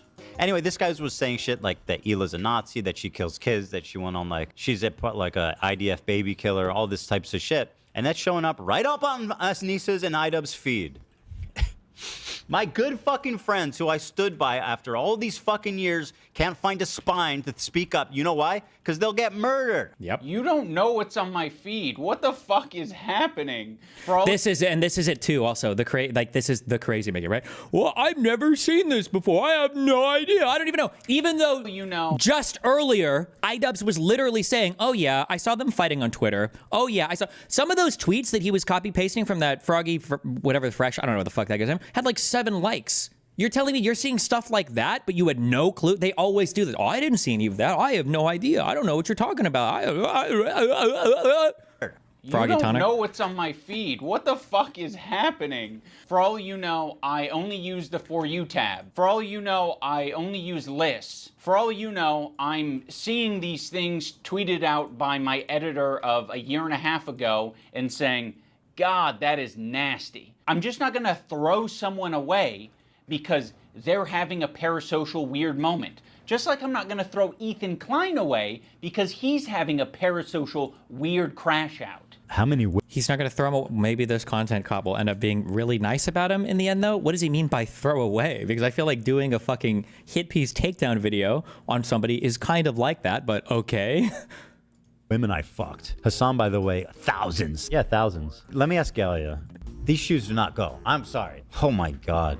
Hassan's the type of dude who watches himself in the mirror when he has sex. Watching me on a 30-second delay on your stream. Wait, how does he know I'm watching already? Because you've been talking about it for the last 5 minutes. It's not a fucking petty beef. It's like, this guy is evil and he's doing anti-Semitism. These shoes do not go. I'm sorry. There are many people, I'm sure, who have unfollowed you for the things that you've said and done. And I'm sure there are even more people who have stayed following you because they don't want to throw the baby out with the bathwater. They don't want to throw someone away because they've had some hard moments. We're all fucking human. My good fucking friends who I stood by after all these fucking years can't find a spine to speak up. You know why? Because they'll get murdered. And what you're saying to me is that I'm a bad friend and I'm a piece of shit. I'm spineless. I'm cowardly because I am following someone on Twitter. Because they have mobilized. And it's not, remember again, the standard, right? Like, oh, you're just mad because I'm following somebody who continues to engage in, oh, you're just mad. But when it's the other side, right? They're like, I need a full disavowal of every single thing, right? To do it for, I guess, to make it about myself, because I love doing that, right? If, in this perspective here, people are criticizing Ethan because he expects somebody publicly to defend him or say anything, you know, condemning some of the behavior. But, you know, it's like, well, why would you expect somebody to say that? Meanwhile, when my fucking drama slop lawsuit shit has dropped, people are going to my girlfriend. People are going to every single person in my personal life saying, like, people who aren't even public figures, right? You need to do a full disavowal of you need to make public statements about how much you disavow, even if they're, again, even for people that aren't even really public figures. So again, they'll say these things like, well, what do you expect people to do? Maybe they're just watching, they don't want to say anything. But if it was about like anti-Palestinian stuff or whatever, they'd be like, why haven't you made a public statement about this? Why haven't you publicly declared support for or said this particular thing? It's never, ever, ever the same standards. It's never the same standards on both sides. Such an insane... Yeah, remember their number one fucking calling card for shit like this. There's no such thing as a table with nine ordinary people and one Nazi. That's a table with 10 Nazis. That's what they say. These are their slogans, right? Following someone on Twitter. Because they have mobilized such... Remember, I'm sorry, there's just so many examples of them doing this. Following someone on Twitter is about... Remember when PewDiePie gave a shout out to like fucking 100 YouTubers or some bullshit at the end of some video, and people went into one of the guys and found that he probably posted like Nazi propaganda slap dog whistle shit, and that was enough to call PewDiePie like a full-blown fucking Nazi? There was like this whole two-year period on the internet where PewDiePie was considered a full-on fucking Nazi because of this. Like... I am following someone on Twitter. Because they have mobilized such an insane harassment group. It's not bad enough that I have this group of people harassing me and everyone in my life. It's that people outside of this group, journalists, creators, are actively participating in this gaslighting to make it seem like I'm fucking crazy. I mean, I don't know what he's getting at here. Like, yeah, people are gaslighting you. A lot of people gaslit me when I apologized. That was actually like the #1 type of harassment I got, was people gaslighting me and taking my newfound woke ideology to its extreme. I probably done and stood by iDubbbz and Anissa more than anybody. I've stood by them when all the... And it sucks too, and this is a hard thing as well. Now iDubbbz is doing it right now to Ethan, right? Is... You can't point out the things that you do for anybody because people will just like say, oh, what? You want to be a fucking, you think you're a fucking angel? Or, oh, so just because you were nice to them, that means you can treat them like shit? Is that what you're saying? That because you're nice to somebody one time, now you get to treat them like a horse? Like, no, what the fuck? Are you serious? The internet hated them. I don't like that Ethan brought this up because it makes the relationship feel very transactional. See, there it is. You can't, I've thought about this exactly because there were some things that I wanted to say. I was like, I can't even say this on screen. I can't even talk about how many careers I've built from all of these other people, or how many times I've like looked the other way on certain things, or how many times in the middle of the night in my trip to Amsterdam, coming onto Discord because I saw that Prime Kai's was getting like bullshit ass canceled for some accusation that wasn't remotely true, with nothing to gain for myself to come out of him, when I cited as the only person on the internet with like chud logic. I don't bring it because what the fuck is even the point, right? Because people are like, oh, so you think that they owe you something now? They think, no, what the fuck? So I can't say anything? Like, I like to view it the way they do in court, okay?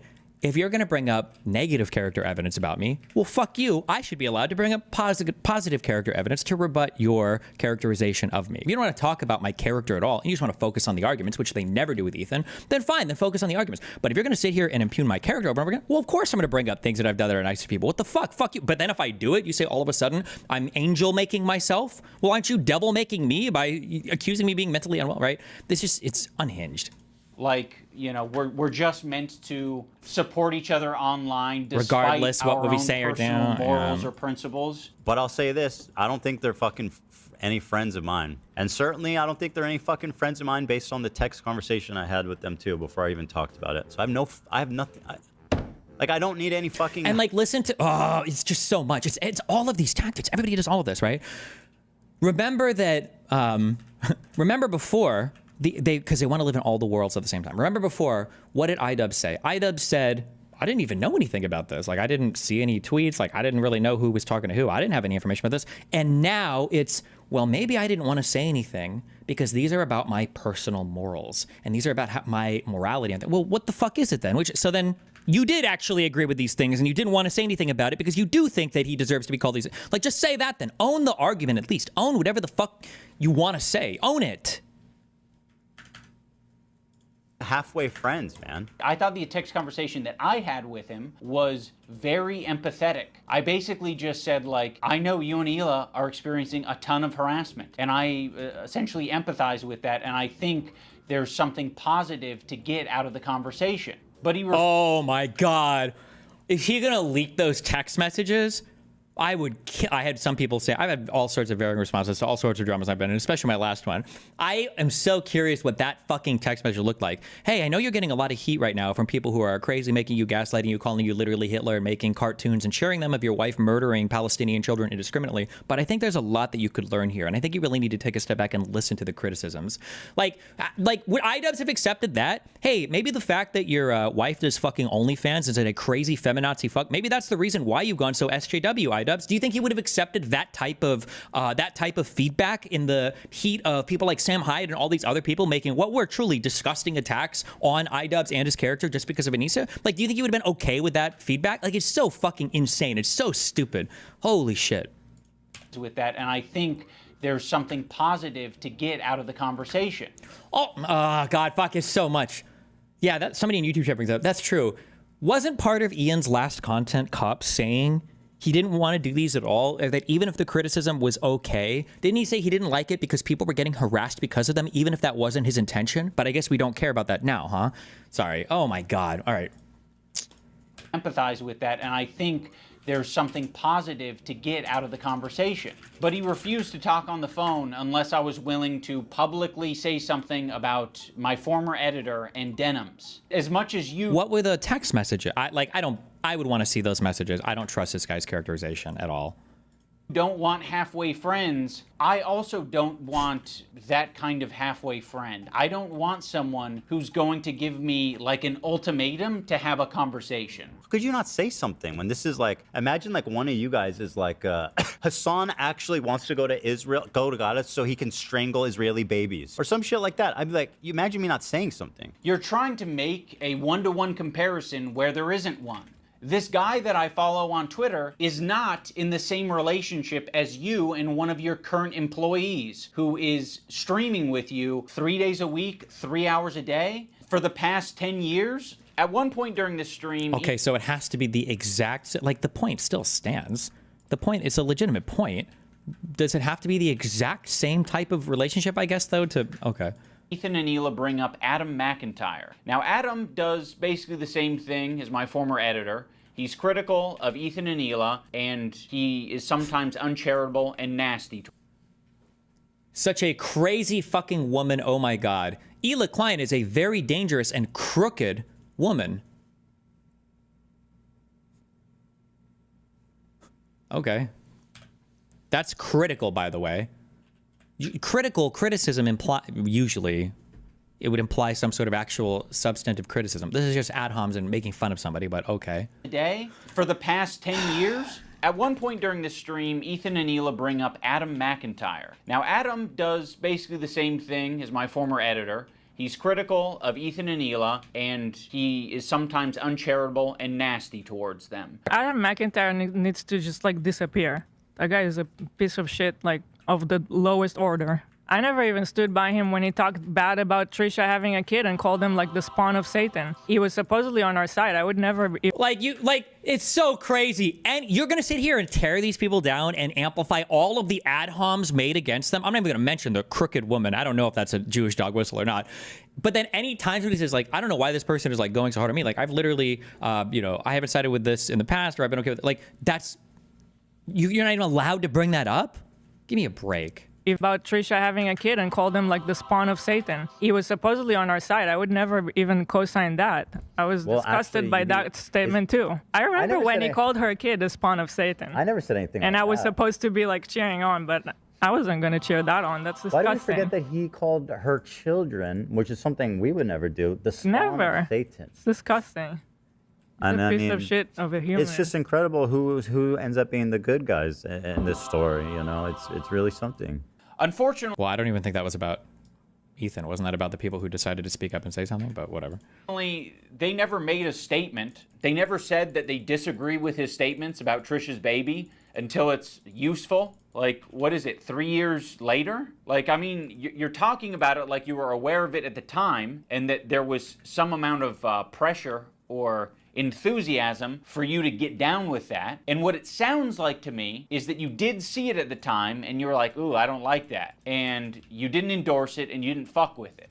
Huh. It's almost like that is a fucking identical situation to me. It's just incredible who ends up being the good guys in this story. You know, it's really something. So yeah, the reason I'm bringing this up is because they're trying to like paint themselves as the good guys, and they're saying like, yeah, we strongly disavow things that are said, even about our enemies. We are the most immoral people on the internet. My guess is going to be, and I don't know because I don't follow their stuff, because I just don't watch history a lot, and I never did in the past. My guess is going to be those things weren't like on the fucking apocalyptic scale as the online Ethan hate, and this was just like a comment made in the, like, as part of their fighting with the Trisha. Although I don't know about the Trisha shit because like I said, I don't know anything about that. But it's possible that maybe they should have said something more here too, maybe. But also, these guys are doing this thing as well, where remember they're saying things like, "Oh, well, like I just didn't say anything." But oftentimes, it's not that these people aren't just saying anything and they disagree. It's that they aren't saying anything because they do agree. And I think with iDubbbz, I mean, now we're going to see that's obviously the case. It's not like he wasn't saying anything because he disagreed but he didn't want to get into it. He approved of it because he thinks that side is righteous and they are right to go in on them as hard as possible. Unlike Ian and Anissa, who are fucking keeping to themselves. Also, why the fuck does Olivia get the pass? What a fucking asshole for putting you in that position, Olivia. You're friends with him. And you don't have to say anything, but like, what a fucking piece of shit. What a bad friend to put you in that position just for some fucking clout. It gets people angry at you, like, oh, how can she be friends with him? Which is total bullshit, okay? Olivia did not do anything. And I want the pass. Do I have to be an employee to get that treatment? Because then you'll just see me as an ally? Or is it because Ethan is afraid of wrongful termination accusations and lawsuits? And also, I don't mind putting my friend Olivia, who's apparently my real friend, in a terribly weird, fucking uncomfortable situation where you end up getting hate for no reason. Also, don't frame I don't know. I can't speak. I don't know anything about the Olivia shit at all, so. it as like other people making it hard on Olivia. You're making it hard on all of these people. Please acknowledge your role in this whole fucking thing. Like, it's crazy how warm Ethan is to Olivia and saying how Olivia is essentially just a victim in this whole thing. It gets people angry at you, like, oh, how can she be friends with him? Which is total bullshit. But me and Anissa are spineless. Ethan, your whole system is scrambled. My intention isn't to throw the employees under the bus. Like, you guys serve as the fucking foundation for calling out Ethan's hypocrisy on the whole subject. And I know that you guys have probably pushed back against Ethan over the years. How often are you supposed to do that? Do you have to do that every fucking week? It kind of seems like it. And that's exhausting. I don't want to confront my boss. It's not my fucking job to confront my boss and say, today's segment on rapists and pedophiles on Twitch was not my favorite segment to be a part of. Yeah, friends like these. Oh, yeah. And our other good friends. Yeah. Anissa and Ian. Thanks, Anissa, for standing up for your girl. I actually stood up for you so many times because, like, why would I not? It was crazy. Yeah, why would you not? I mean, if that's truly what you believed and you weren't just going to use it later. Of course I was going to stand by you. That's insane. It's absolutely insane and disgusting. But now you choose to hang out with people that would have a problem with you if you defended me. I'm not going to assume that Hila knows, but I'll say it for anyone who doesn't know. Anissa is half Lebanese and half Irish. For anyone unfamiliar... Oh my God. Oh my God, bro, are we really playing half Lebanese? What does that even mean? What is the relation there? Give me some lineage. What, she had like a great-great-grandfather who was born in Beirut, who was like a British, like, what are we, oh my God, kill me, bro. Kill me. The Irish have been on the receiving end of a lot of oppression and genocide. On the part of the Lebanese, they've received a lot of oppression and attacks from the IDF. So Anissa is very well familiar with the propaganda and the Really? She was alive during the potato famine? She was alive during the, like, are we really, these are the claims to being intimately familiar with genocide that we're going with right now? Hello? Okay, dude. Yeah, what are we breeding? Like super genocide victims? What the fuck is this comparison? How gross. Kill me. Shit coming out of Israel. Choosing now, out of all the times, to be like, please defend me. No, we're not gonna fucking defend you. Rudy was saying that Palestinians are taught at 2 years old to kill Americans. Do we have that I one? mean, Like, just the other day, BB fired a really good guy that a lot of people are pissed about. He looked mean. I thought he was mean just because he looked mean. No. Nice research there, buddy. A lot of people are pissed about. Israel warns can send Lebanon back to Stone Age as UN seeks de-escalation. Gallant says Israel can inflict massive damage as UN humanitarian chief says war would be potentially apocalyptic. Where is the date for this? Like, you know that there's by the way, people that don't actually know anything about history or know anything about anything really, they always play wacky games with timelines, and they pretend that like something that happened in 1920 can easily be transposed to 1947, or something that was said at the beginning of a war or right before war can be easily transposed to a year or two into the war. It's one of the most anti-intellectual ways to analyze historical events or world affairs. It's so stupid. Looked mean. I thought he was mean just because he looked mean. No, it's not. So yes, you caught us. We're not gonna run to your defense when, I don't know, we follow people. Also, and I'll say this too, this is so stupid. It's such a waste of fucking time. Nobody needs you to defend them ideologically.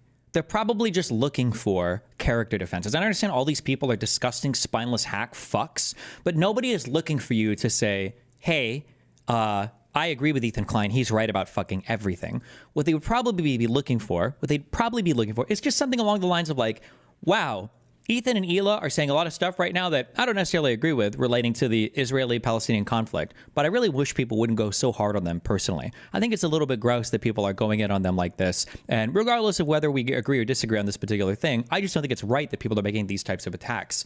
That's all people are looking for generally. And you know this, because I'm sure you feel the same way about all the Anissa accusations. You should know this intimately. And I guarantee you, without ever having spoken to Ethan in my life, this is how Ethan feels about this. He's probably, I doubt he's looking for people to be like, I agree with Ethan Klein and every single fucking thing. I agree with all their takes and all different. It's probably just more like, hey, people are being a little bit fucking unhinged.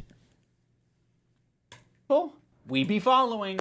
That's one fucked up thing that you can say about Anissa and I is when we're on Twitter, we do be following. So, the problem. Okay, if you want to hang out with those people and have no spine and not stand up for another girl that stood up for you, enjoy your new friends. She's friends with people like Denims. I know. Yeah. Which I'll she's show. friends with Denims is Denim. actually participating in this whole child protective service lie. Yeah. Which I'll and if show you're you guys friends with them, then you're saying what they're saying. You'll notice that Ethan and Hila start talking about this Denims character. Originally, the complaint was about my former editor. He's been chatting shit about Ethan and Hila for the past year at least. They only care about it now because... Doesn't this kind of feel like high school drama attitude though? Yeah, but I mean like the largest figure in this side, right, is Hassan Piker, right? Who is he approaches these kind of like international politics or political disagreements as you would if you were like TMZ or doing drama slop content basically, right? Because Hassan isn't smart enough or educated enough to respond with substance to any of the points that people bring up. So he has to turn all of it into these like wacky and crazy ad hominem attacks. Because I guess it was spoon-fed to them via their Reddit that's clearly looking out for them. Now, I'm not going to sugarcoat it, where we are friends with Denims, but I would say it's the same level of friendship that we had with Ethan and Hila. It's like kind of an internet friendship. We think that she's a good person like we think Ethan and Hila are good people. Kind of a tricky situation. How can you possibly think that they're both good people at their core? People can have crash out moments. People can say things that they don't mean. People can say things because they want internet clout and attention. I don't know, I think they're both probably guilty of saying things that they don't mean for internet clout and attention. Like, it's all the same. It's all the both sidesing. It's all the everybody makes mistakes, and you know, they've both said things that maybe they shouldn't, and LOL, it's always this. Right now, one's a little bit more fucking nasty to me than the other. I just don't see how you can be my friend and also be friends with someone like that. Well, you can't. So I already forgot about you. I actually have a lot of friendships that are kind of that way, where it's like, you know, one of the friends doesn't... Bullshit. There is zero chance. This is a lesson, by the way, that I had to learn somewhat recently, I guess, is that you shouldn't have friends like this. If somebody is able to maintain like a super positive relationship with somebody that is just an unhinged hater of yours, not somebody who disagrees with you, but like that's a level of self-respect that you should have. You should say, I don't want to associate with this person anymore. I'm good on this. I don't need to be friends with this person. I would be shocked if Ian is friends with anybody who says that Anissa, the OnlyFans whore, is the one who changed Ian's mind about everything politically. I would be shocked if he was still friends with people like that. I would be shocked if Anissa would be okay with it, and I would be shocked if he would be okay with it. There's a difference. He's living in both worlds. Like, oh, I'm friends with people who have disagreements. Why can't you be friends with people who have disagreements? We're not talking about simple disagreements. We're talking about unhinged levels of ad homs and personal attacks for months, years at this point. Fuck with the other friend. But there is someone in the middle. Like, listen, oh, you just don't fuck with the other friend, LOL. So I already forgot about you. I actually have a lot of friendships that are kind of that way, where it's like, you know, one of the friends doesn't fuck with the other friend. Aren't you friends with Myron? He's 10 million times worse than Denims. I'm friendly with Myron, but Myron is literally like one of the only people I've actually met online who will actually, you know, like stand up for somebody and say like, oh, you know, this guy's a friend, even if he makes a mistake. I think he actually had a thing. I didn't show it on stream on his streamer. Where he was talking about my related situation. He was like, hey, listen, if a friend fucks up or does something, you talk to him privately. You say, hey, bro, you fucked up. You know, I disagree with this, but I'm not going to come out and like publicly trash you for it because there's no reason to do it. And you know, like when a friend, it's that one quote, right? When a friend makes a mistake, the mistake is a mistake, but the friend remains a friend or whatever. But internet content creators are so clout poisoned and so internet community mindfucked that they're incapable of having this position. It's impossible. Friend, but there is someone in the middle who kind of fucks with both of them, but separate. Didn't Myron shit on Melina when you two were married for her Instagram and OnlyFans stuff? Not only was it not Myron, it was one of their employees. And Myron got so upset over that because he wanted me and Melina to come on and wanted to maintain good relationships with us that he made that employee apologize to Melina and me over that incident. So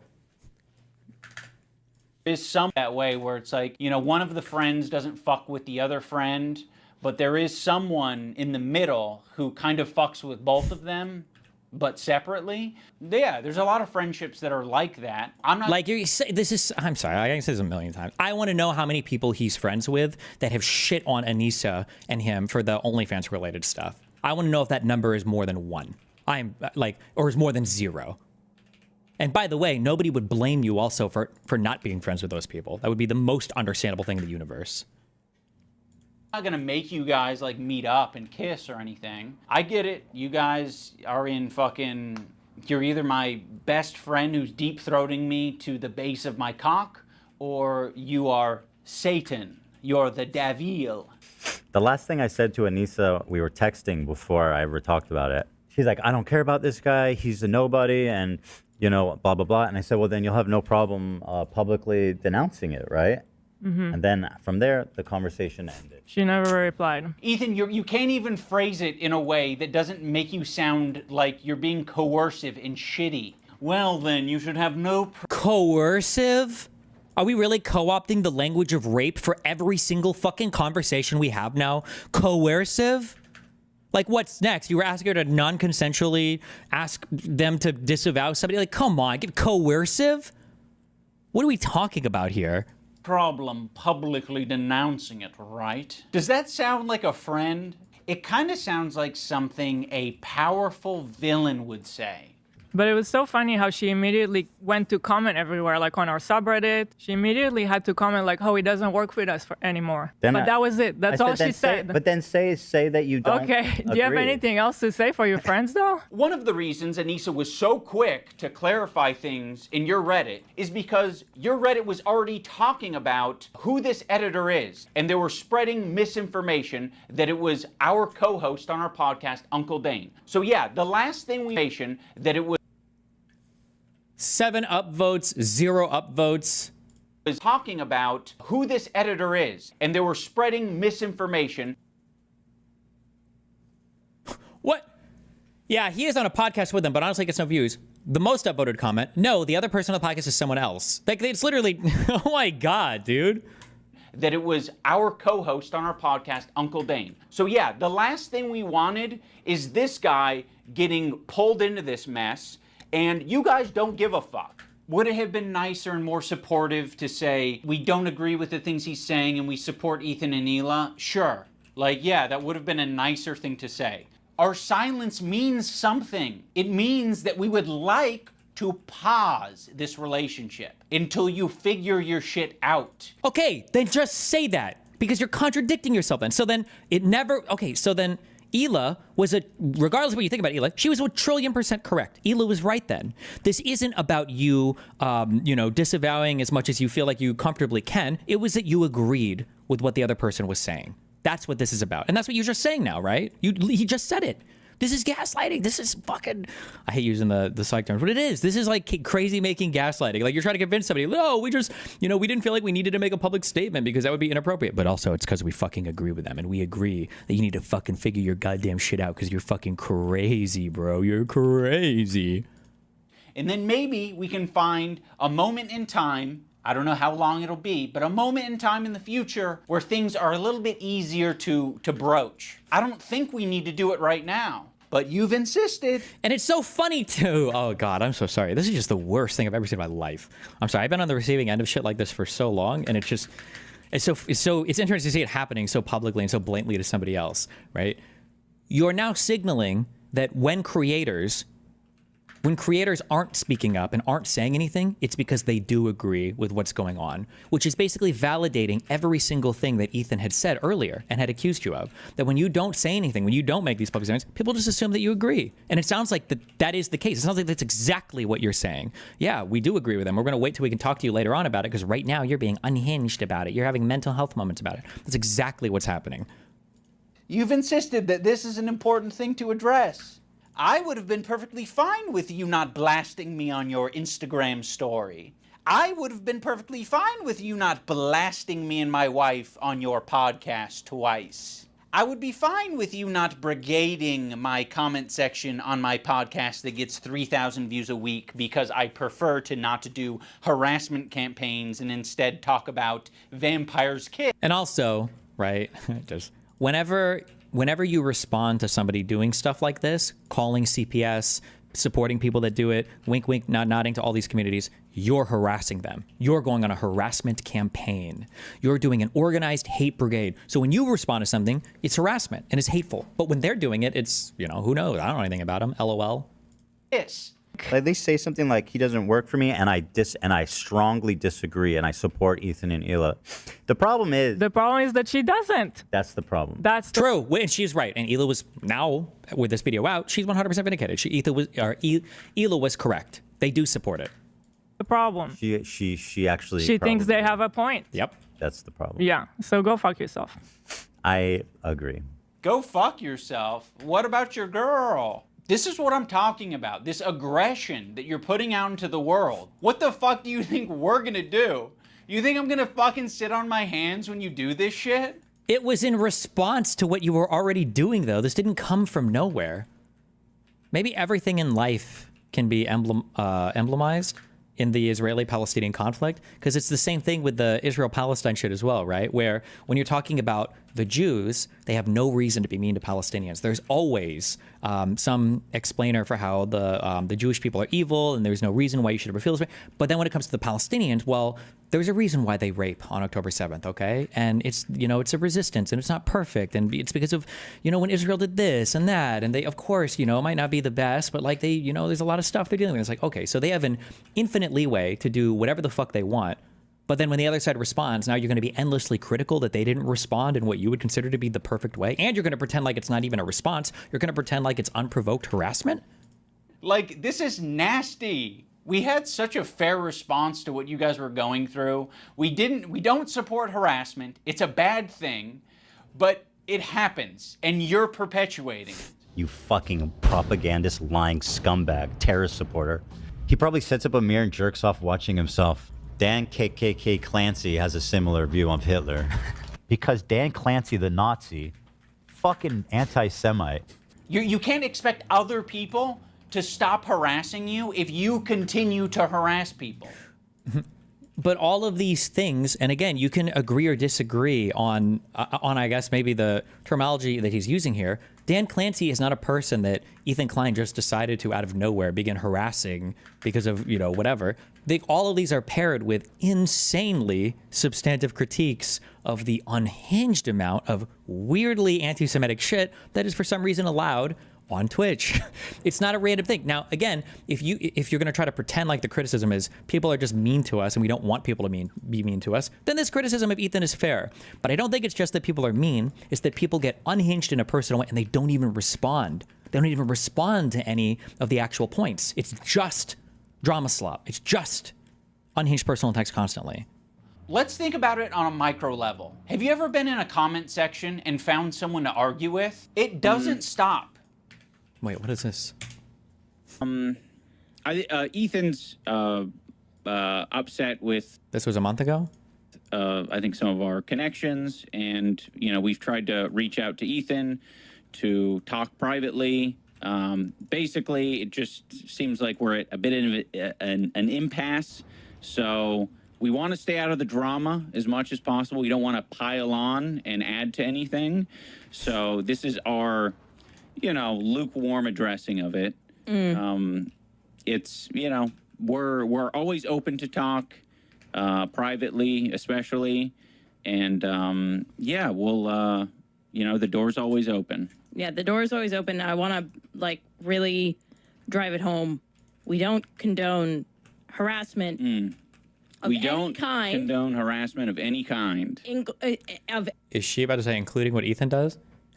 Any kind, okay, period, which is why we have not stuck our foot in any of this, because it is not productive. I don't think it's helpful, and these are real people who have real feelings.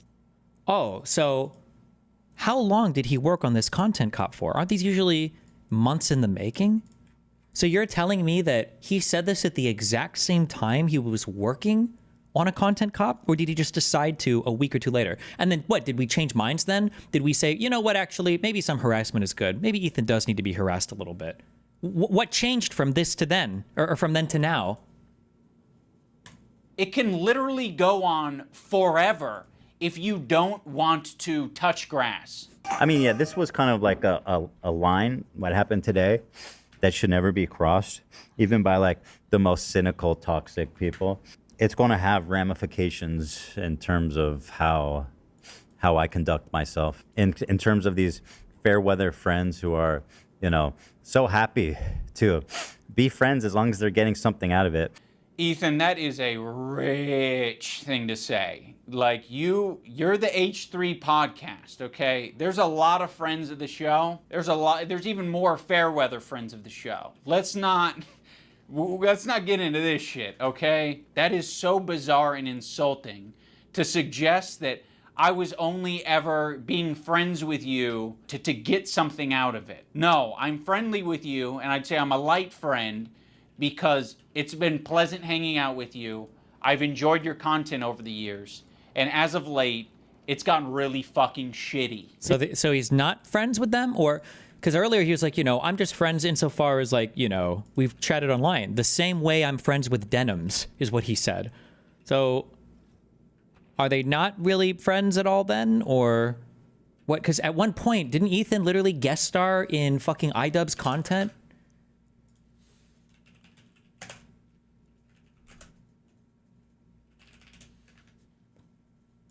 We will act immediately. I'd say take the L if you... Like, Ethan is literally in the background of this fucking video. I guess they were just like acquaintances, though. I don't know. Maybe he was just like, oh, let's just reach out to random people. Like, I mean, come on. Like, what do you, if you want to say you're not his friend or you don't give a fuck about him, then just say that. Just say, I'm not going to say shit because I don't even fucking like you. Just say that. Why not just say that? Be open and honest about it. Just say that. I don't give a fuck. Like... Your content over the years. And as of late, it's gotten really fucking They collab together a lot? Oh, yeah. okay. So go fuck yourself. I was never like an iDubbbz or H3H3 watcher, so I don't know. Maybe they even... I agree. Who else? Who else do we want to burn today? Who else do we want to burn today? You're making it so fucking obvious that this is your, like, this is your emotional dumping ground. It's... What is this weird, like, kind of... It's this weird feminist quasi-red pill co-opting of emotions and therapy where, like, these weird, like, cringe wokies will do this thing where they're like, oh, you're just being emotional about this, or, oh, you just need to go to therapy or something. It's like, what the fuck are you talking about? Does he not... Maybe he is upset about this. Does he not have a right to be? Do you not have a right to be upset about how you feel like, you know, your friends are kind of backstabbing you or aren't being, you know, as loyal or supportive as you'd expect them to be, considering how, you know, much you've feel like you've been respectful of them in the past? Is that not a fair thing to feel? It's horrible. This is not what podcasts are. And who are you to say that? This isn't what podcasts are. What are podcasts, bro? What a weird fucking gatekeepy statement to a guy that doesn't even have a real podcast. What are we talking about? What? Emotional dumping ground. It's horrible. This is not what podcasts are. Thanks for the lessons. There was a way to lessons. approach this to say, like, yeah, we feel hurt by you guys not saying something.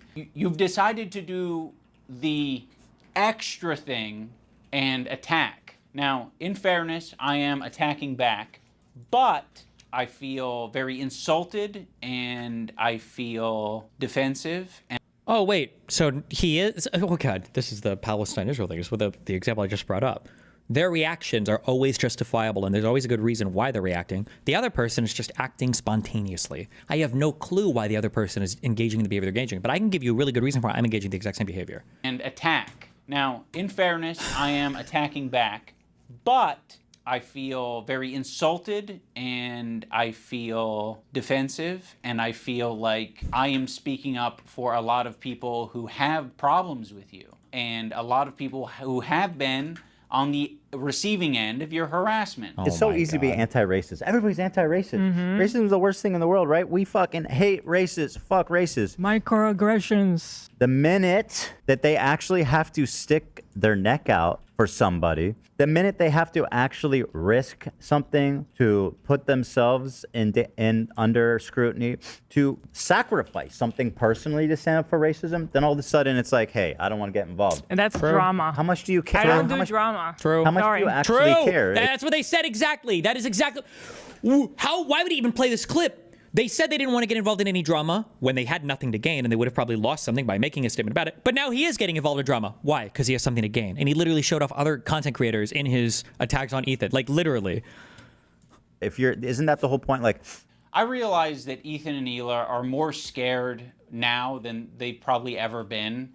I feel like anti-Semitism is a thought in their heads now more than ever. And it's not completely unjustified to be thinking about that sometimes. You guys are just hurt and you're kind of like dancing around and making very like loose, poorly thought out analogies for something that doesn't even apply to us. It's anything you can possibly do to avoid addressing the actual criticisms. You're hurt, you need therapy, there's something, you know, you got to talk to anything to avoid addressing the substance of what's being said. Anything. It's like me making this video is the standing up for something, and it's saying against fuck you. You guys are being bad. You know, I don't think you're bad people, but you're being bad. You're behaving poorly. You're hurting people. I mean, go back to the civil rights. You think that the people who are like the white kids who are protesting with the black students, you think that they were just like not risking anything. Those kids who are marching with the black students and So in Ethan's analogy, he's the black student and I'm the white student, but I'm the white student that's not, marching by his side. I'm not doing the difficult thing. You're gonna have to march on your own, black student. marching with the black students and I mean, why is it inspiring? Why is it inspiring? well, and it's the same thing to bring it back to Islam just because, but it kind of is the same thing. Like I was thinking about going to Gaza until I found out it's dangerous. He's a total performative activist that doesn't give a single fuck about the cause. It's been performed exquisitely. Harassing one person and seamlessly transitioning into harassing another one. If anyone's been watching... That's harassment? Is that our standard now? Anytime you criticize somebody or say something bad about somebody, that's harassment? For the past fucking year, I'm pretty sure they have a good idea of your feelings about Hassan. Like people like Anissa are the perfect example because she's friends with these people. She's friends with Denims. Denims is streaming this story about our kid I'll show that, yeah. getting Giarda from the dog, whatever. I'm sorry, I'll accept this position from anyone except you guys. You have laid the groundwork for this type of streaming, which is watching people shit and giving your unfiltered reaction to it. Why would you expect Anissa, of all people, to say... It's just, it's just a waste of time. I shouldn't even be complaining about it. Nobody will ever give you an actual response, a good faith criticism, or fuck it, even it can even be it doesn't have to be nice. Just respond to like any of the substance of what's being said. But that'll just never, ever, ever be the case. It'll just never be the case that you can ever get anything like that. And literally all mean words, when you're talking about, I guess, one party, all mean words are the exact same. So if Ethan is mean to anybody, then he deserves to have CPS called on him. Or if Ethan criticizes somebody and then calls them a bad name or whatever, that's the exact same as people never addressing a single thing that he says ever, just calling him a genocide supporter. It's all the exact same thing. Like, it's so tiring.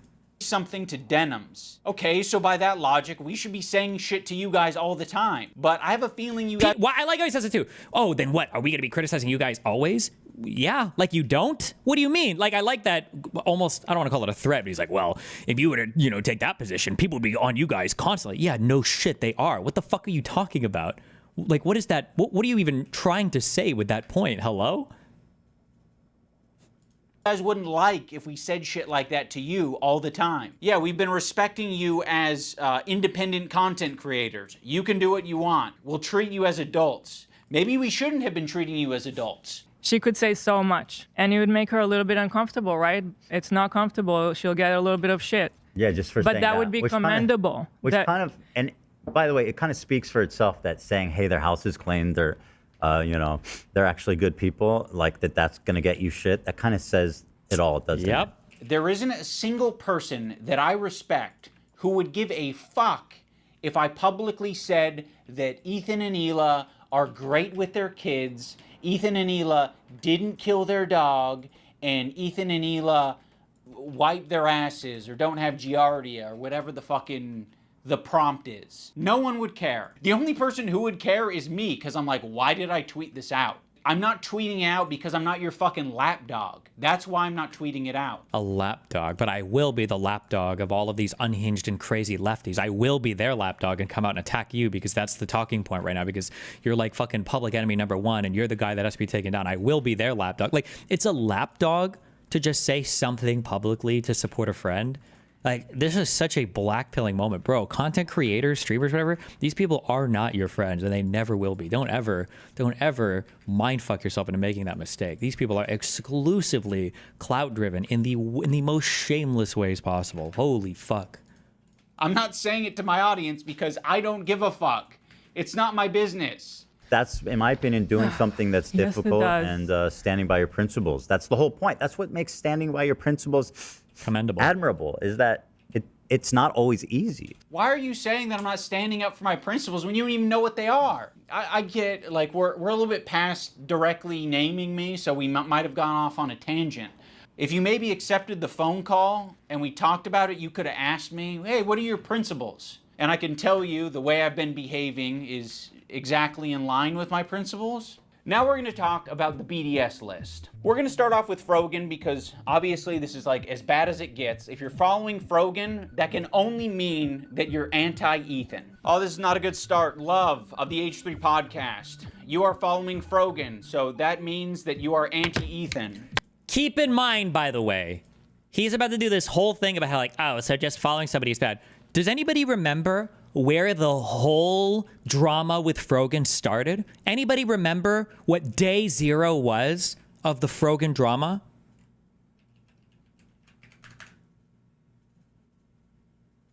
Unless I'm wrong, people are saying October 7th. No.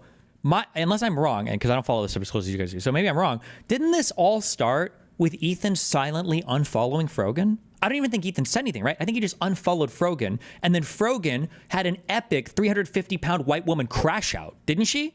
Wasn't that the whole start of anything? I don't even know if Ethan said anything. He unfollowed her, and then she lost what little bit of her mind was left, okay? Choked off by the fucking hijab she wears. The little bit of mind she had left was lost when she noticed that Ethan had unfollowed her. I wonder if that'll even be brought up here. Sam, Morg Pie, friend of the show. Olivia, Ian, Daily Dose of Internet is anti-Ethan. Jesus, this is fucked up. Pokimane, comment etiquette. Oh shit, Asmongold's in here? Asmongold follows Frogan? No, Asmon. That means you're anti-Ethan. That's fucked up. We're gonna wanna avoid these creators at the top of the list, but one tier below them are the creators who associate with them. They're essentially endorsing all of their statements. You got me, you got Anissa, I think Hassan's in there. You'd think that Hassan would be on the top of the BDS list, but that's not the case. Hassan provides additional value for people. Ethan can turn a blind eye to people collaborating with Hassan because that's what he did. You gotta be the lowest of the low to be associating with the Frogans and the Denims of the world. Well,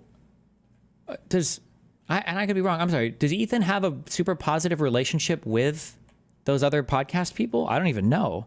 Of the BDS list, but that's not the case. Hassan provides additional value for people. I feel like this is the It's Always Sunny in Philadelphia, the lines on the board thing or whatever. Ethan can turn a blind eye to people collaborating with Hassan because that's what he did. You got to be the lowest of the low to be associating with the Frogans and the Den. Also, I'm willing to bet, and I haven't watched it, but I'm willing to bet Ethan was probably super critical of those people that did platform Hassan uncritically. That'd be my guess. Like, what do you mean? Of the world. To associate with Hassan, that just makes sense because he's famous and he's got a massive fan base. Also, Ethan still follows Hassan on Instagram, so Hassan is in his feed. And that's showing up right up on Nisa's and IDubbbz's feed. Yeah, but nobody has to guess. Like, it's such bad faith. Nobody has to guess whether or not Hassan or whether or not Ethan has a favorable opinion of Hassan. My guess is going to be that, not my guess, I'm sorry, I know this because I'm not a fucking retard. And you know what? Despite being a fucking retard, Ian knows this as well. Ethan is not saying, please unfollow these people. Ethan just wants some kind of public statement of support. That's it. That's it. You know that. But that's all he's looking for. It's important to remember that this is a living document and people can be removed or put onto it depending on how Ethan's feeling that day. You have this other tier of creators that exist below Hassan but are still anti-Ethan, but Ethan really doesn't want to bring your attention to these ones because it's kind of unpopular, you know? A lot of them are famous. It also ignores the fact that, and there's video footage of this, I think multiple times. Somebody can link that second thought clip right now, actually. And Ethan goes over this in his Hassan content nuke. Not that Hassan will watch it and not that Ian will watch it, because of course they'll avoid that like the fucking plague. Hassan will watch this, by the way, before he even watches his own content nuke, LOL. But Hassan literally explicitly says his goal is to trick normies. Hassan's goal when he goes on shows is to trick people like Ethan into thinking he's more moderate than he actually is. That's not a conspiracy. That's just literally verbatim explicitly what Hassan says. He's already watching it? Nice. It's no coincidence that Ethan stays silent when these powerful, popular men are supporting Hassan. Are these people Ethan's friends? Hello? Does Ethan expect these people to say anything? Does he have close relationships with these people? What is, like...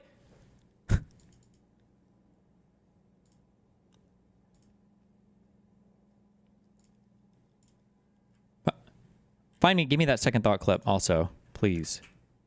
LOL.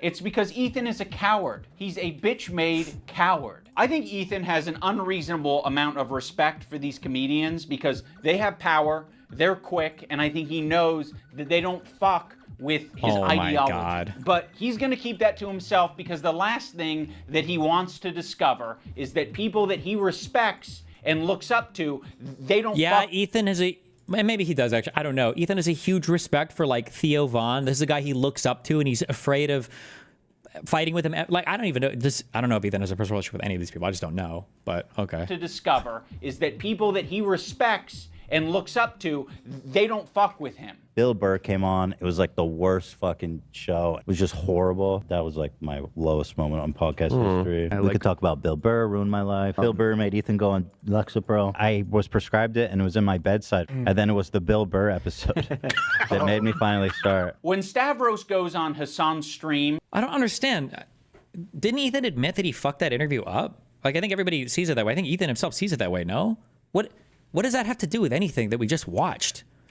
Like he's trying to draw this connection that Ethan is afraid of criticizing some people because they'll fuck him up. I don't even think, fuck, dude. I think I watched parts of this a long time ago.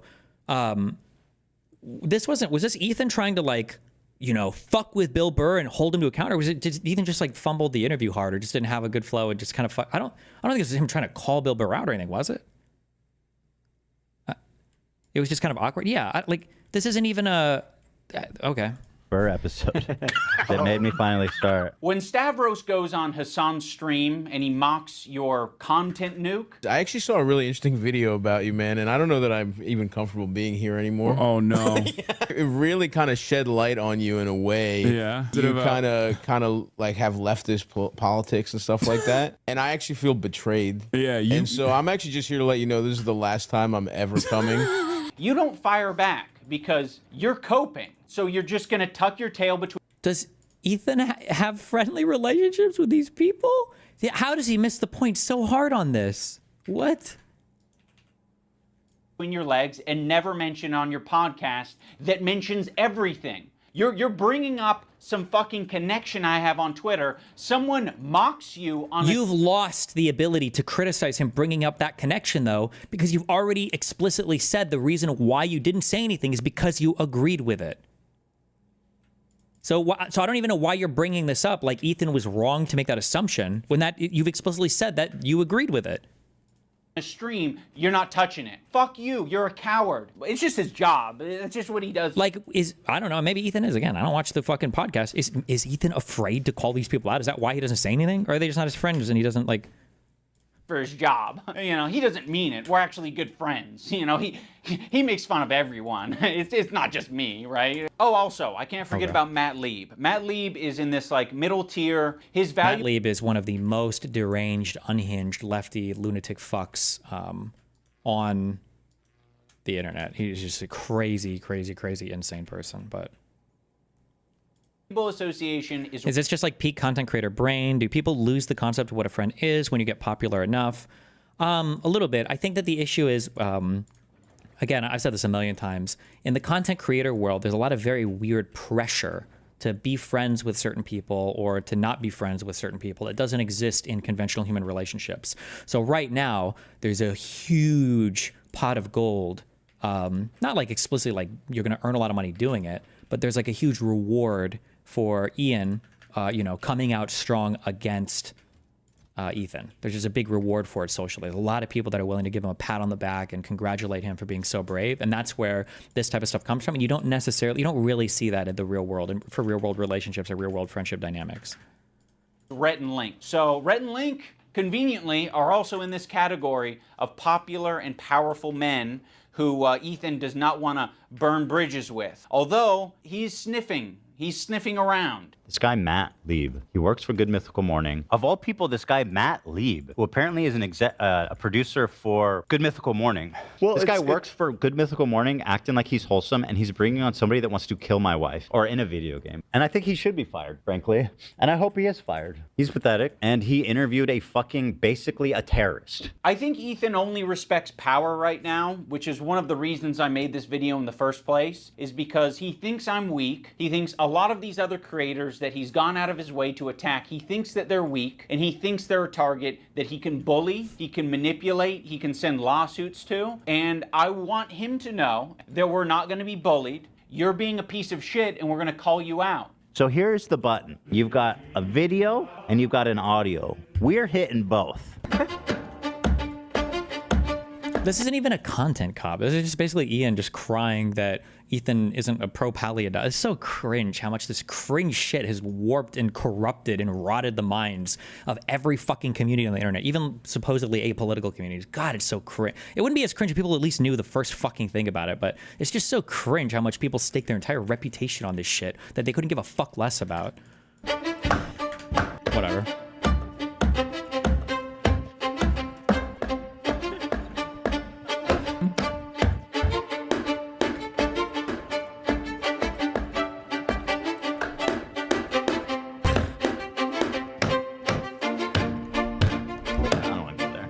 Yes. There's no point. Let's leave. Yeah, there's no need. Yeah. I don't want to. Oh, shit. Like, how pathetic are you? Don't worry if you don't have it all now. I'll go your way. I don't like pedophile. Like the Eye of Sauron. I see you. I see you out there, you fucking cockroach. You'll be living with your parents for a lot longer, buddy. Yes, please. I want to be a good Jew. I'm a good Jew. Please, guys, please. That was fine. Yeah, I don't think it was that. That was fine. Big a deal. Of all the things that Anywho. it always surprised. True. GGG chatter. Dem Aegon. It's so insane that Hassan, someone who plays journalism, is like co-signing this high school drama slut when he didn't even have the balls to directly respond to Ethan's political criticisms towards Hassan. That's true. Ethan does a full-ass video responding with substance, and some of it is mean, but with substance to all of the shit that Hassan said relating to the terrorism supporting shit. Hassan is too much of a fucking coward to even watch it on stream, okay? But Hassan is willing to help Ian do another high school tier drama slop response to Ethan. It's actually so cringe. Holy shit. Surprises me what you think crosses the line. Well, I looked at Olivia and she's like, yes, do it. Now let's talk about the button. Ethan got this button or killed. Oh, now he's going to bring up the when he attacked his employee on stream. Oh my God, dude. It's unreal. This whole thing is unreal. Switch as a response to the controversy with Cutie Cinderella. He was not able to control himself in that moment, and instead of figuring out how he can change his behavior, he spent $20,000. Dan and Hila were like, we would kill button that right now if we could. I can't change who I am. I know. That's why the kill button is on its way. By the way, these like types of switches are completely standard in every live broadcasting environment. Always. Everybody, mainstream media uses these. Everybody uses these.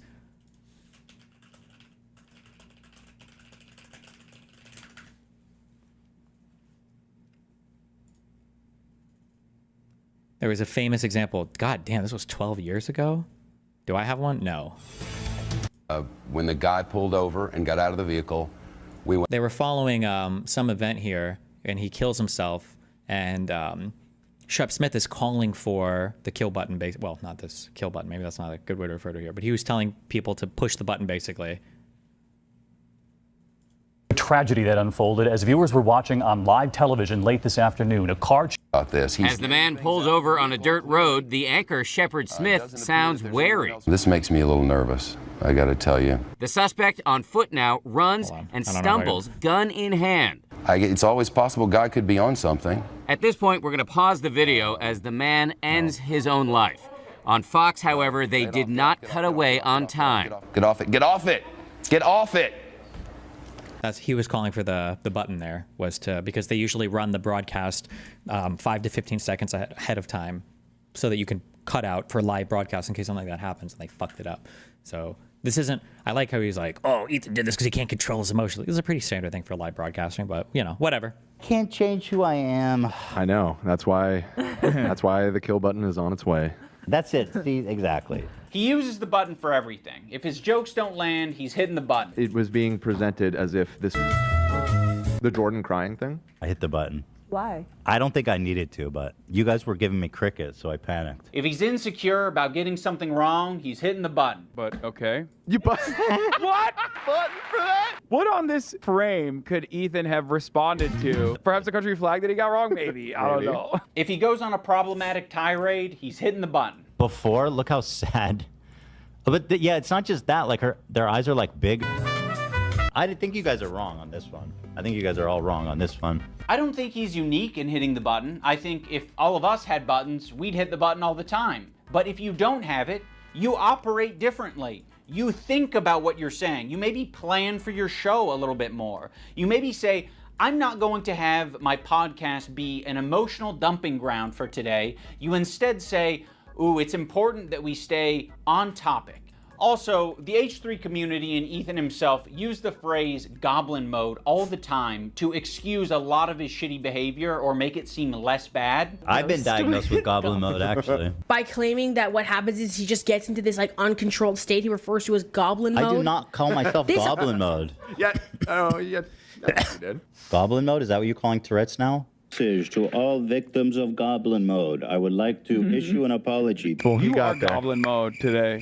You're goblin mode. Look how many times you paused the I'm trying, bro. And I don't think there's no room for using the term goblin mode. I like the idea that you're defending yourself and the little guy by going goblin mode when a big corporation or a big entity is trying to attack you. Like, if you fuck me over, if you steal money from me, if you... So it's okay to go goblin mode against big corporations, but not okay to go goblin mode against... Okay, that's great. I love that. The oppressor-oppressee dynamic, by the way, is where all critical thought goes to die. When you view everything through the lens of bigger versus smaller, it is the most thought-terminating cliche that you could ever embrace.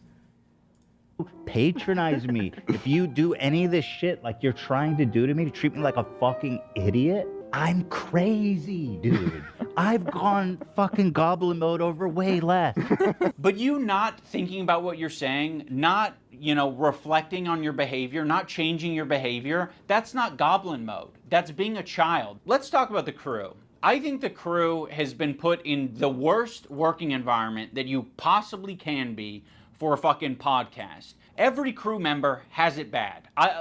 To be around Ethan, period. And now the isolation, always. This is a key part of the way these online communities, all of the snarker communities function, is always the isolation time. You always have to target people around the person that you hate, because if you can't have the influence you want on the person you hate, you can at least try to peel off every single person from around them. It would be a nightmare right now. I'm standing by every fucking syllable of that, okay?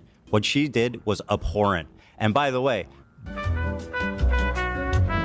Just don't. Listen, your critique of her is correct. It's just, people are sensitive about women being called that word. And so... Like, how pathetic are you?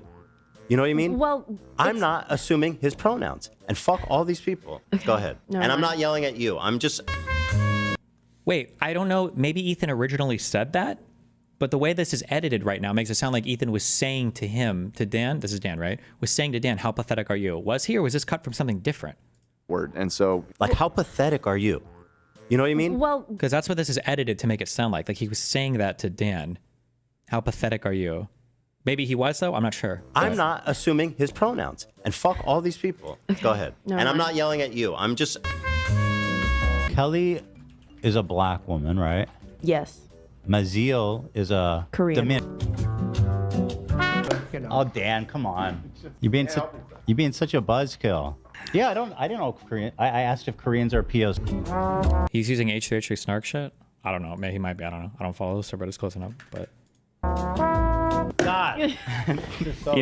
Dan's in the bathroom. Let's just not do this right now. I asked if Korean people are POCs. The one time the button didn't work and we listened to how he spoke to AB without... This is the most non-drama thing I feel like I've ever heard in my entire life, is this upcoming thing. Oh my God. Without thinking that the internet was going to hear it. It was rude, it was nasty, and it didn't have this caveat of like, I'm not mad at you. It was anger, and it was uncalled for. They get access to cover most of it. You're doing it. What are you doing? So awkward and terrible. I'm sorry, I'm not... Just like, this is what I'm talking about when it's always like... We need to get home for our kids. It's like, bro. Oh, no, I didn't want to finish it right now. I'm about finishing Wednesday. On Friday, maybe. Is it? You guys, like... All right, I'm taking my hand off the... Like, that was like crazy abusive. Camera cut away and he didn't know people were listening. This is how he really treats the place. Like, really? This was a huge snark moment, by the way. All the snarkers obsessed with it. It's like, this is the horrible mistreatment of the employee. Like, really? What? Okay, well, I heard all that. Thanks, Button. And he didn't want to take accountability for it. He immediately wanted to deflect, and he wanted to say that the Button fucked him. First of all, I appreciate the hard work. I know you've you done, do. and I I know. loved it, and I really enjoy it. But it's like every time we do it, it's like the show is what it is, and I know. it makes it. I was being selfish. No, dude, that Button f***ed me, dude. Can you imagine that Button f***ing me over like that? The Button fucked you? AB fucked you? Who fucked you? You fucked yourself by being an asshole. The thing that fucked up here, by the way, was the Button, because what Ethan said, there's no problem with what Ethan said there. If you want to criticize somebody because you think you're slowing down the content or whatever else, that's totally fine. But you probably shouldn't make those types of corrections in a public-facing manner, right? Employees should always stand together. Management should stand with employees. Like, you should always have a unified front here. If you want to criticize your employees or something, you don't do it in front of other employees generally. You don't do it in front of customers for sure. It's just super rude. So it was kind of the Button that fucked me here, because I don't think Ethan said anything that was like super fucking out of line, unless there is no other part. It's so stupid. Makes it seem like he's not a tyrant of a boss. We're doing it. Really? That's a tyrant of a boss? Have you had any real jobs in your entire life ever? That this is what you're describing as a tyrant of a boss? Really? What are you doing? So awkward and terrible. I appreciate the hard work. I know you do. And I loved it, and I really enjoy it. Dan, his producer, is constantly clarifying things on the air and making it clear that what Ethan said was a joke. Ethan is being overly defensive, or he's saying things that are like not true and he's exaggerating. People saw that. They thought that that was what you searched to I did pull not up that photo. So I'm just clarifying. Thank you for clarifying. I appreciate you doing that. God forbid. It's okay because I buttoned it. Why? Because it's not that big of a deal, man. Just Like, your how inability to. No. Hold on, Dan. How does it change anything? People knowing that we did it. It's fun when it's a surprise. Okay, well, Well, you just asked how it changed Surprise things. them on your show. Okay. All right. You know, I understand that that's These are this is abusive employees? Like, hello? What?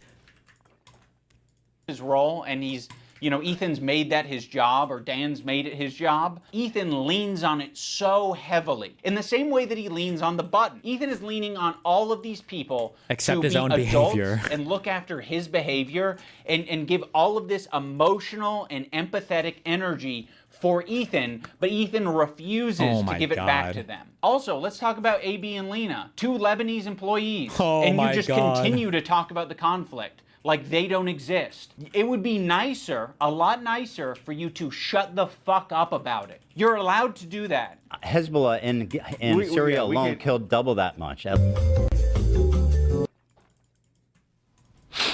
right, I'm going to move on. I just want to play Hassan talking about bad empanada. Ethan doesn't want to change, and he wants to bring the entire crew down with him because he's putting them in this position every day, right? Like, isn't the fact that Ethan is willing to hire and work with people who are who are descendants of people from the Middle East, doesn't that demonstrate that it's probably not some callous disregard for Middle Eastern lives that's leading to his, current position on the conflict?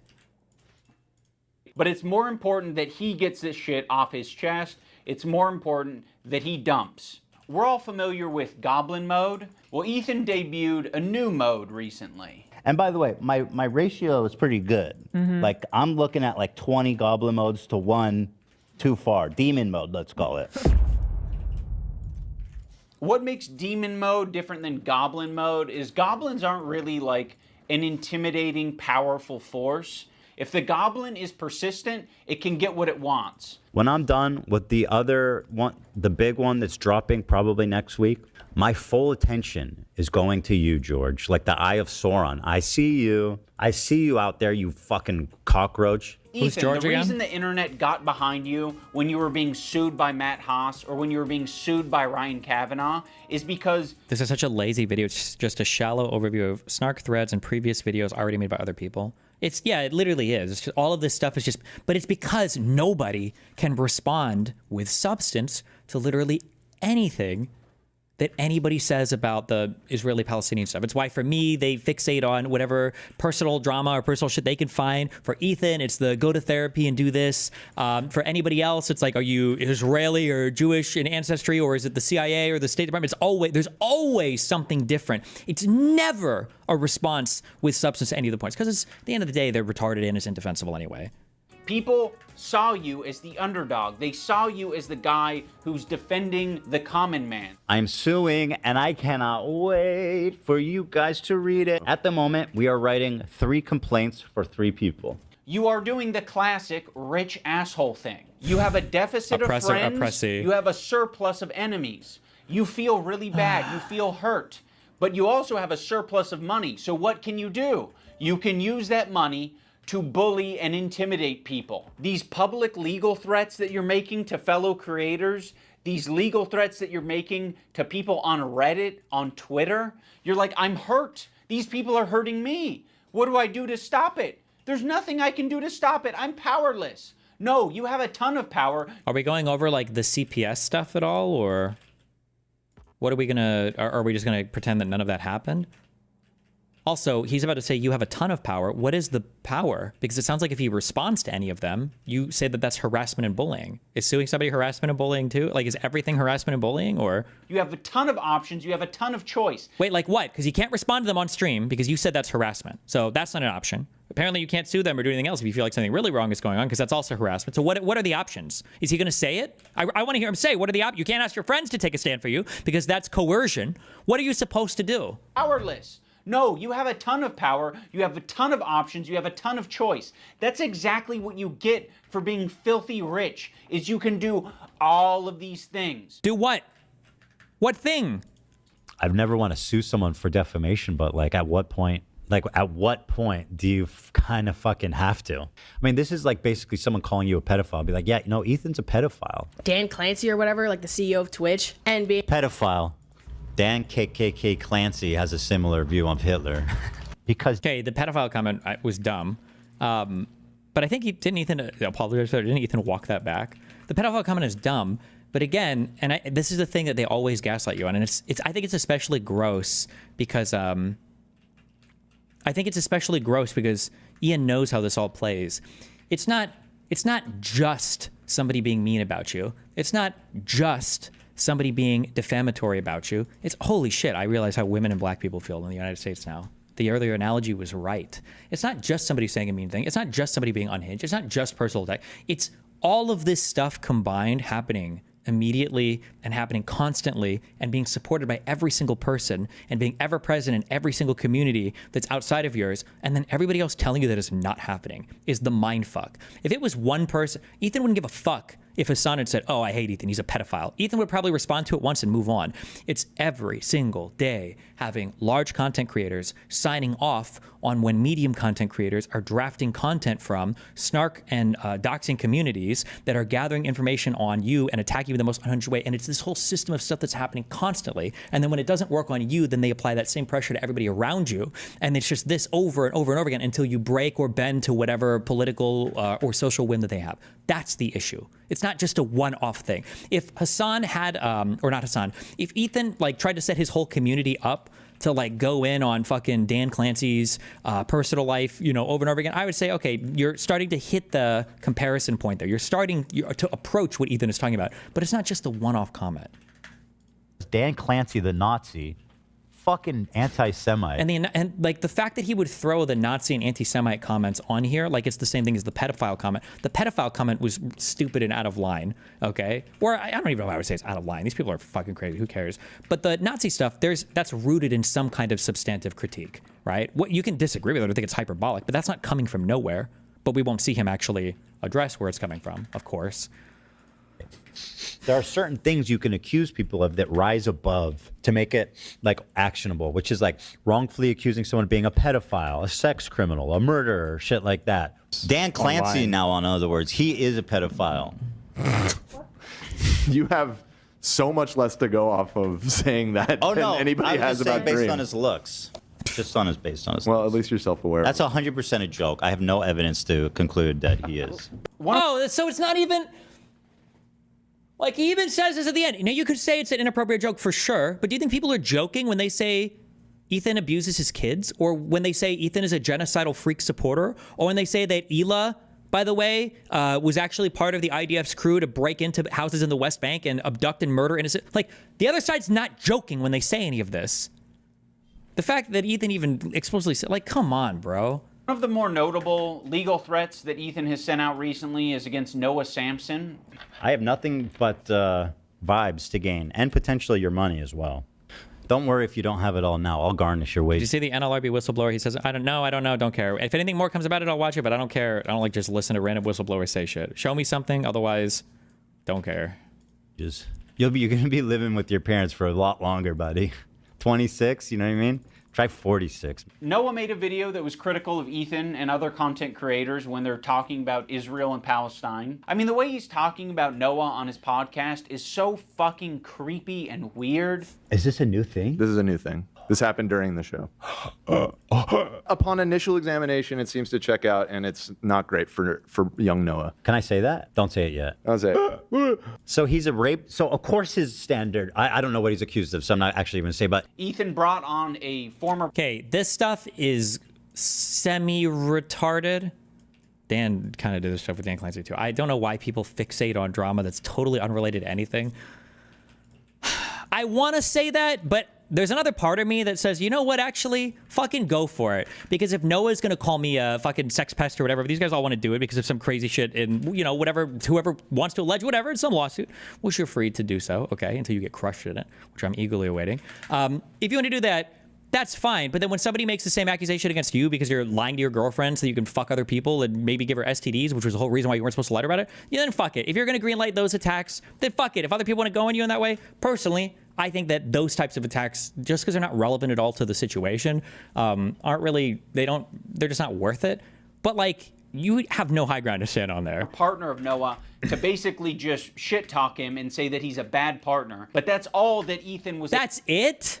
I don't know what he's accused of, so I'm not actually going to say. But Ethan brought on a former partner of Noah to basically just shit talk him and say that he's a bad partner. But that's all that Ethan was able to extract out of it. you are not accusing him of committing any crimes or doing R-word or anything like that. The accusation is that he's a sleaze. Absolutely. Noah Yeah. Sampson, as far as I know, is not a rapist. Fuck you to Noah Sampson, who's not just a liar and a scumbag, but also a creep, allegedly. Allegedly.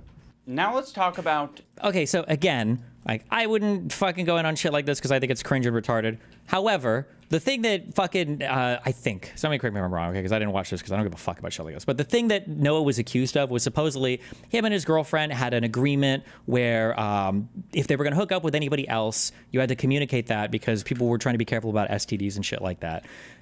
And apparently, Noah Sampson was lying to his girlfriend so they could fuck some other chick and wasn't telling her that he was doing so. And she felt like that was really gross because now she's potentially getting diseases or whatever.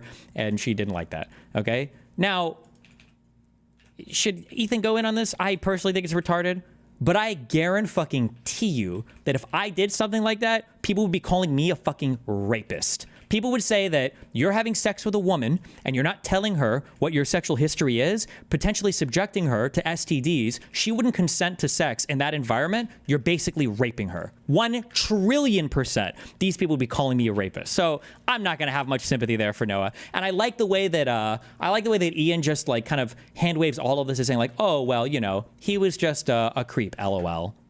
The left-leaning Democrat. He presents himself as someone like me, a left-leaning Democrat who supports basic things. The thing that made me start to question Ethan's intentions is that when he was suggested to talk to Sam Cedar, a fellow... Oh my God, it's actually so cringe. When Hassan couldn't defend any of his positions, so Hassan was like, why don't you go talk to this other Jew who agrees with me about everything, and then maybe you'll come around? Like, that was a good faith suggestion on Hassan's part. Progressive, a guy that Ethan respects and looks up to. He works with Sam Cedar at the Majority Report. I respect him and what they do there. He kept saying that it was racist or anti-Semitic to Because Hassan was literally giving Ethan like other Jews to listen to, and that was his argument for why Ethan was out of line with his position. Because before Sam Cedar, this was the same conversation, right? Where Hassan was like, "What about the Jews for Peace or the Voices for Jews for Peace or something? Isn't that what it was called? Like, what about those guys?" Like, this is literally what Hassan was doing, was appealing to token Jews to try to get Ethan to change his opinion on shit.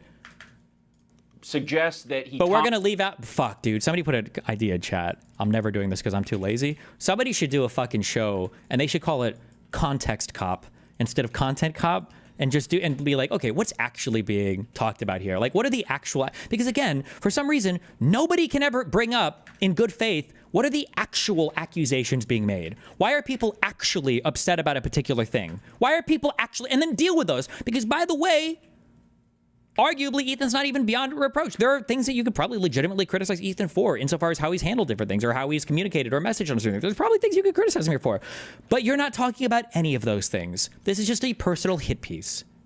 You do there. He kept saying that it was racist or anti-Semitic to suggest that he talked to someone who's within the same ethnic group as him. That's why I said yesterday, like, I urge. I like how he doesn't even say like someone else who's a Jew. He's like someone else who's within the same genomic ancestral GWAS pairings, like who's within the same ethnic group as him. That's why I said yesterday, like, I urge Ethan to talk to Sam Cedar. There are very thoughtful, very kind anti-Zionist Jews out there that he could talk to. God. I don't think that I will be able to reach him. What's the insinuation that I only listen like that Ethan just can't understand because it has to come from another Jew? Like, oh my God, bro. Other Jewish people? You need to talk to my pre-approved list of. Like, if anything, Hassan, as a Turkish person, should be able to communicate this to Ethan way better because the Turks have engaged in way more genocide. Bro, Israelis cower in fear at how mighty and amazing Turkish history is when it comes to genociding huge groups of people. Israelis are jealous. They wish that they could genocide with 1/10 the efficiency that the Turks could do it. If anybody could communicate, anti-genocidal or whatever talking points to Ethan, it should be another fucking Turkish person. Like, fuck. What's the insinuation that I only listen to other Jewish people? You need to talk to my pre-approved list of Jews that like agree with me on everything. It doesn't matter if they're Jewish, dude. It doesn't matter if they're fucking Jewish. I think most Jews. I don't think Jews at large view it. I don't think that is the. In what position are you to even say that? It's not motivated by myself. It's motivated by Jews against anti-Zionist Jews. Seriously, how can you speak for my entire ethnic group? I find that really interesting. Ethan, these clips aren't displaying any hypocrisy.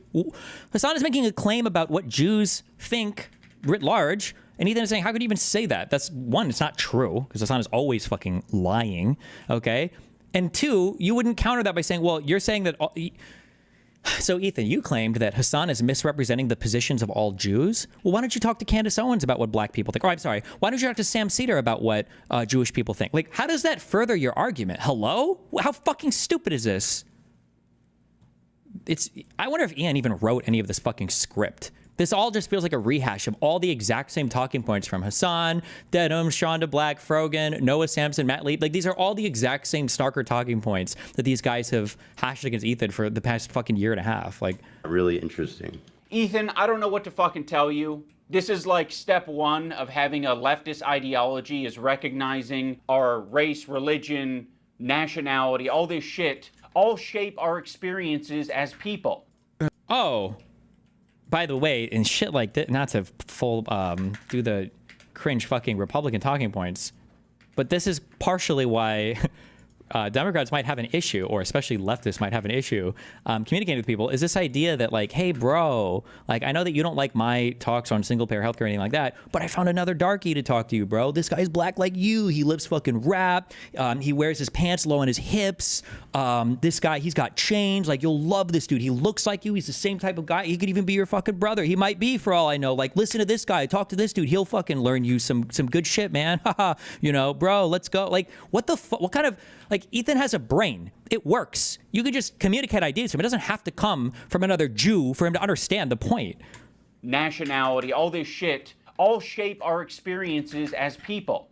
That's the reason why it'd be better served to have this conversation, not with myself, but with an anti-Zionist Jewish person. Why does it matter if they're Jewish? Because I'm not Jewish, and you've said in this conversation that, like, how can you tell me how to feel about the situation? No, what Ethan said was, how can you say that Jews feel this same thing that you're saying they feel when all the survey data and all of the actual polling positions completely disagree with you?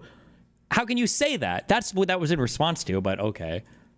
Yeah, but how is one person of representative of Jews at large? I'm just telling you how Jewish people around the world interpret. The difference is Hassan is citing a contrary opinion, right? So for instance, when I say black people in general in the United States don't feel like they were lucky to come over on slave ships, and you go, well, Candace Owens could actually tell you a lot of cool stuff about that. That a lot of black people are really grateful for slavery, that they can be here now instead of wandering around as hunter-gatherers in sub-Saharan Africa. It's like, well, hold on. I don't think Candace Owens speaks for all black people here. Oh, ha! Oh my God, got him. So you do speak for all black people? You see how those statements were exactly the same? You claim that black people generally didn't approve of slavery, and I claim that I know one black woman who can speak for black people that do agree with slavery. See how we're making the same type of statement? No, that's not the same statement. What a stupid fucking point.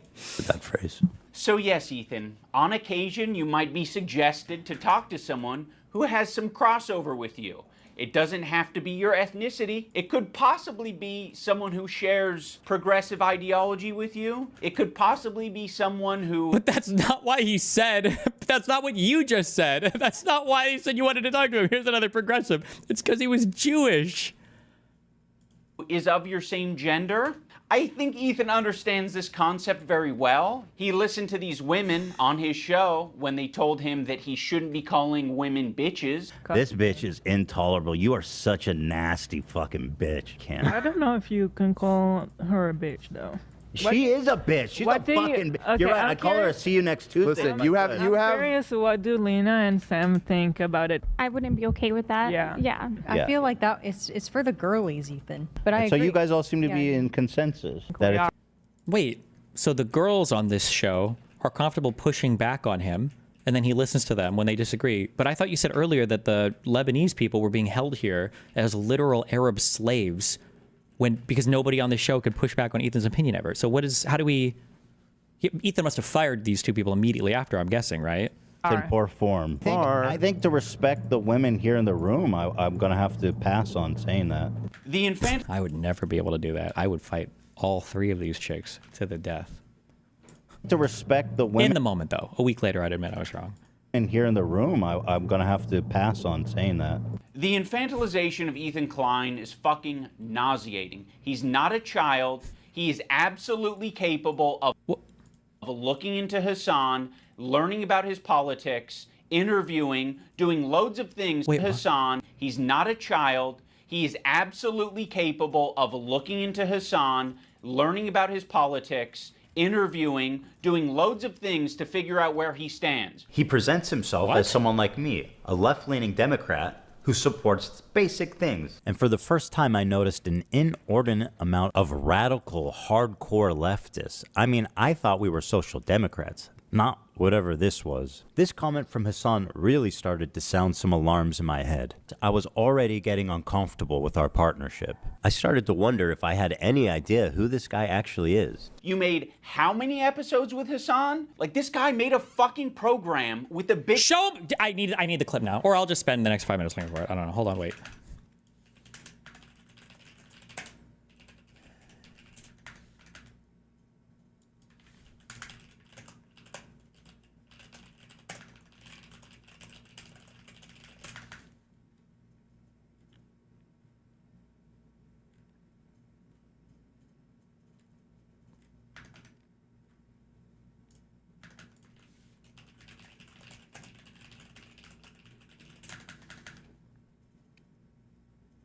It's the clip of Hassan talking about how he tries to trick people with his beliefs. Like, I wonder if Ian will bring that up at all here, but he probably won't.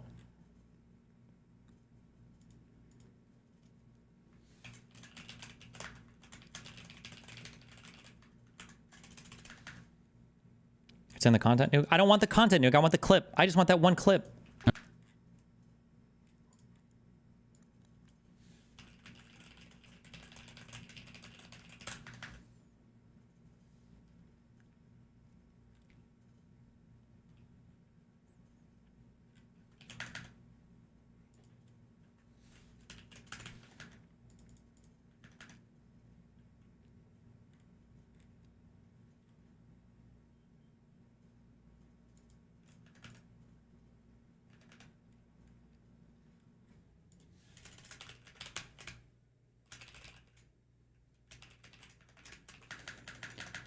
Okay, well, watch it in the content, Nuke. I wanted the full clip though. I didn't want the. I don't know if this is if he cuts like a fucking if he cuts a thing from this or whatever. But okay, we'll just watch it here, I guess. Level to funnel in normies into radicalization.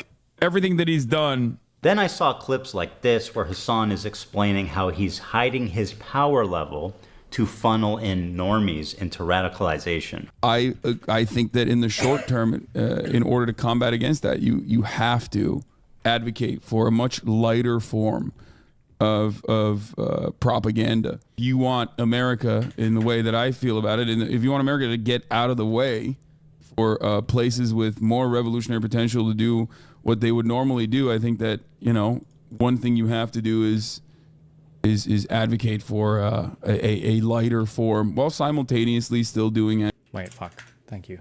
But it's really hard to find accurate. Okay, we're listening to the whole 4 minutes of this. Okay, I'll speed this up a little bit. This is Second Thought, Tanky guy. Tankies are radical ML Marxist-Leninists who believe in killing and murdering people in order to further their political ideology. That's not an exaggeration. It's explicitly what they want to do. Yeah, I mean, for me, it was a pretty run-of-the-mill radicalization process. You know, Bernie came around, and I was like, oh, wow, he's saying stuff I haven't heard before. Yeah, why is our healthcare so expensive? Stuff like that. And, you know how it goes. I heard the rhetoric like, oh, he's not actually a socialist, he's a social democrat. I'm like, okay, what's the difference between social democracy and socialism? And then I'd read a little bit more about that. And then the turning point for me was when I picked up State and Revolution and read that. And then things started to click. Great book. Oh yeah, it's amazing. For anybody who hasn't read State and Revolution, it's short, it's easy to read, it stood to the test of time really quite well. He's a funny guy, like sassy. I love it. That was an interesting process because, you know, a lot of Americans, myself included, were by default kind of apolitical in that it doesn't really affect us very much. You might dislike conservatives depending on where you live because they're, you know, loud and obnoxious and racist and all that stuff, and so you've got a gut reaction, negative reaction against that. But that doesn't mean that, you know, you consider yourself political, and I was that way. But it's really hard to find accurate information here in the U.S. when everything from, you know, our textbooks to like children's shows to, you know, sitcoms as you grow up to the news to movies, blockbuster movies, it's all so steeped in anti-communist propaganda, you know, even to this day. And it's so you have this ingrained cultural revulsion or fear of anything that is seen as un-American. And that term has been so heavily conflated with left-wing economics, left-wing politics. I mean, properly left-wing, socialist and beyond, not the Democrats, which are clearly a right-wing party. What do you mean? The Democrats are... I thought they were communists. What the fuck? Yeah, this morning now that they've arrested their political rival, Donald Trump. We are living in communist America. Yeah, I don't get it. It's when the government does stuff. Yeah, it's interesting. It's frustrating, and it's why I made my channel the way I did. When I you know, not to sound conspiratorial or anything, but like when I had my eyes open to the reality of how the United States actually works, I was like, okay, how would I have wanted this explained to me when I was first learning about this stuff? And so that's why I took the 101 approach, because, you know, the average American it's not just that they're starting from square one, they're starting from like square negative 30. You have to first pick apart all of the things that have been programmed into them, and then you can start to build upon a basis of reality. You're describing the reason why so many people simultaneously consider me to be a Democratic Party mouthpiece or a suck dem or whatever the fuck, but also a threat to America as well, because I do, just like you said, I do advocate for social democratic reforms, and I do think that in order to develop any kind of mechanism of pushback, a robust labor force that has any kind of, you know, speaking power, any kind of fighting power to strike at the heart of the imperial core where value is generated, I think that in the short term, in order to combat against that, you have to advocate for a much lighter form of propaganda. Despite, you know, I perfectly understand that social democracies benefit tremendously from American imperialism, Western imperialism, and would not exist in the way that they do without such atrocities committed, right? But, you know, if you want America in the way that I feel about it, and if you want America to get out of the way for places with more revolutionary potential to do what they would normally do, I think that, you know, one thing you have to do is advocate for a lighter form while simultaneously still doing agitated propaganda that goes beyond, you know, social democratic ideas. I just wanted to like put emphasis on the exact point of the so-called radicalization funnel, where, for example, Hassan and JT catch them while they're young, as they say, and then they start looking into this new idea, etc., and then move forwards through the funnel, get more and more informed, get more and more radicalized, and so on. Can only work and can absolutely utilize, for example, the stuff that Hassan does, because Hassan does one very particular thing that social democrats that, for example, would never call to this podcast or we would give a lot of shit to, because they cut the funnel from both sides. What do I mean mean by this? They introduce people to, lukewarm socialist ideas, etc., and then they want to keep them there, right? Well, whenever Hassan introduces people to socialist ideas, yes, the lukewarm, not so scary sounding ones, keeping your power levels low, hidden, and so on and so on.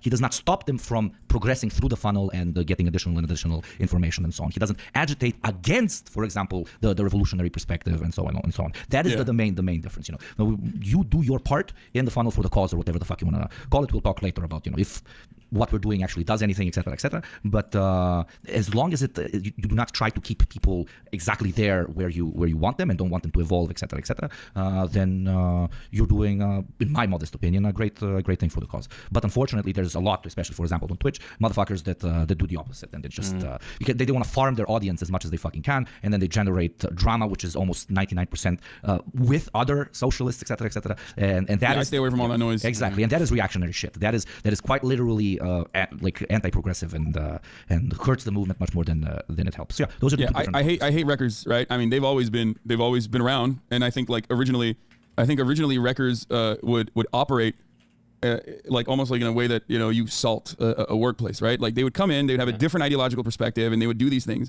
Nowadays, I think in America, especially, American exceptionalism, American individualism, American capitalism is so ingrained in the minds of people that they do it without realizing. Like there are plenty of forms of what people would consider radical politics in leftist spaces that that people engage in, where they are unintentionally doing wrecker shit without recognizing that they're doing that. You have anarchists, radlibs. I mean, I guess there's more historical precedent to that, but you have so many different flavorings of the Nat socks or whatever, which is hilarious because that's just the most anti-materialist perspective you can have, nationalism in that regard, and all this other stuff that people engage with, and it just purely is that fight is purely fought on aesthetic grounds, which is inherently one, a mystification of class politics, and two, very liberal. It's the most liberal thing you can do to be like, oh my god, you wear expensive clothes, you're fucking not a real leftist. You need to, as a leftist, or as an anti-capitalist or socialist, you can't have a house. You can't make money. You need to live like an aesthetic. Yeah, which is inherently, it's inherently anti-socialist. I'm no dengist, but the entire point of what Hassan does is to serve as a funnel to more radical places. He's not actually a sockdem. He tries to catch people when they're young in their political journey so that he can prepare their minds for more socialist slop and then sends them further down the line. Hassan is completely and totally open about all of this. He is completely open, completely honest. He said all of this. This is 2 years old. He said all of this. So for this type of mindfuckery to happen, and for Ian to be like, well, why did you have him on your show? He literally explained this. Ethan has this in his content nuke about Hassan. He literally says it.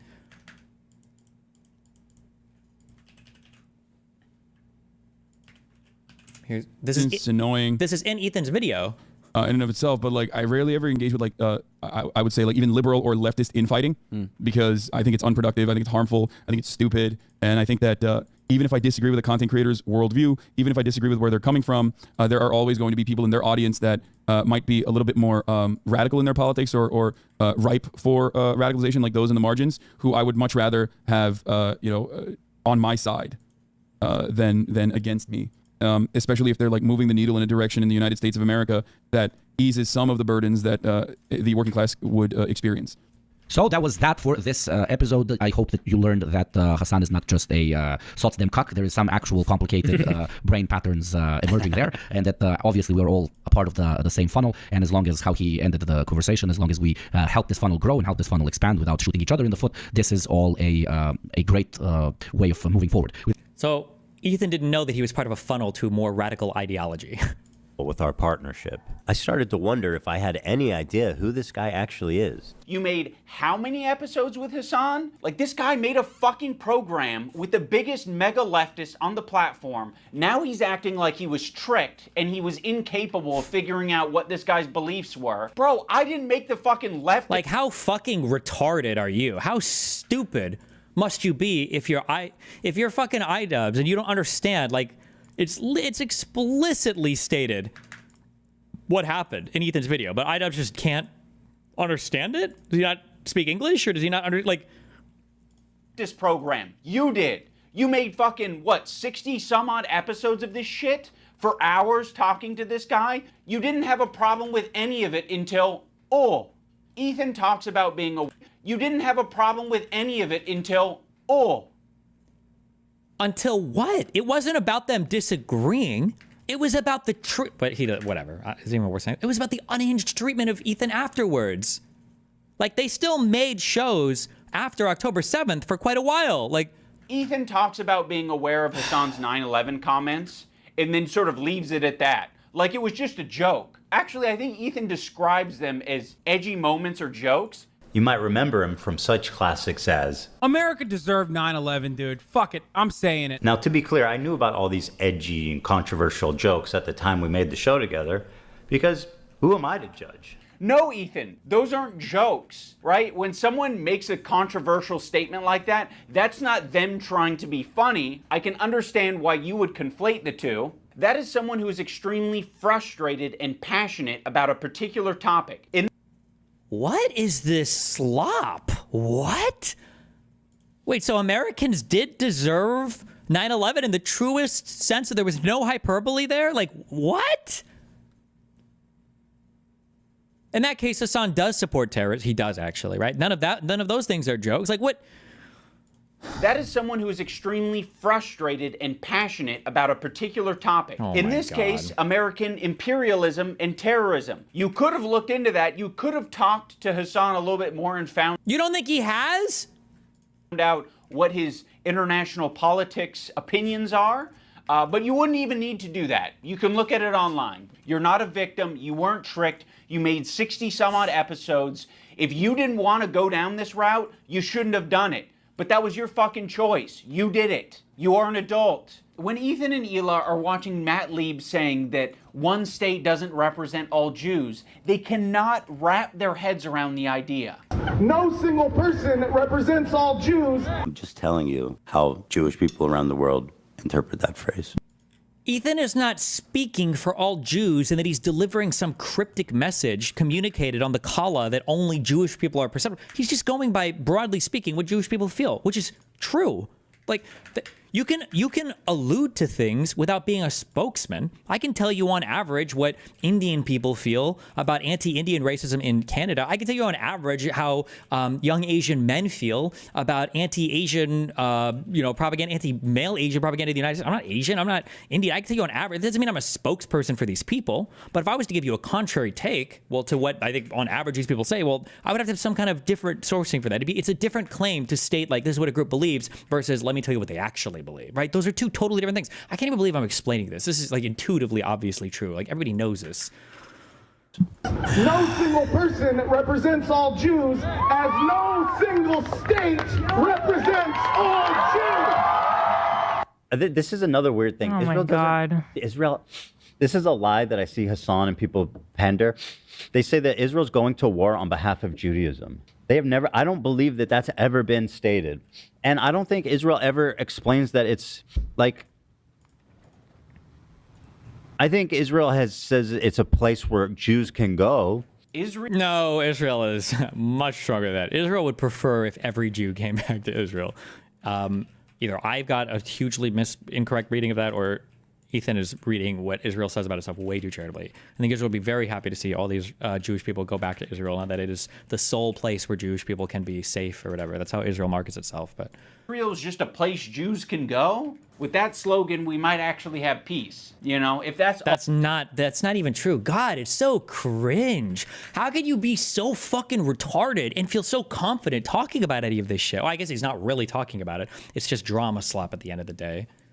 all you're defining Israel as is a place Jews can go. Like, sure, it sounds like America to me. Like, all right. I don't think that Israel said they represent all Jews. I don't think that's a stance. We're like, hey, displacing Palestinians is all Jewish people.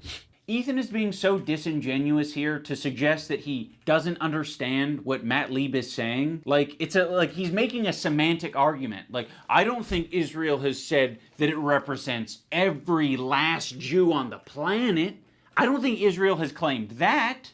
They're not going to say that their most genocidal behavior represents anything to do with them, okay? But what they are going to do is they're going to inexplicably link Israel and Jewishness together, so when they're being criticized, all of a sudden they have the perfect defense. Oh, another thing I need to mention. there was a tier list. It was called the Who Can Say Habibi tier list. It was presented at TwitchCon as like a panel that was just meant to be lighthearted. He's about to and play fun. defense and for this. Ethan lighthearted Klein and fun. Saw that, and he decided that it was anti-Semitic. Tier list them, and we're going to need your help to discuss and figure out who It's can. just this is just slop. It's snarker slop.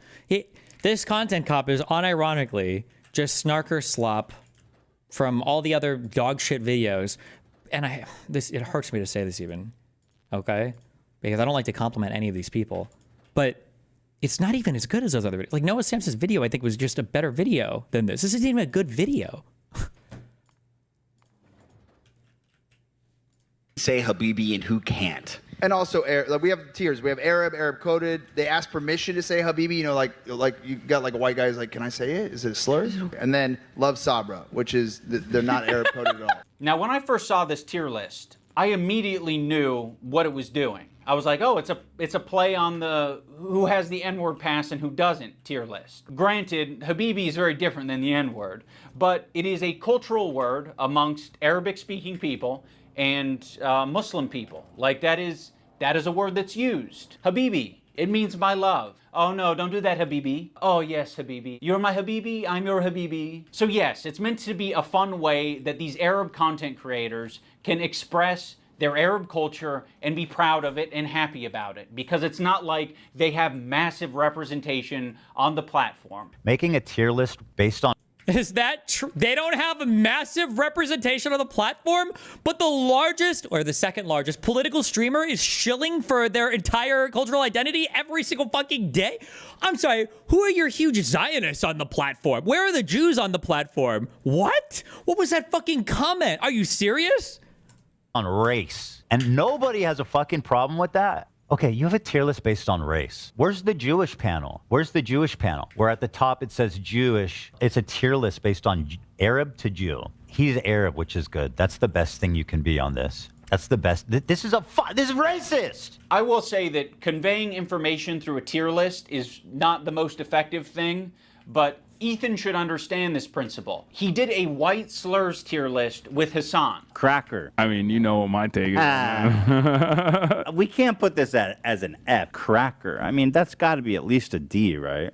Pale face motherfucker. Pale face. I mean, again, I think that's an F. Ethan, well, sorry. Increasingly you can't say. I was going to say, this is different because Ethan is white. It's not the same thing. As the guy who is famous for doing the N-word tier list, you would think Ian, of all people, would understand the difference here, right? But nowadays, Nazis don't consider Jewish people white. I don't even know. Maybe leftists don't consider Jewish people white anymore. I'm actually not sure. So maybe now we've moved on to a world where we don't say that anymore, and the only white person involved in this skit is Hassan, who is very clearly and obviously white. But like it's not the same thing.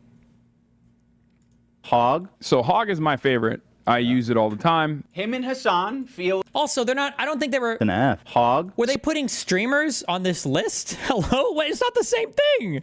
So hog is my favorite. I use it all the time. Him and Hassan feel as though they are white guys, so they felt very comfortable talking about white slurs on their tier list. I think I'm more white than you. What do you think? I think I'm white. Like, I'm super white. Can you understand why Arabs might feel comfortable talking about Arab shit on their...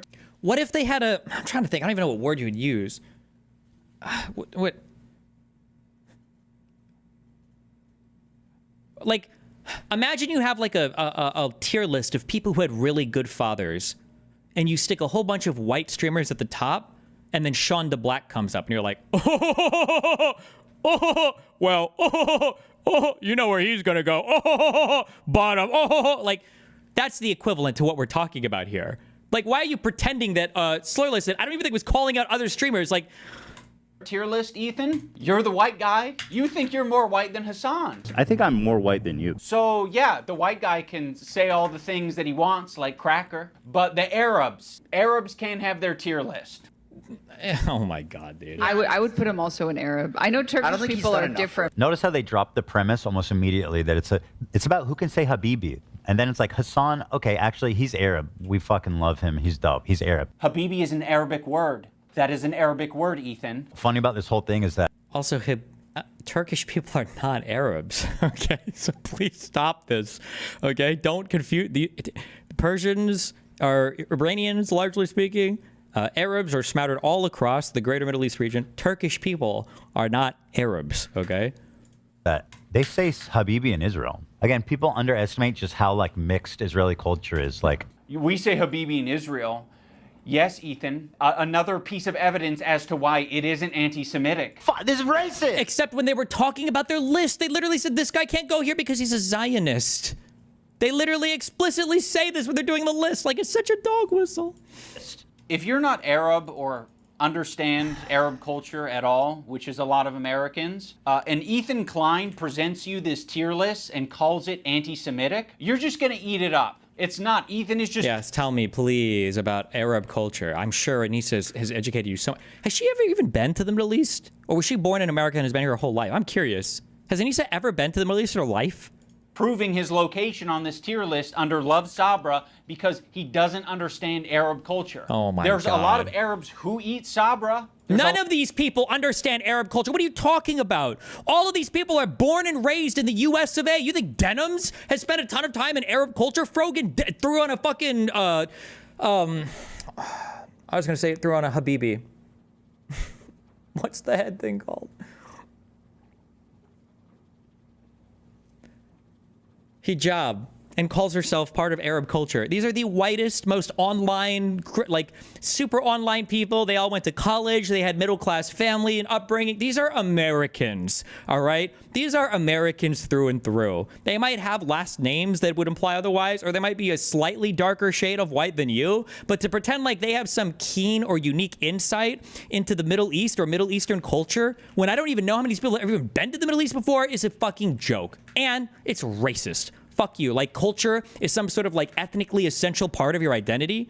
A lot of people like me who eat Sabra. Fucking yeah. Frogan was on a show talking about how horrible Israel was. This is like a few months ago and didn't even know what the fuck a Druze was. And she says she's fucking Lebanese, right? Like, what the fuck?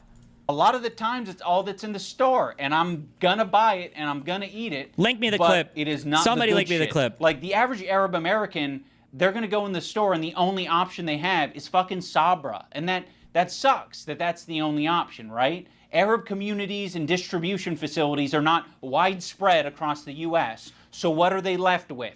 They're left with a common, relatable, shitty hummus, which is Sabra. And what's so fucking pathetic about this whole thing is after he was able to get these Arab creators banned off of Twitch for 30 days, he goes on to talk about how bad Sabra hummus is on his show. I don't think anybody prefers Sabra over homemade like restaurant quality hummus. You know, it's what's there. Like weirdly fluffy. It is Sabra. fluffy. Weird. Yeah. I would buy it sometimes and eat it. It's not the best. The problem is with Sabra, in my opinion, it's only good for the first 2 days. For some reason, like when you eat this Sabra shit, it just feels so much heavier. Imagine eating a whole fucking vat of Sabra. That's crazy. Yeah. I've never liked hummus. Oh, okay. Well, you hate Jews then. I don't. And Arab. Just one day after the October 7th massacre a year ago, Hezbollah joined the war against Israel. It launched an unprovoked attack on our cities, killing civilians without distinctions. Jews, Christians, Muslims, and Druze. Okay, so they said that they're killing Druze we talked about last time. It Druze. was, There was the village in the Golan Heights. By the way, I'm pretty sure Lebanon has the second largest, I think, population of Druze in the world. By the way, the first is, I believe, Syria. Who knows how many are left? But I thought you were Lebanese. I thought you had a huge tie to your culture. Like, how do you not? The rocket came down and hit kids playing soccer, but everyone says Israel shot the rocket down and it hit the kids playing soccer. That was in the Golan Heights. Muslims, it killed one person in Palestine. It hasn't killed any Christian Palestinians that I'm aware of, or any Christian Israelis, and it hasn't. I don't think. Druze. And I think it killed Jews. I think it killed IDF soldiers. So I think Hezbollah has not killed anyone else. Israel has decided to put an end to this. We've decided to do whatever. It's completely impossible to be Lebanese but not know what Druze is, because she's not. She's not Lebanese. She's an American. I don't even think there's. Is there? Would you even consider there to be like a Lebanese ethnicity? Like there are so many different groups of people that live in Lebanon. There was supposed to be the tri-equal religious representation in the fucking government. There might be people who are considered. I actually don't even know that, but she's an American. She doesn't know fuck all about the Middle East or fucking Lebanon. Where is necessary. She knows about. She's from Michigan. Okay. People safely to their homes. By killing people. Israel has a right to defend. Listen to this part. Israel also has a right to win, and Israel will win. Israel has a right to win is fucking insane. That's crazy, insane. chat. To win what? Return to where? To Lebanon. No, what they're saying is they're trying. So what he's trying to do is he's trying to get rid of. He's bullshitting. The people, okay, he's got over 100,000 people in northern Israel that will not go back to their settlements in northern Israel. Goodbye, go back to fucking Brooklyn, bitch. Like, you have your... That's racist, by the way. That's a racist dog whistle. Arabs love to use this one on Jewish people, is the idea that Jewish people were never actually from the Middle East ever. They didn't exist in the Middle East ever. Jewish people are all transplants from either Europe or from the United States. But, you know, we're not going to call that out. Fucking house there. Okay, so that... But whatever. Arabs. Yeah. This is racist. Yeah, it's almost like you can have a discussion about Sabra hummus being a bad hummus without it being at all related to a Jewish thing or an Israeli thing. He can have that discussion as much as he wants on his podcast. In Lebanon, we make fun of these people, OG. Everybody makes fun of Americans that do that. For Americans that say that they're Irish or Italian, when they're American Irish or Irish American or Italian American, everybody around the world makes fun of Americans that do this shit. Arabs are not unique here. It's cringe. Because we all know his intentions are anti-Semitic. This is what he did. He hit his heart hard. The Zionism is leading to... How was that? He was literally showing something that Elon Musk did. Are we pretending like he was... What was even the point of that? Hello? Not accepting other cultures, embracing their own culture, and instead thinking that that is an attack on you. There's this incident on the podcast... Wait!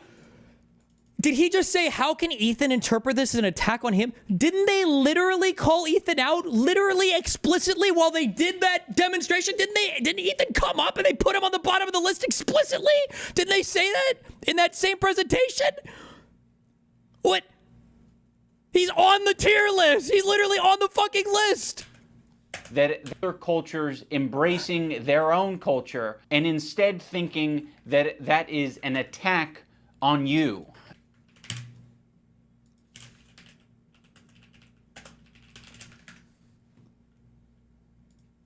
Collapse so that you can make sure that there's actually human.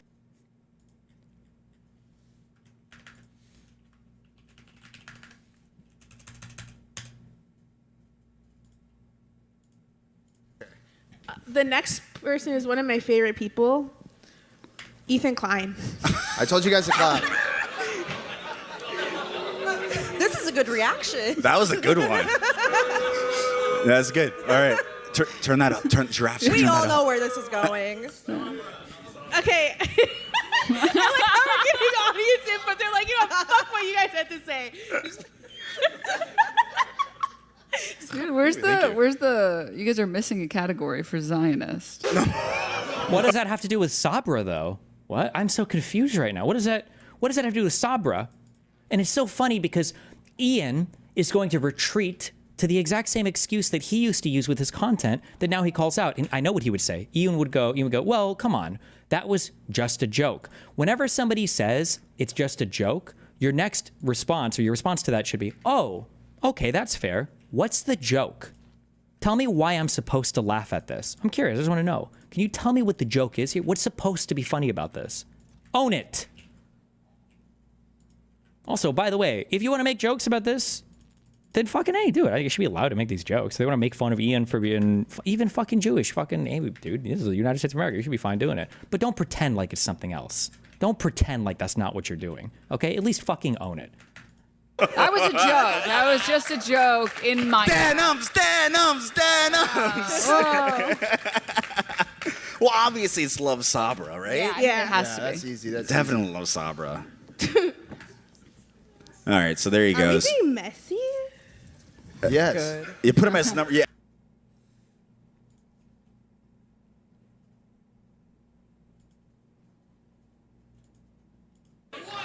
Security. We got a heckler. Next is XQC. Damn, they're missing. Yeah. Oh my god, that's so mean. We should at least move him up one. Let's put it on Love Sabra, maybe. Yeah, yeah. He's like its own category. It's its own category. He's in. Yeah. The bottom. Mike. Mike, I'm sorry. Don't make him kiss, Scoot. Don't make him kiss. The panel has decided. Yeah, we're not debating here. You guys, I may look like Hasanabi, but I'm not him, honey. You don't look like Hasanabi. You look like Miskif. We already said that. The next person is Myth. Arrow. Okay. Like, they mentioned him like 3 or 4 times in this video, and he's like, why are you making this about you, bro? Sure. And instead thinking that that is an attack on you. There's this incident on the podcast where they were reacting to Cutie Cinderella, and Ethan was laughing during it. So that ended up being a pretty important wake-up call for Ethan. He made an apology video directed at Cutie Cinderella, and it was graded by a professional psychologist, Dr. Kirk Honda of Psychology in Seattle, and Ethan got an A+ rating. In terms of a public apology, this is A+. Ethan won't stop talking about his A+ rating. You know, he rated my apology to Cutie Cinderella a perfect score, a perfect 10. A perfect 10 out of 10? Literally 10 out of 10. Go back. I can teach you how to make a Right. good apology. I'm Right, the best at 10 it. out of 10. I know what a perfect apology is, lady. You fucking don't. Is my perfect apology in this PowerPoint? Dude, I got a perfect 10 out of 10. This one is actually best apology, so. Ethan Klein, you guys, oh my God. I was trying really hard to think about an impactful moment during I'm gonna be honest, if some psychologist guy reviewed my shit and said I ever had a 10 out of 10 apology, that shit would be in a frame in the back of my stream. this video. Like, could I do something that would really wake Ethan up? And I don't know if this came from a good place or not, but I came up with the idea of... Oh my God. Of bringing Kirk on stream to criticize Ethan's behavior. No shot. I actually like that Kirk Honda dude, or at least I've never seen anything cringe or bad from him. Is that what's about to happen? Getting Ethan's grade changed from an A to a B at least. So I went to visit Psychology in Seattle. I'm not confident that Kirk will change his grade, but it's worth trying, and you know, we might learn a thing or two. Xander! Probably get pretty low marks. Unlike me, perfect score, 10. I said, hey, Lud, no wig drama. Why are you such a spineless coward of a person now that you've inserted yourself and your girlfriend into this conversation? Okay, iDubbbz, I hear you. You're in the room with me right now. I hear you. I hear your request. I understand it. I can understand where it's coming from. And I guess have a policy that when there is a grade for an apology, I am just grading that discrete apology as I see it without taking any consideration of prior or future behavior. If you're wanting me to comment on the overall behavior or the recent behavior from the clips that you have shown me, I believe that Ethan is a good person and that eventually he will feel sorrow and will feel sorry and will apologize, and I will be there to evaluate that apology when it happens, which I know it will. Oh, bro. What a fucking based god. Oh, this guy did the same when I think Brittany Simon got to talk to him about some comments I'd made about the body remembers and trauma because Brittany's illiterate and she tried to read this book and didn't understand it. And she tried to like super load a question against him to say that I was like pro raping promiscuous women, and he saw right through it and fucking answered her correctly. Oh, hell yes. Brother, this guy stinks! Unfortunately, Kirk did not change his grade. And that was even after Ian showed him a fucking Hitler salute montage of fucking Ethan Klein, so... But that's okay, because this is the internet. Anyone can have their own official apology rating system, so I'm going to rate Ethan's apology a B-. That's just based on my own feelings and my own rubric. When Psychology in Seattle was watching these video clips of Ethan, he said that it looks like Ethan could just use a hug. Now, of course, it kind of pisses me off to hear that shit, because I'm like, what are we doing? What are we saying? He needs a hug? No, he doesn't need a hug. He needs a good fucking ass whooping is what he needs. I think something that's very important to me in... Wait, so were they just mentally troubled and they needed like therapy, like you said before on your podcast? or were they just venting and being emotional? I thought you said over and over again. I thought I heard him say that earlier that, oh, he's just being emotional right now. But now it sounds like he's not being emotional. Now he needs, like, there's something else going on, or I don't know what the fuck Ian's position is on this now. Bringing back Content Cop is to be fair. I think that was something that was not illustrated in previous Content Cops that I think should have been, and probably wouldn't have left me with so much regret. Ethan deserves all of the criticism that he's getting. I think it's very valid. But I also think, at the end of the day, we should acknowledge that he's human, because he is human. And he is in a situation that's making him extremely scared, paranoid, defensive, like this type of shit. I just want you to know, and that's fine if you pretend, but don't pretend like you care about mental health or any of that cringe shit. Just be based. Tell people to kill themselves. Make fun of people who are on SSRIs. Make fun of people who have depression or anxiety or GD. Just do that. Just embrace the I can't say the words on stream anymore. All the slurs and everything you used to. Just do that. Go full in on it. But don't do this lefty bullshit of like, oh, you're presenting, these criticisms of what another person is saying. Well, maybe you're actually just fucking crazy, dude. Did you ever think that maybe every single thing you're saying is just the result of some huge mental health ailment that you're not capable of perceiving? But me, who exists, by the way, among the ranks of your harshest critics who constantly perceive, maybe I am able to perceive that thing that you're not. And I am able to diagnose you with that problem. And I am able to tell that every single thing you're saying is just coming from a place of deep insecurity and deep depression. And you just need to log off and touch grass and take a break. But like, this is the worst type of gaslighting in the universe. The internet was a better place when Ian just said the N-word. Like, it is the most mask-on, deranged type of criticism that will make you feel fucking insane and is intentionally framed to do it that way. Like, just go back to saying slurs. At least it was a more honest presentation of what you actually felt, instead of pretending like you care or give a fuck about any of these people. sensitive, and I'm sure other features and feelings. In the spirit of Kirk saying that it looks like Ethan could just use a hug, I have challenged some of his most powerful haters to put down the haterade and just say something nice and charitable about him, because I think he deserves it. I just wanted to say that I respect that you are genuinely yourself on the internet. I think a lot of other people respect you for it as well. I think that's a big reason why people were drawn to your content in the first place. I think that's a lot of the reason why. This is not... Can I get Dr. Kirk on it? Somebody connect me. Give me his email. I want to rate these types of compliments. I just want to compliment you and say that you're authentic, or at least you were. That's why people used to be drawn to your stuff. I just want to compliment you, say that you used to be somebody that people watched your content to see how authentic you were. You're not anymore because of the current issue we have. This is not a compliment. Hello? Your employees chose to work with you over anyone else. Ethan, I think it's respectable that you even began this journey to leave behind the anti-SJW crowd and step into a more empathetic worldview. I know it's not easy. Ethan Klein. That was at least a genuine compliment. I think that when you are being goofy, when you're being silly, when you are being lighthearted, and just having fun with your friends, I think that is when you're at your best. That's not a compliment. These are so transparent. Wait, am I crazy? Or are these not the most... that was not a compliment. Hey, I think you're really good when you don't talk about shit that actually fucking matters. Just put on the fucking hat and dance, clown. Okay, that's not a compliment.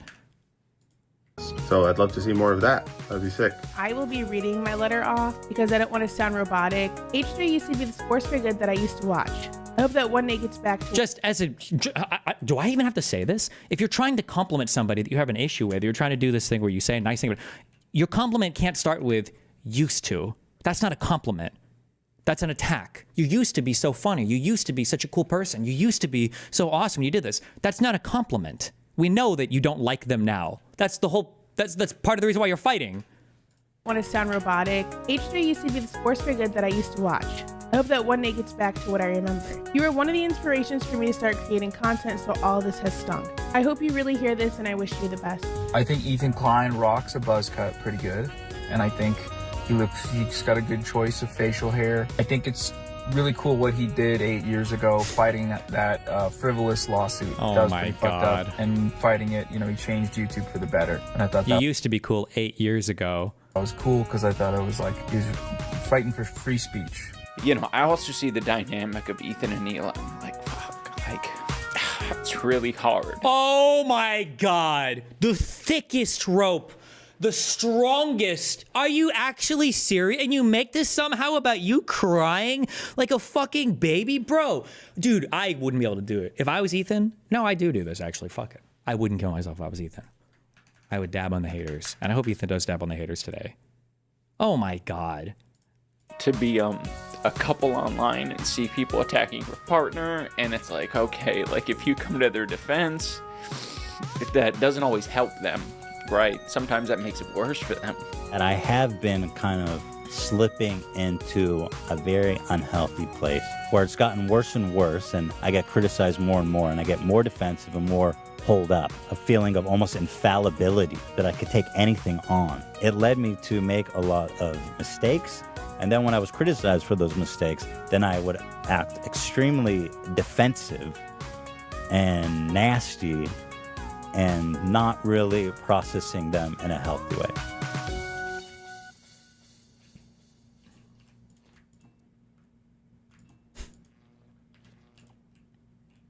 It's so unhinged.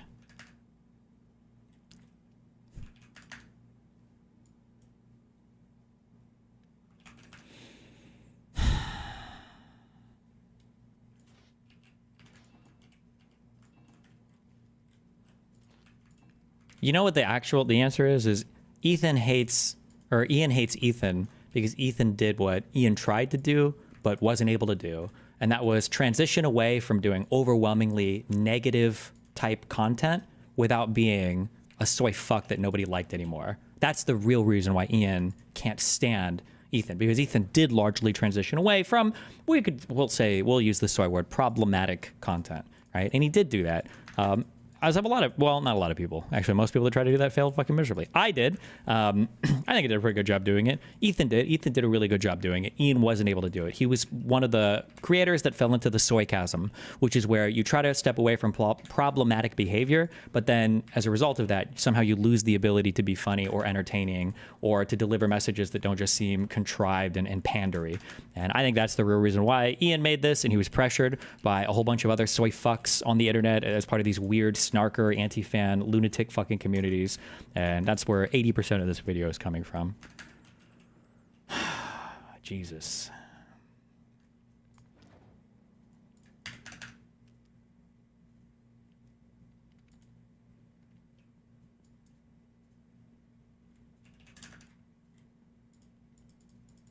Fantano was the same. Oh, Fantano's another one that fell into the soy chasm. True.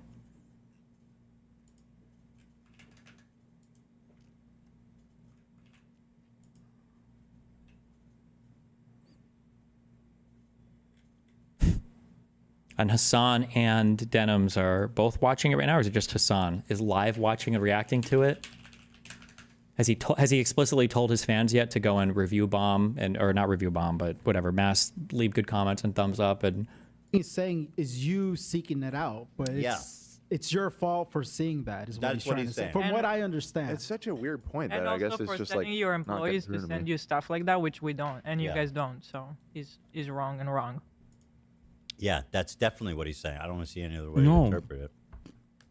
You're saying it's not just your employees, it's people on your subreddit manipulating you. Call us spineless cowards. Check. Yep. Looks like that dart hit a bullseye. Anyway, this guy was saying shit like that Hila's a Nazi, that she kills kids, that she went on she's a IDF baby killer, all this types of shit. And that's showing up right up on us Nisa's and IDub's feed. okay, we're gonna read the Bozeberg order because it's important. Hopefully, before anything else. 1 second, let me use the restroom real quick. 1 second. Is that a mystery, my friend? Good fucking friends who I stood by after all these fucking years can't find a spine to speak up. You know why? Because they'll get murdered. You don't know what's on my feed. What the fuck? Well, you actually just described that you do see his tweets, and some you agree, and a couple you didn't. Wait Right, he actually- the C word. So That's a good point, Hila. Explained. Huh? I think I explained that she was she was in their She shadow was or something. interacting with Froggy Fresh interacted still. with it at some point. But Yeah. I meant- Hila's point is even better. He literally just said that he's seen these tweets. yeah, he just said so himself. So. And that he even agreed with some of them, but he didn't like them to not stir the pot or whatever. So I don't think this person is going to understand the it is point your feed. being Right. made. It sounds like it's your feed. It is, yeah. Well, so the reason what I saw was him Yeah, I think the goal here is to Denims in chat basically talking about how I watch was this wrong. in 3.5-second increments in an effort to by the say way, that he watched let's the whole not thing, address what it is but that basically was to said about showcase me, to his audience, like, oh, I watched the whole thing. It was all a bunch of nonsense. Right? Call us And misinterpreting every statement along Anyway, the way this guy because was it's 3 saying shit seconds like long. that Hila's a Nazi, that she kills kids, that she went on like she's a like a IDF. And then baby he killer, kicked all out this types of AB shit. because AB And that's showing disagreed up with right him. up on us Nisa's and Idub's feed. Dan is actively preventing them from realizing that people will find this shit so disgusting. Yeah. Yeah. But ultimately, it doesn't really matter because, you know, people will be able to see the reality on their own, I think. He literally showed it. Because you said it. You literally just told us a minute ago. You're on video. I know what's on your feed. And I mean, clearly, right? Based on this video. This is how he reacts to it as Use well. the For You tab. For all you know, This is your own? You don't know what's on my feed? Let's not address the fact that my friend called Hila a genocide Did he murdering actually kick out baby AB? I actually killer. don't know. Someone said that he wasn't on the wide shot after he buttoned him. Oh, his friend. After AB defended a point that Idubbbz was Address making. this by saying, you don't know. You don't what's want on him to my- respond to each point? No, of course. I do want him to respond, but I want him to also understand and internalize. Like, it's ironic because Ethan will say, Hassan, you haven't watched my Context Cop or Context Nuke, sorry. And I have. I didn't actually have to watch Ethan Klein's compilation of it because I had literally addressed those exact same criticisms that he fucking compiled on his subreddit that he basically compiled from Destiny's subreddit months before he actually posted the Context Nuke. That's the irony of it all. Ethan knew what my answers were to a lot of the things that he posted on there. He could have very easily figured it out. He just chose not to. Especially because he did not want to understand. Yeah, there has never been a video response to someone making a video before that fucking video comes out 3 months prior. All right, what's up? Split VOD. Hassan is saying he didn't actually watch the Content Nuke. Oh, he just mentioned you? Based. That's because I am in control of every single thing on the internet. He blamed Ethan's opinion on you. I am the source of all negative opinions about Hassan and the entire world, by the way. It was me. It was always me. Every single time.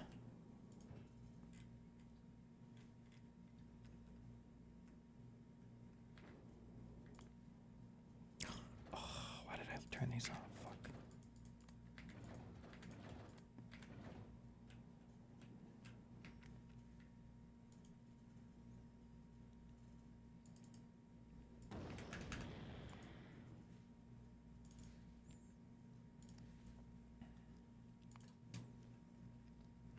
Okay, anything else is in like 35 minutes. Okay, this is important though. We have to read this.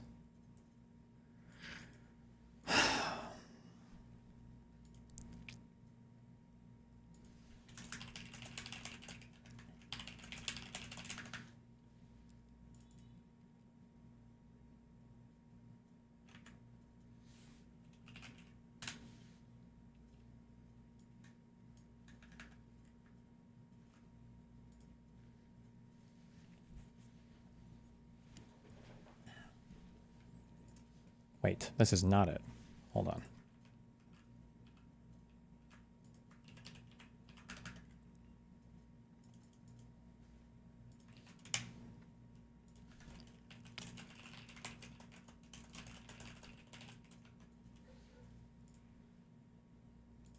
In Maryland, the topic over the past few weeks, Kilmar Abrego Garcia in Maryland. He's in a prison now in El Salvador. He was sent there. You insist, the president, everybody in the administration insists that he is MS-13. It appears that there's not going to be any sort of trial. He's not going to come back. DHS said he would be arrested and redeported if he comes back. Why not show the American people the evidence that he's MS-13 so they can make an informed decision. And that goes the same with this Henry Josue Santos, who was picked up in Virginia, who is now presumably going to be deported as well. Why not show the public the evidence? Well, he is an illegal alien who has been living illegally That's not what anybody asked. Can you hear? in our country from El Salvador. ICE testified. An immigration judge ruled he was a member of MS-13. An appellate judge ruled he was a member of MS-13. Hard stop. He should not be in our country. He was deported. They needed one additional step in paperwork, but now MS-13 is characterized as they should be, as an FTO, as a foreign terrorist organization. So he is not coming back to our country. President Bukele said he was not sending him back. That's the end of the story. If he wanted to send him back, we would give him a plane ride back. There was no situation ever where he was going to stay in this country. None. He would have come back, had one extra step of paperwork, and gone back again. But he's from El Salvador, he's in El Salvador, and that's where the president plans on keeping him. The evidence. We're not going to see the evidence. Evidence? We have the transcripts from the court hearings. I'll be glad to give you the court hearings from 2019, what we have, sure. With the rulings from the judges, gladly. Evidence?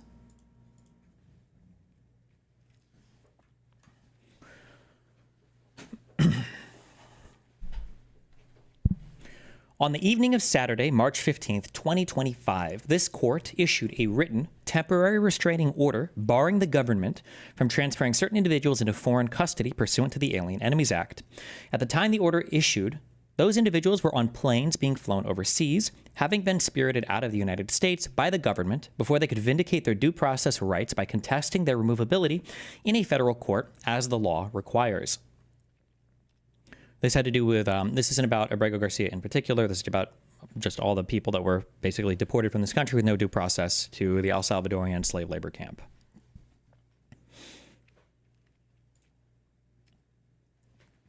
Rather than comply with the court's order, the government continued the hurried removal operation.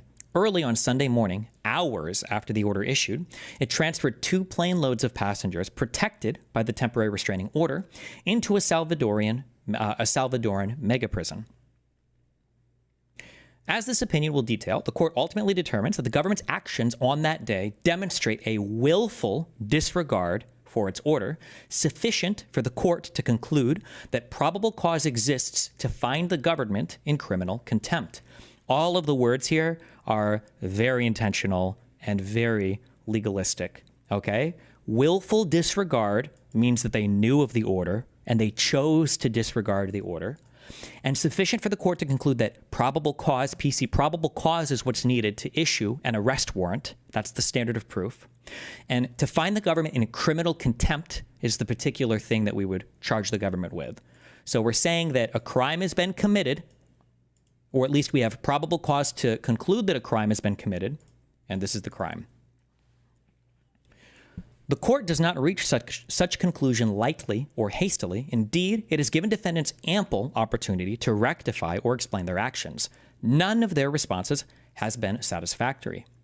One might nonetheless ask how this inquiry into compliance is able to proceed at all, given that the Supreme Court vacated the TRO after the events in question.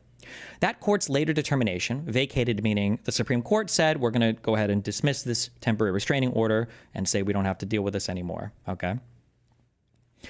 That court's later determination that the TRO suffered from a legal defect, however, does not excuse the government's violation. Instead, it is a foundational legal precept that every judicial order must be obeyed, no matter how erroneous it may be, until a court reverses it. So that means that if a government issue, or if the court issues a TRO against me, even if I want to challenge that TRO, which you typically don't, but even if I challenge that TRO and it eventually gets overturned, that doesn't mean I can just not follow the court because I think it's not legal, because then nobody would follow any TRO ever. You would just appeal and appeal and appeal, and then if you, although again, you don't typically appeal TROs, so all of this is stupid in the first place. If a party chooses to disobey the order, rather than wait for it to be reversed through the judicial process, such disobedience is punishable as contempt, notwithstanding any later revealed deficiencies in the order. That foundational rule of law answers not just how this compliance inquiry can proceed, but why it must. The rule reflects a belief that in the fair administration of justice, no man can be judge in his own case, no matter how exalted his station or righteous his motives. The Constitution does not tolerate willful disobedience of judicial orders, especially by officials of a coordinate branch who have sworn an oath to uphold it. To permit such officials to freely annul the judgments of the courts of the United States would not just destroy the rights acquired under those judgments, it would make a solemn mockery of the Constitution itself. So fatal a result must be deprecated by all. Factual background. As just noted, the injunction in question was issued on the evening of Saturday, March 15th, a day of events that moved at breakneck speed because of the government's apparent effort to remove individuals more quickly than the judicial proceedings in which it was actively participating could keep pace. The day prior, the president had seemingly signed, but not yet made public, a proclamation invoking the Alien Enemies Act. Through that 1798 Act, Congress granted the president broad authority if there is a declared war with a foreign nation or government, or if a foreign government has perpetrated, attempted, or threatened an invasion or predatory incursion against the territory of the United States. In such a scenario, and if the president makes public proclamation of the event, he is authorized to apprehend, restrain, secure, remove any natives, citizens, denizens, or subjects of the hostile nation or government who are 14 years or older. In his proclamation, President Trump announced that the government would use the act's authorities to apprehend and remove members of Tren de Aragua, a violent Venezuelan transnational gang that had recently been designated a foreign terrorist organization. To support that finding, the president asserted that the Venezuelan government of Nicolas Maduro indirectly relies on Tren de Aragua and has been infiltrated by the gang. He further announced that Tren de Aragua had committed or attempted an invasion or predatory incursion upon the United States, including through drug trafficking, mass illegal migration, and irregular warfare, though he provided no examples of the last. Although the proclamation was not published until 3:53 p.m. on Saturday, defendants had begun setting act-based removals into motion weeks earlier. Beginning in early March, the government interrogated Venezuelans in its custody about alleged membership in Tren de Aragua and transferred many of those it deemed gang members to El Valle detention facility, or El Valle, I don't know, detention facility located outside Harlingen, Texas, not far from the Mexico border. The reason for staging them together at El Valle became clear on Saturday. Early that morning, when the signed proclamation was still hours from being disclosed to the public, the government reportedly loaded scores of Venezuelans onto buses, drove them to a nearby airport, and began putting them onto 3 planes. There was a quoted court case earlier, government counsel agreeing defendants were acting in preparation of the proclamation before it was posted. As the planes sat on the tarmac, officials refused to answer the deportees' questions about where they would be taken. Among those queued on the tarmac or placed onto planes that morning were the 5 plaintiffs in this lawsuit. Apparently catching wind of the impending proclamation, they filed suit at 1:12 a.m. on Saturday before the buses left El Valle, and then moved for a TRO preventing their removal under the proclamation. Oh, I was unaware that these 5 people were on these buses or had been deported. I don't know, maybe they didn't get deported or... In addition to asserting that the proclamation lacks a legal foundation, each plaintiff adamantly denies that he is even a member of Tren de Aragua. Around 8 a.m., this court learned that it had drawn the case through the court's random assignment system. Chambers then reached out to locate government counsel. Less than an hour later, plaintiff's counsel informed Chambers that at least one plaintiff was reportedly already aboard a removal flight. Having not yet heard from the government, and given the exigent circumstances prompting the need to freeze in place the status quo until a hearing could be held, the court entered an ex parte TRO preventing defendants from removing the 5 plaintiffs for 14 days. So, holding the status quo, meaning preventing somebody from taking an action, is generally what a temporary restraining order is for. Ex parte, meaning only one party was speaking about it, the other party hasn't presented counter evidence, which is ordinary. Most TROs are presented ex parte. So the goal of this was to put in place a restraining order to maintain the status quo until the court could figure out what was going on, because the government hadn't even responded yet. Not long after the TRO issued at 9:40 a.m., government counsel informed Chambers by email that the TRO had been disseminated to the relevant executive branch agencies. Sure enough, several of the named plaintiffs report that they were abruptly removed from planes, evidence that defendants were able, if they wished, to ensure that people on the ground knew relatively quickly of developments in the court proceedings. Oh, damn. Government stating on Saturday evening that relevant agency had confirmed named plaintiffs were not to be removed. At 10:15 a.m., in an email thread, including chambers and counsel for both sides, plaintiffs asked the court to hold an emergency hearing on their pending request to provisionally certify a class comprising them and those similarly situated, and issue a second TRO covering the whole class.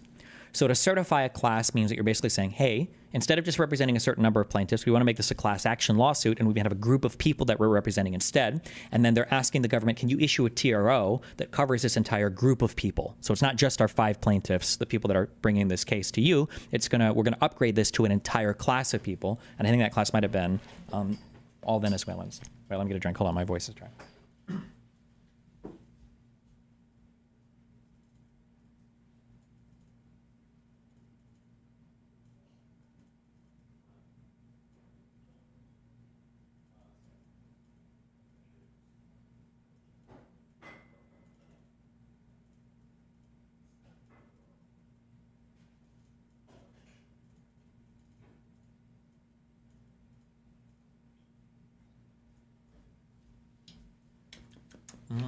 My blue drink. Infrared Unbanned on Twitch? Yeah, I'm next, okay.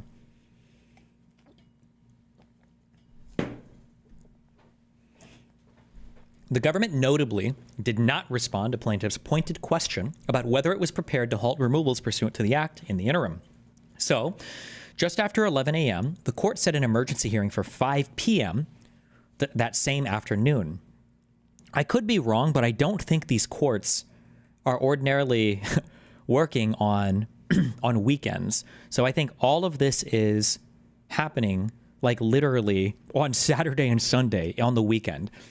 Just be aware as you listen to this, okay? I need you to understand this. The government is acting with extreme purpose here and highly intentional in the days that they're choosing to do this, right? They sign an order in the middle of the night on Friday night.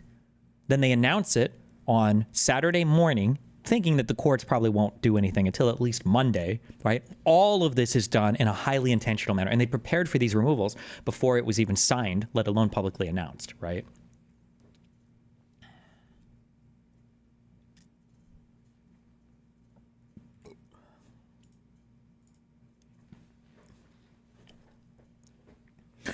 The government objected that a broader injunction and a hearing on the issue would be premature, and it asked the court to wait until Monday for a hearing.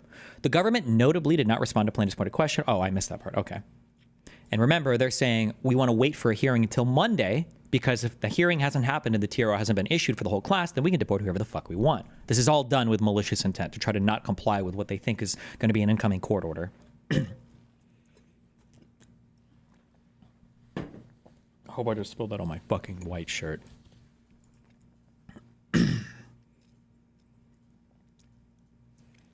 Shortly after the proclamation appeared on the White House website at 3:53 p.m., and about 45 minutes before the hearing began, plaintiffs' counsel informed Chambers that he believed that 2 flights, both operated by a contractor used by Immigrations and Customs Enforcement for deportations, were scheduled to depart Harlingen that afternoon. Counsel expressed concern that the flights might imminently take off with his 5 clients and members of the potential class on board. The government again offered no response. Wait, hold on. Tango Down wants to start at 7:30, so I can finish this. In the 5 p.m. hearing, the court clarified the limited scope of the TRO then in place and turned to whether it should provisionally certify the class. So the court clarified it only applies, I'm guessing, to those 5 people, and they haven't certified this as a class action yet. The government began by objecting that venue was improper because plaintiffs' claims could be raised only through a petition for habeas corpus in the federal district in Texas where they were being held, not in the District of Columbia. A habeas corpus writ is a writ that you write saying, I demand to be presented with charges. And the government is saying, well, this sounds like a habeas case to me. And if it is a habeas case, then that means that the District of Columbia is not the appropriate venue for this case to be heard. Instead, you would have to file in federal court in the whatever district in Texas, because you have to file in the nearest district to where the thing is happening for a habeas writ. So that's why the government is claiming this. Noting that it would benefit from further argument on the issue, the court pivoted to addressing plaintiffs' concerns about imminent deportation. It asked the government point blank whether there were any removals under this proclamation planned in the next 24 or 48 hours. Government counsel said that he did not know, but that he could investigate and report back. Plaintiffs' counsel then interjected that various sources had informed him that the 2 removal flights that were scheduled to depart that afternoon may have already taken off, including during this hearing. So at 5:22 p.m., the court adjourned the hearing until 6 p.m. and directed government counsel to find out whether the government was in the process of removing people under the proclamation. It was. Although the government had refused to provide the particular details, all evidence suggests that during the short window that the court was adjourned, 2 removal flights took off from Harlingen, one around 5:25 p.m. and the other at about 5:45 p.m. And then they're citing here relying on flight tracking data for Global X flights, blah, blah, blah. Okay, and then also some other quote. Okay. Fuck, I didn't mean to click that.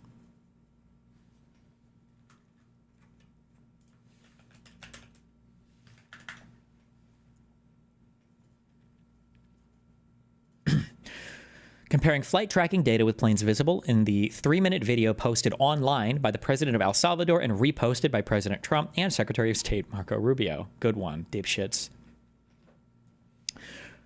Those later discovered flight movements, however, were obscured from the court when the hearing resumed shortly after 6 p.m. because the government surprisingly represented that it still had no flight details to share. When pressed, the government counsel stated that the operational details that he had learned during the recess raised potential national security issues, so they could not be shared while the public and press listened to the hearing through a call-in line. He suggested, however, that the government could provide the court additional details in an in-camera setting. So the court arranged to do just that. It disconnected the public line so that only counsel for the parties were present and asked the government counsel to report, except that he did not. He clarified only that the additional details he had just mentioned could eventually be provided in camera, but he had no information to share at that time. With the growing realization, then, that the government might be rapidly dispatching removal flights in an apparent effort to evade judicial review, while also refusing to provide any helpful information, the court turned to the pending legal issues.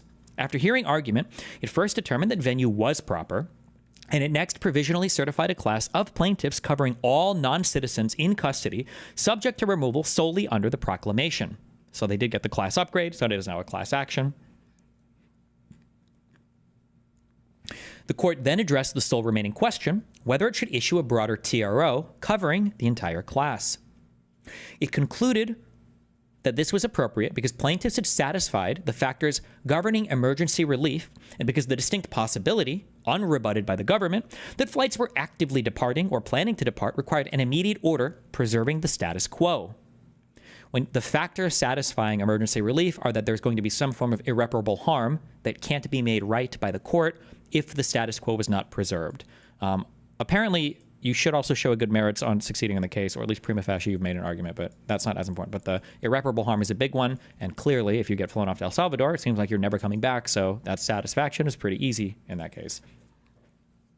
The court therefore ordered that for 14 days, the government was enjoined, that means prevented from, conducting the removal of any non-citizens in its custody solely on the basis of the proclamation. It's important to understand how broad this TRO was and how narrow it was. It was broad in that it covered all non-citizens in current detention, but it was narrow that this only covered non-citizens that were going to be deported solely on the basis of the Alien Enemies Act. If it was the case that they were going to be deported for some other reason, the government still had the full authority to do that. If they wanted to deport them for some other act, some other bullshit, whatever, or the ordinary deportation proceedings, the government was still able to do that even with this TRO issued. So anybody saying otherwise is a fucking liar.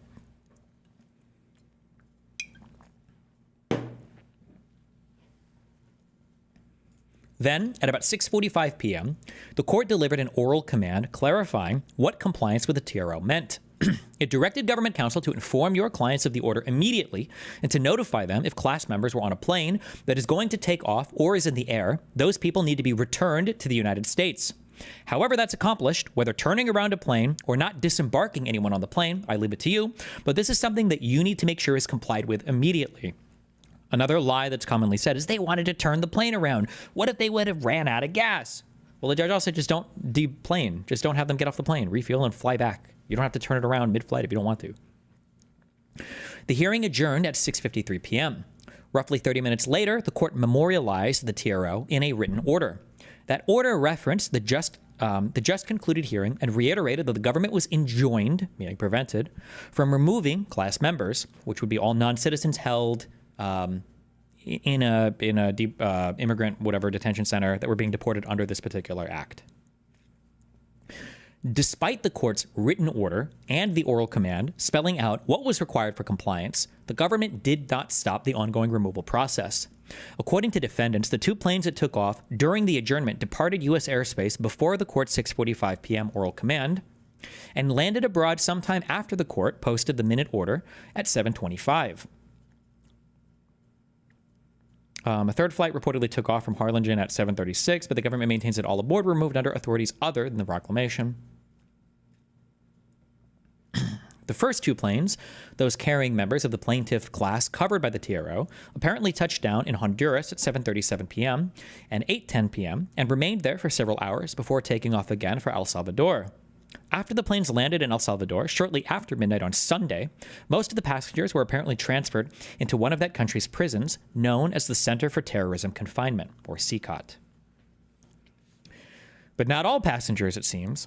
One Venezuelan woman swears in a declaration that she was on one of the flights that landed in El Salvador, but was flown back to the United States along with 7 other women, apparently because Salvadoran authorities on the ground refused to accept any female prisoners.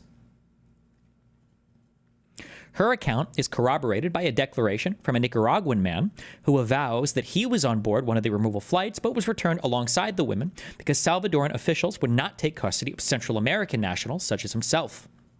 By mid-Sunday morning, the picture of what had happened that previous night came into clearer focus. It appeared that the government had transferred members of the plaintiff class into El Salvador's custody hours after this court's injunction prohibited their deportation under the proclamation. Worse, boasts by defendants intimated that they had defied the court's order deliberately and gleefully. The Secretary of State, for instance, retweeted a post in which, above a news headline noting this court's order to return the flights to the United States, the president of El Salvador wrote, "Oopsie, too late," laughing emoji, from Nayib Bukaki.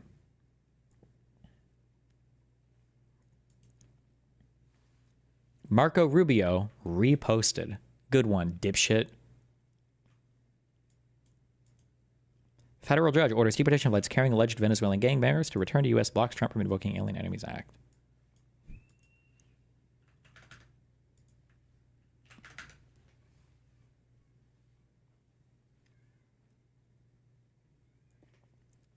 Procedural background. A filing submitted by defendants on Sunday afternoon the defendants here are the government, right? Failed to dispel any concerns that they had flouted the court's injunction. The court expected that at the hearing, defendants might explain that, despite appearances otherwise, none of the people on the flight or on the first 2 flights was a member of the plaintiff class. Or, at worst, defendants would admit to a grave mistake, explain how it transpired, and detail plans to rectify it. The United States government took neither tack. Rather, what followed in the ensuing days was increasing obstructionism on the part of the government as it refused to answer basic questions about what had happened, questions that were all ultimately in service of resolving one key fact: whether members of the plaintiff class, that is, non-citizens removable solely on the basis of the proclamation, were transferred out of U.S. custody after this court's injunction preventing their deportation. A TRO, a temporary restraining order, is going to be issued if it is issued, and then that always results in a preliminary injunction hearing. Preliminary injunction is just saying you're not allowed to do this thing until the court case is over. A TRO always turns into a preliminary injunction. A TRO can be thought of as a preliminary injunction, so sometimes you'll see injunction or TRO used kind of interchangeably. In this case, they kind of mean the same thing. It's not important to get into the differences between the two. An injunction is just stopping you from doing a thing, right?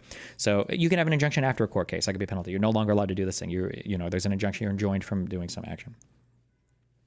Such stonewalling started before the Monday hearing. Just before it was set to begin, defendants sought to cancel it as an unnecessary incursion on executive branch authority.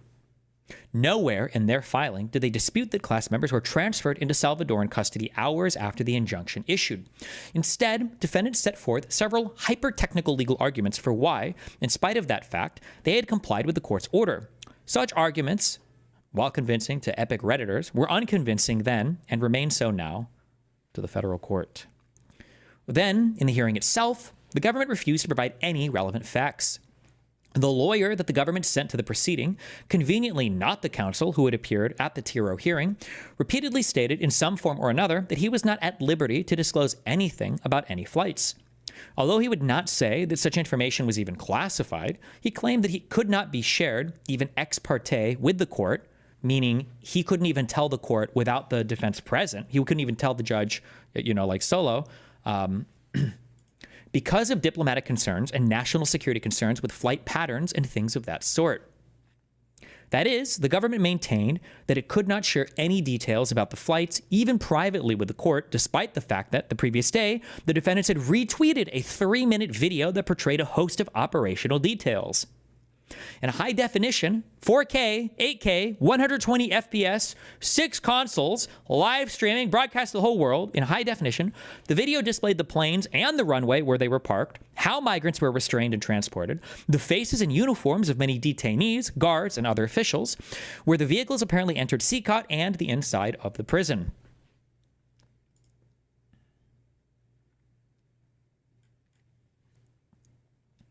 So, on Monday evening, the court ordered the government to submit another filing the next day, seeking to accommodate defendants' national security concerns, vague as they were, yet nonetheless needing answers on how members of the plaintiff class had been transferred into a foreign prison hours after the injunction issued. The court directed the government to explain its position on whether and in what form it will provide answers to the court's questions regarding the particulars of the flights. The court again offered that such information could be provided in camera, including in a classified setting. In their March 18th response, defendants reiterated their various arguments for why they should not have to share information related to flights, but conceded that if ordered to do so, they would submit an in-camera and ex parte declaration, meaning not recorded, no call-ins or anything like that, and ex parte just them, no plaintiffs there at all. The court ordered defendants to do just that by noon the next day, and it set out 5 basic questions that the declaration needed to answer. When the 2 flights in question took off and from where, when they left U.S. airspace, when they landed in a foreign country, what time people subject solely to the proclamation and not other authorities, such as the Immigration and Nationality Act, were transferred out of U.S. custody, and how many people were on the flights solely on the basis of the proclamation. Defendants then reversed course entirely. On Wednesday morning, the 19th, a few hours before their deadline, they moved this court to stay its Tuesday order on various grounds. To stay means to stop. Don't issue this order. Stop that. Stay the order. Most relevant, the government asserted for the first time that they were considering invoking the state secret's privilege over the flight details and needed more time to make that determination. The court was unsure how answering its 5 questions could jeopardize state secrets. Defendants, after all, had publicly shared images of the flights, making them trackable, and had still not claimed that the questions bore on any classified information, but nonetheless sought to accommodate their last-minute request. It gave them yet another day, either to answer the 5 questions or to invoke the state secrets doctrine. On Thursday, the 20th, the government again evaded its obligations.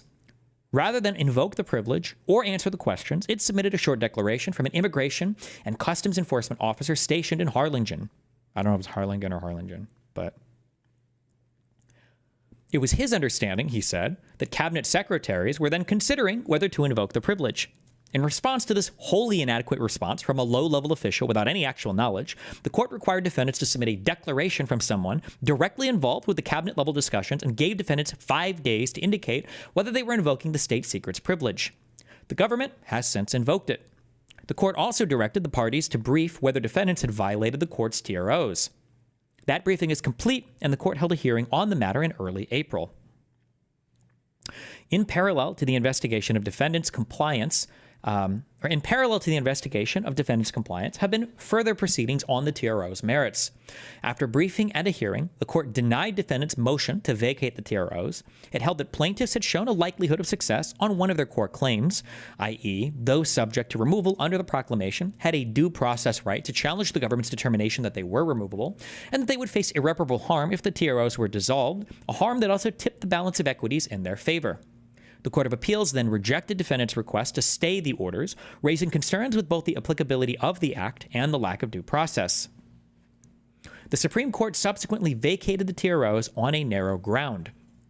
It held that challenges to removal under the act must be brought through a habeas corpus proceeding, not, as plaintiffs did, through the Administrative Procedure Act, and therefore venue lay in the district of the class member's confinement, not the District of Columbia. So they had to go to the correct district because they say the Supreme Court was like, well, it's a habeas claim.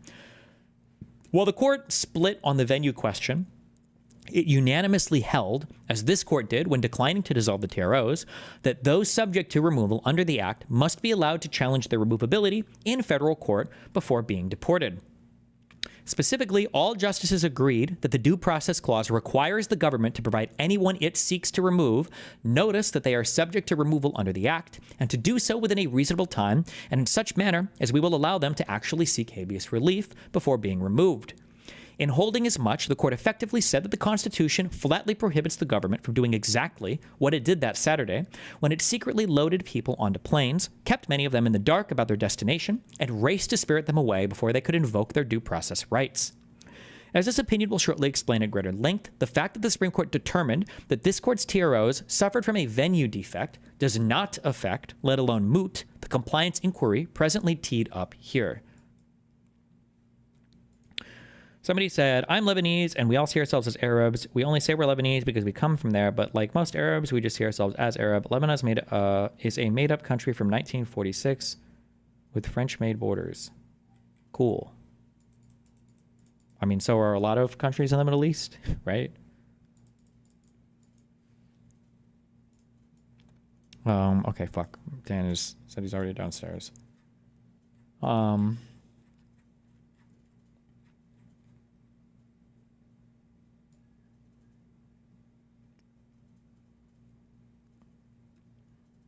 Let me get to the conclusion real quick on this.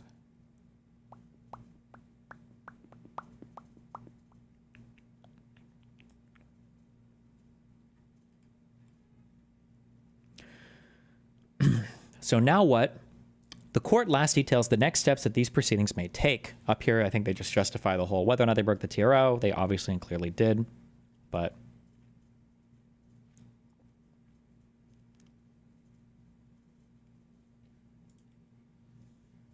it's pronounced Harlingen. Harlingen?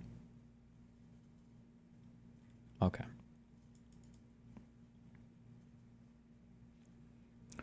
So now what? The court last details the next steps that these proceedings may take. First, before initiating any criminal contempt proceedings, courts typically allow the contemptuous party an opportunity to purge its contempt. That is, to remedy its violation by voluntarily obeying the court order. And then they cite other cases how that works. The most obvious way for defendants to do so here is by asserting custody of the individuals who were removed in violation of the court's class-wide TRO so that they might avail themselves of their right to challenge their removability through a habeas proceeding. That means bring them back. Per the terms of the TRO, the government would not need to release any of those individuals, nor would it need to transport them back to the homeland. The court will... Oh, okay, they wouldn't need to bring them back. They just need to make them able to challenge their stuff in court or have a court proceeding, I guess. The court will also give defendants an opportunity to propose other methods of coming into compliance, which the court will evaluate. In the event the defendants do not choose to purge their contempt, the court will proceed to identify the individuals responsible for the contemptuous conduct by determining whose specific act or omission caused the noncompliance. At the suggestion of the government in the last hearing, the court will begin by requiring declarations. Should those be unsatisfactory, the court will proceed either to hearings with live witness testimony under oath or to depositions conducted by plaintiffs. The next step would be for the court, pursuant to the Federal Rules of Criminal Procedure, to request that the contempt be prosecuted by an attorney for the government. I don't know how that works.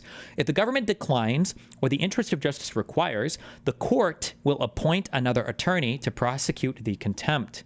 Ooh, so the court is saying, we know that you motherfuckers aren't going to prosecute yourselves, so we will choose somebody to prosecute you. We have the authority to appoint our own prosecutor here for contempt. Also, the court itself has the ability to take people and do depositions or get witness testimony under oath. The court can do this. We don't need a prosecutor. We can let the plaintiffs do the depositions here if they want, and then we can choose people to do all of this. We don't need the DOJ to do this for us.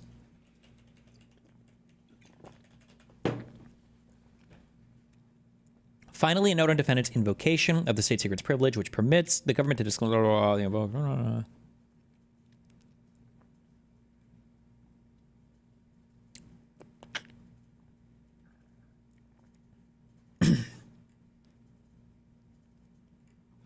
Damn. Okay.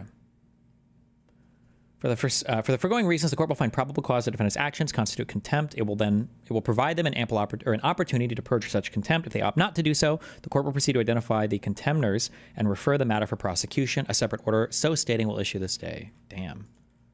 Has this ever happened before? I don't know.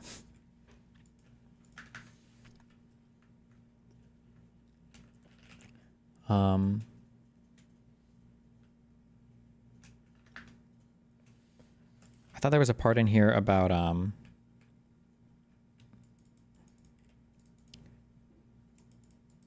did they call out something more particular about what the court could do?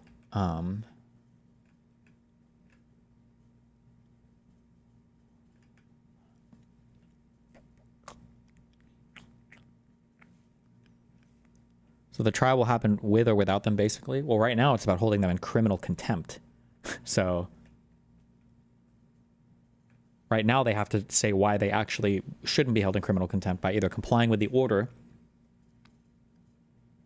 or that's what they have to do. They have to comply with the order.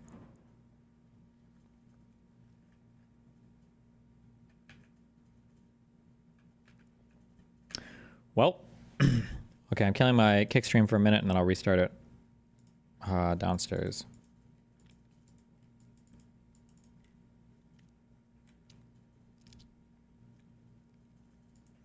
Yeah, I thought there was something about like deputizing, or I thought they had other things that were being said about how the court could choose people to like arrest people and everything.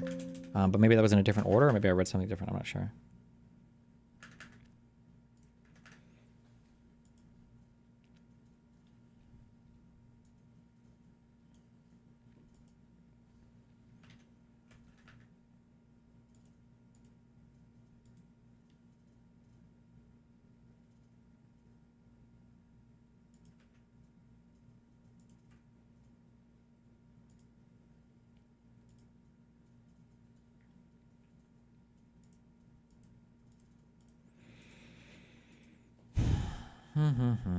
Damn.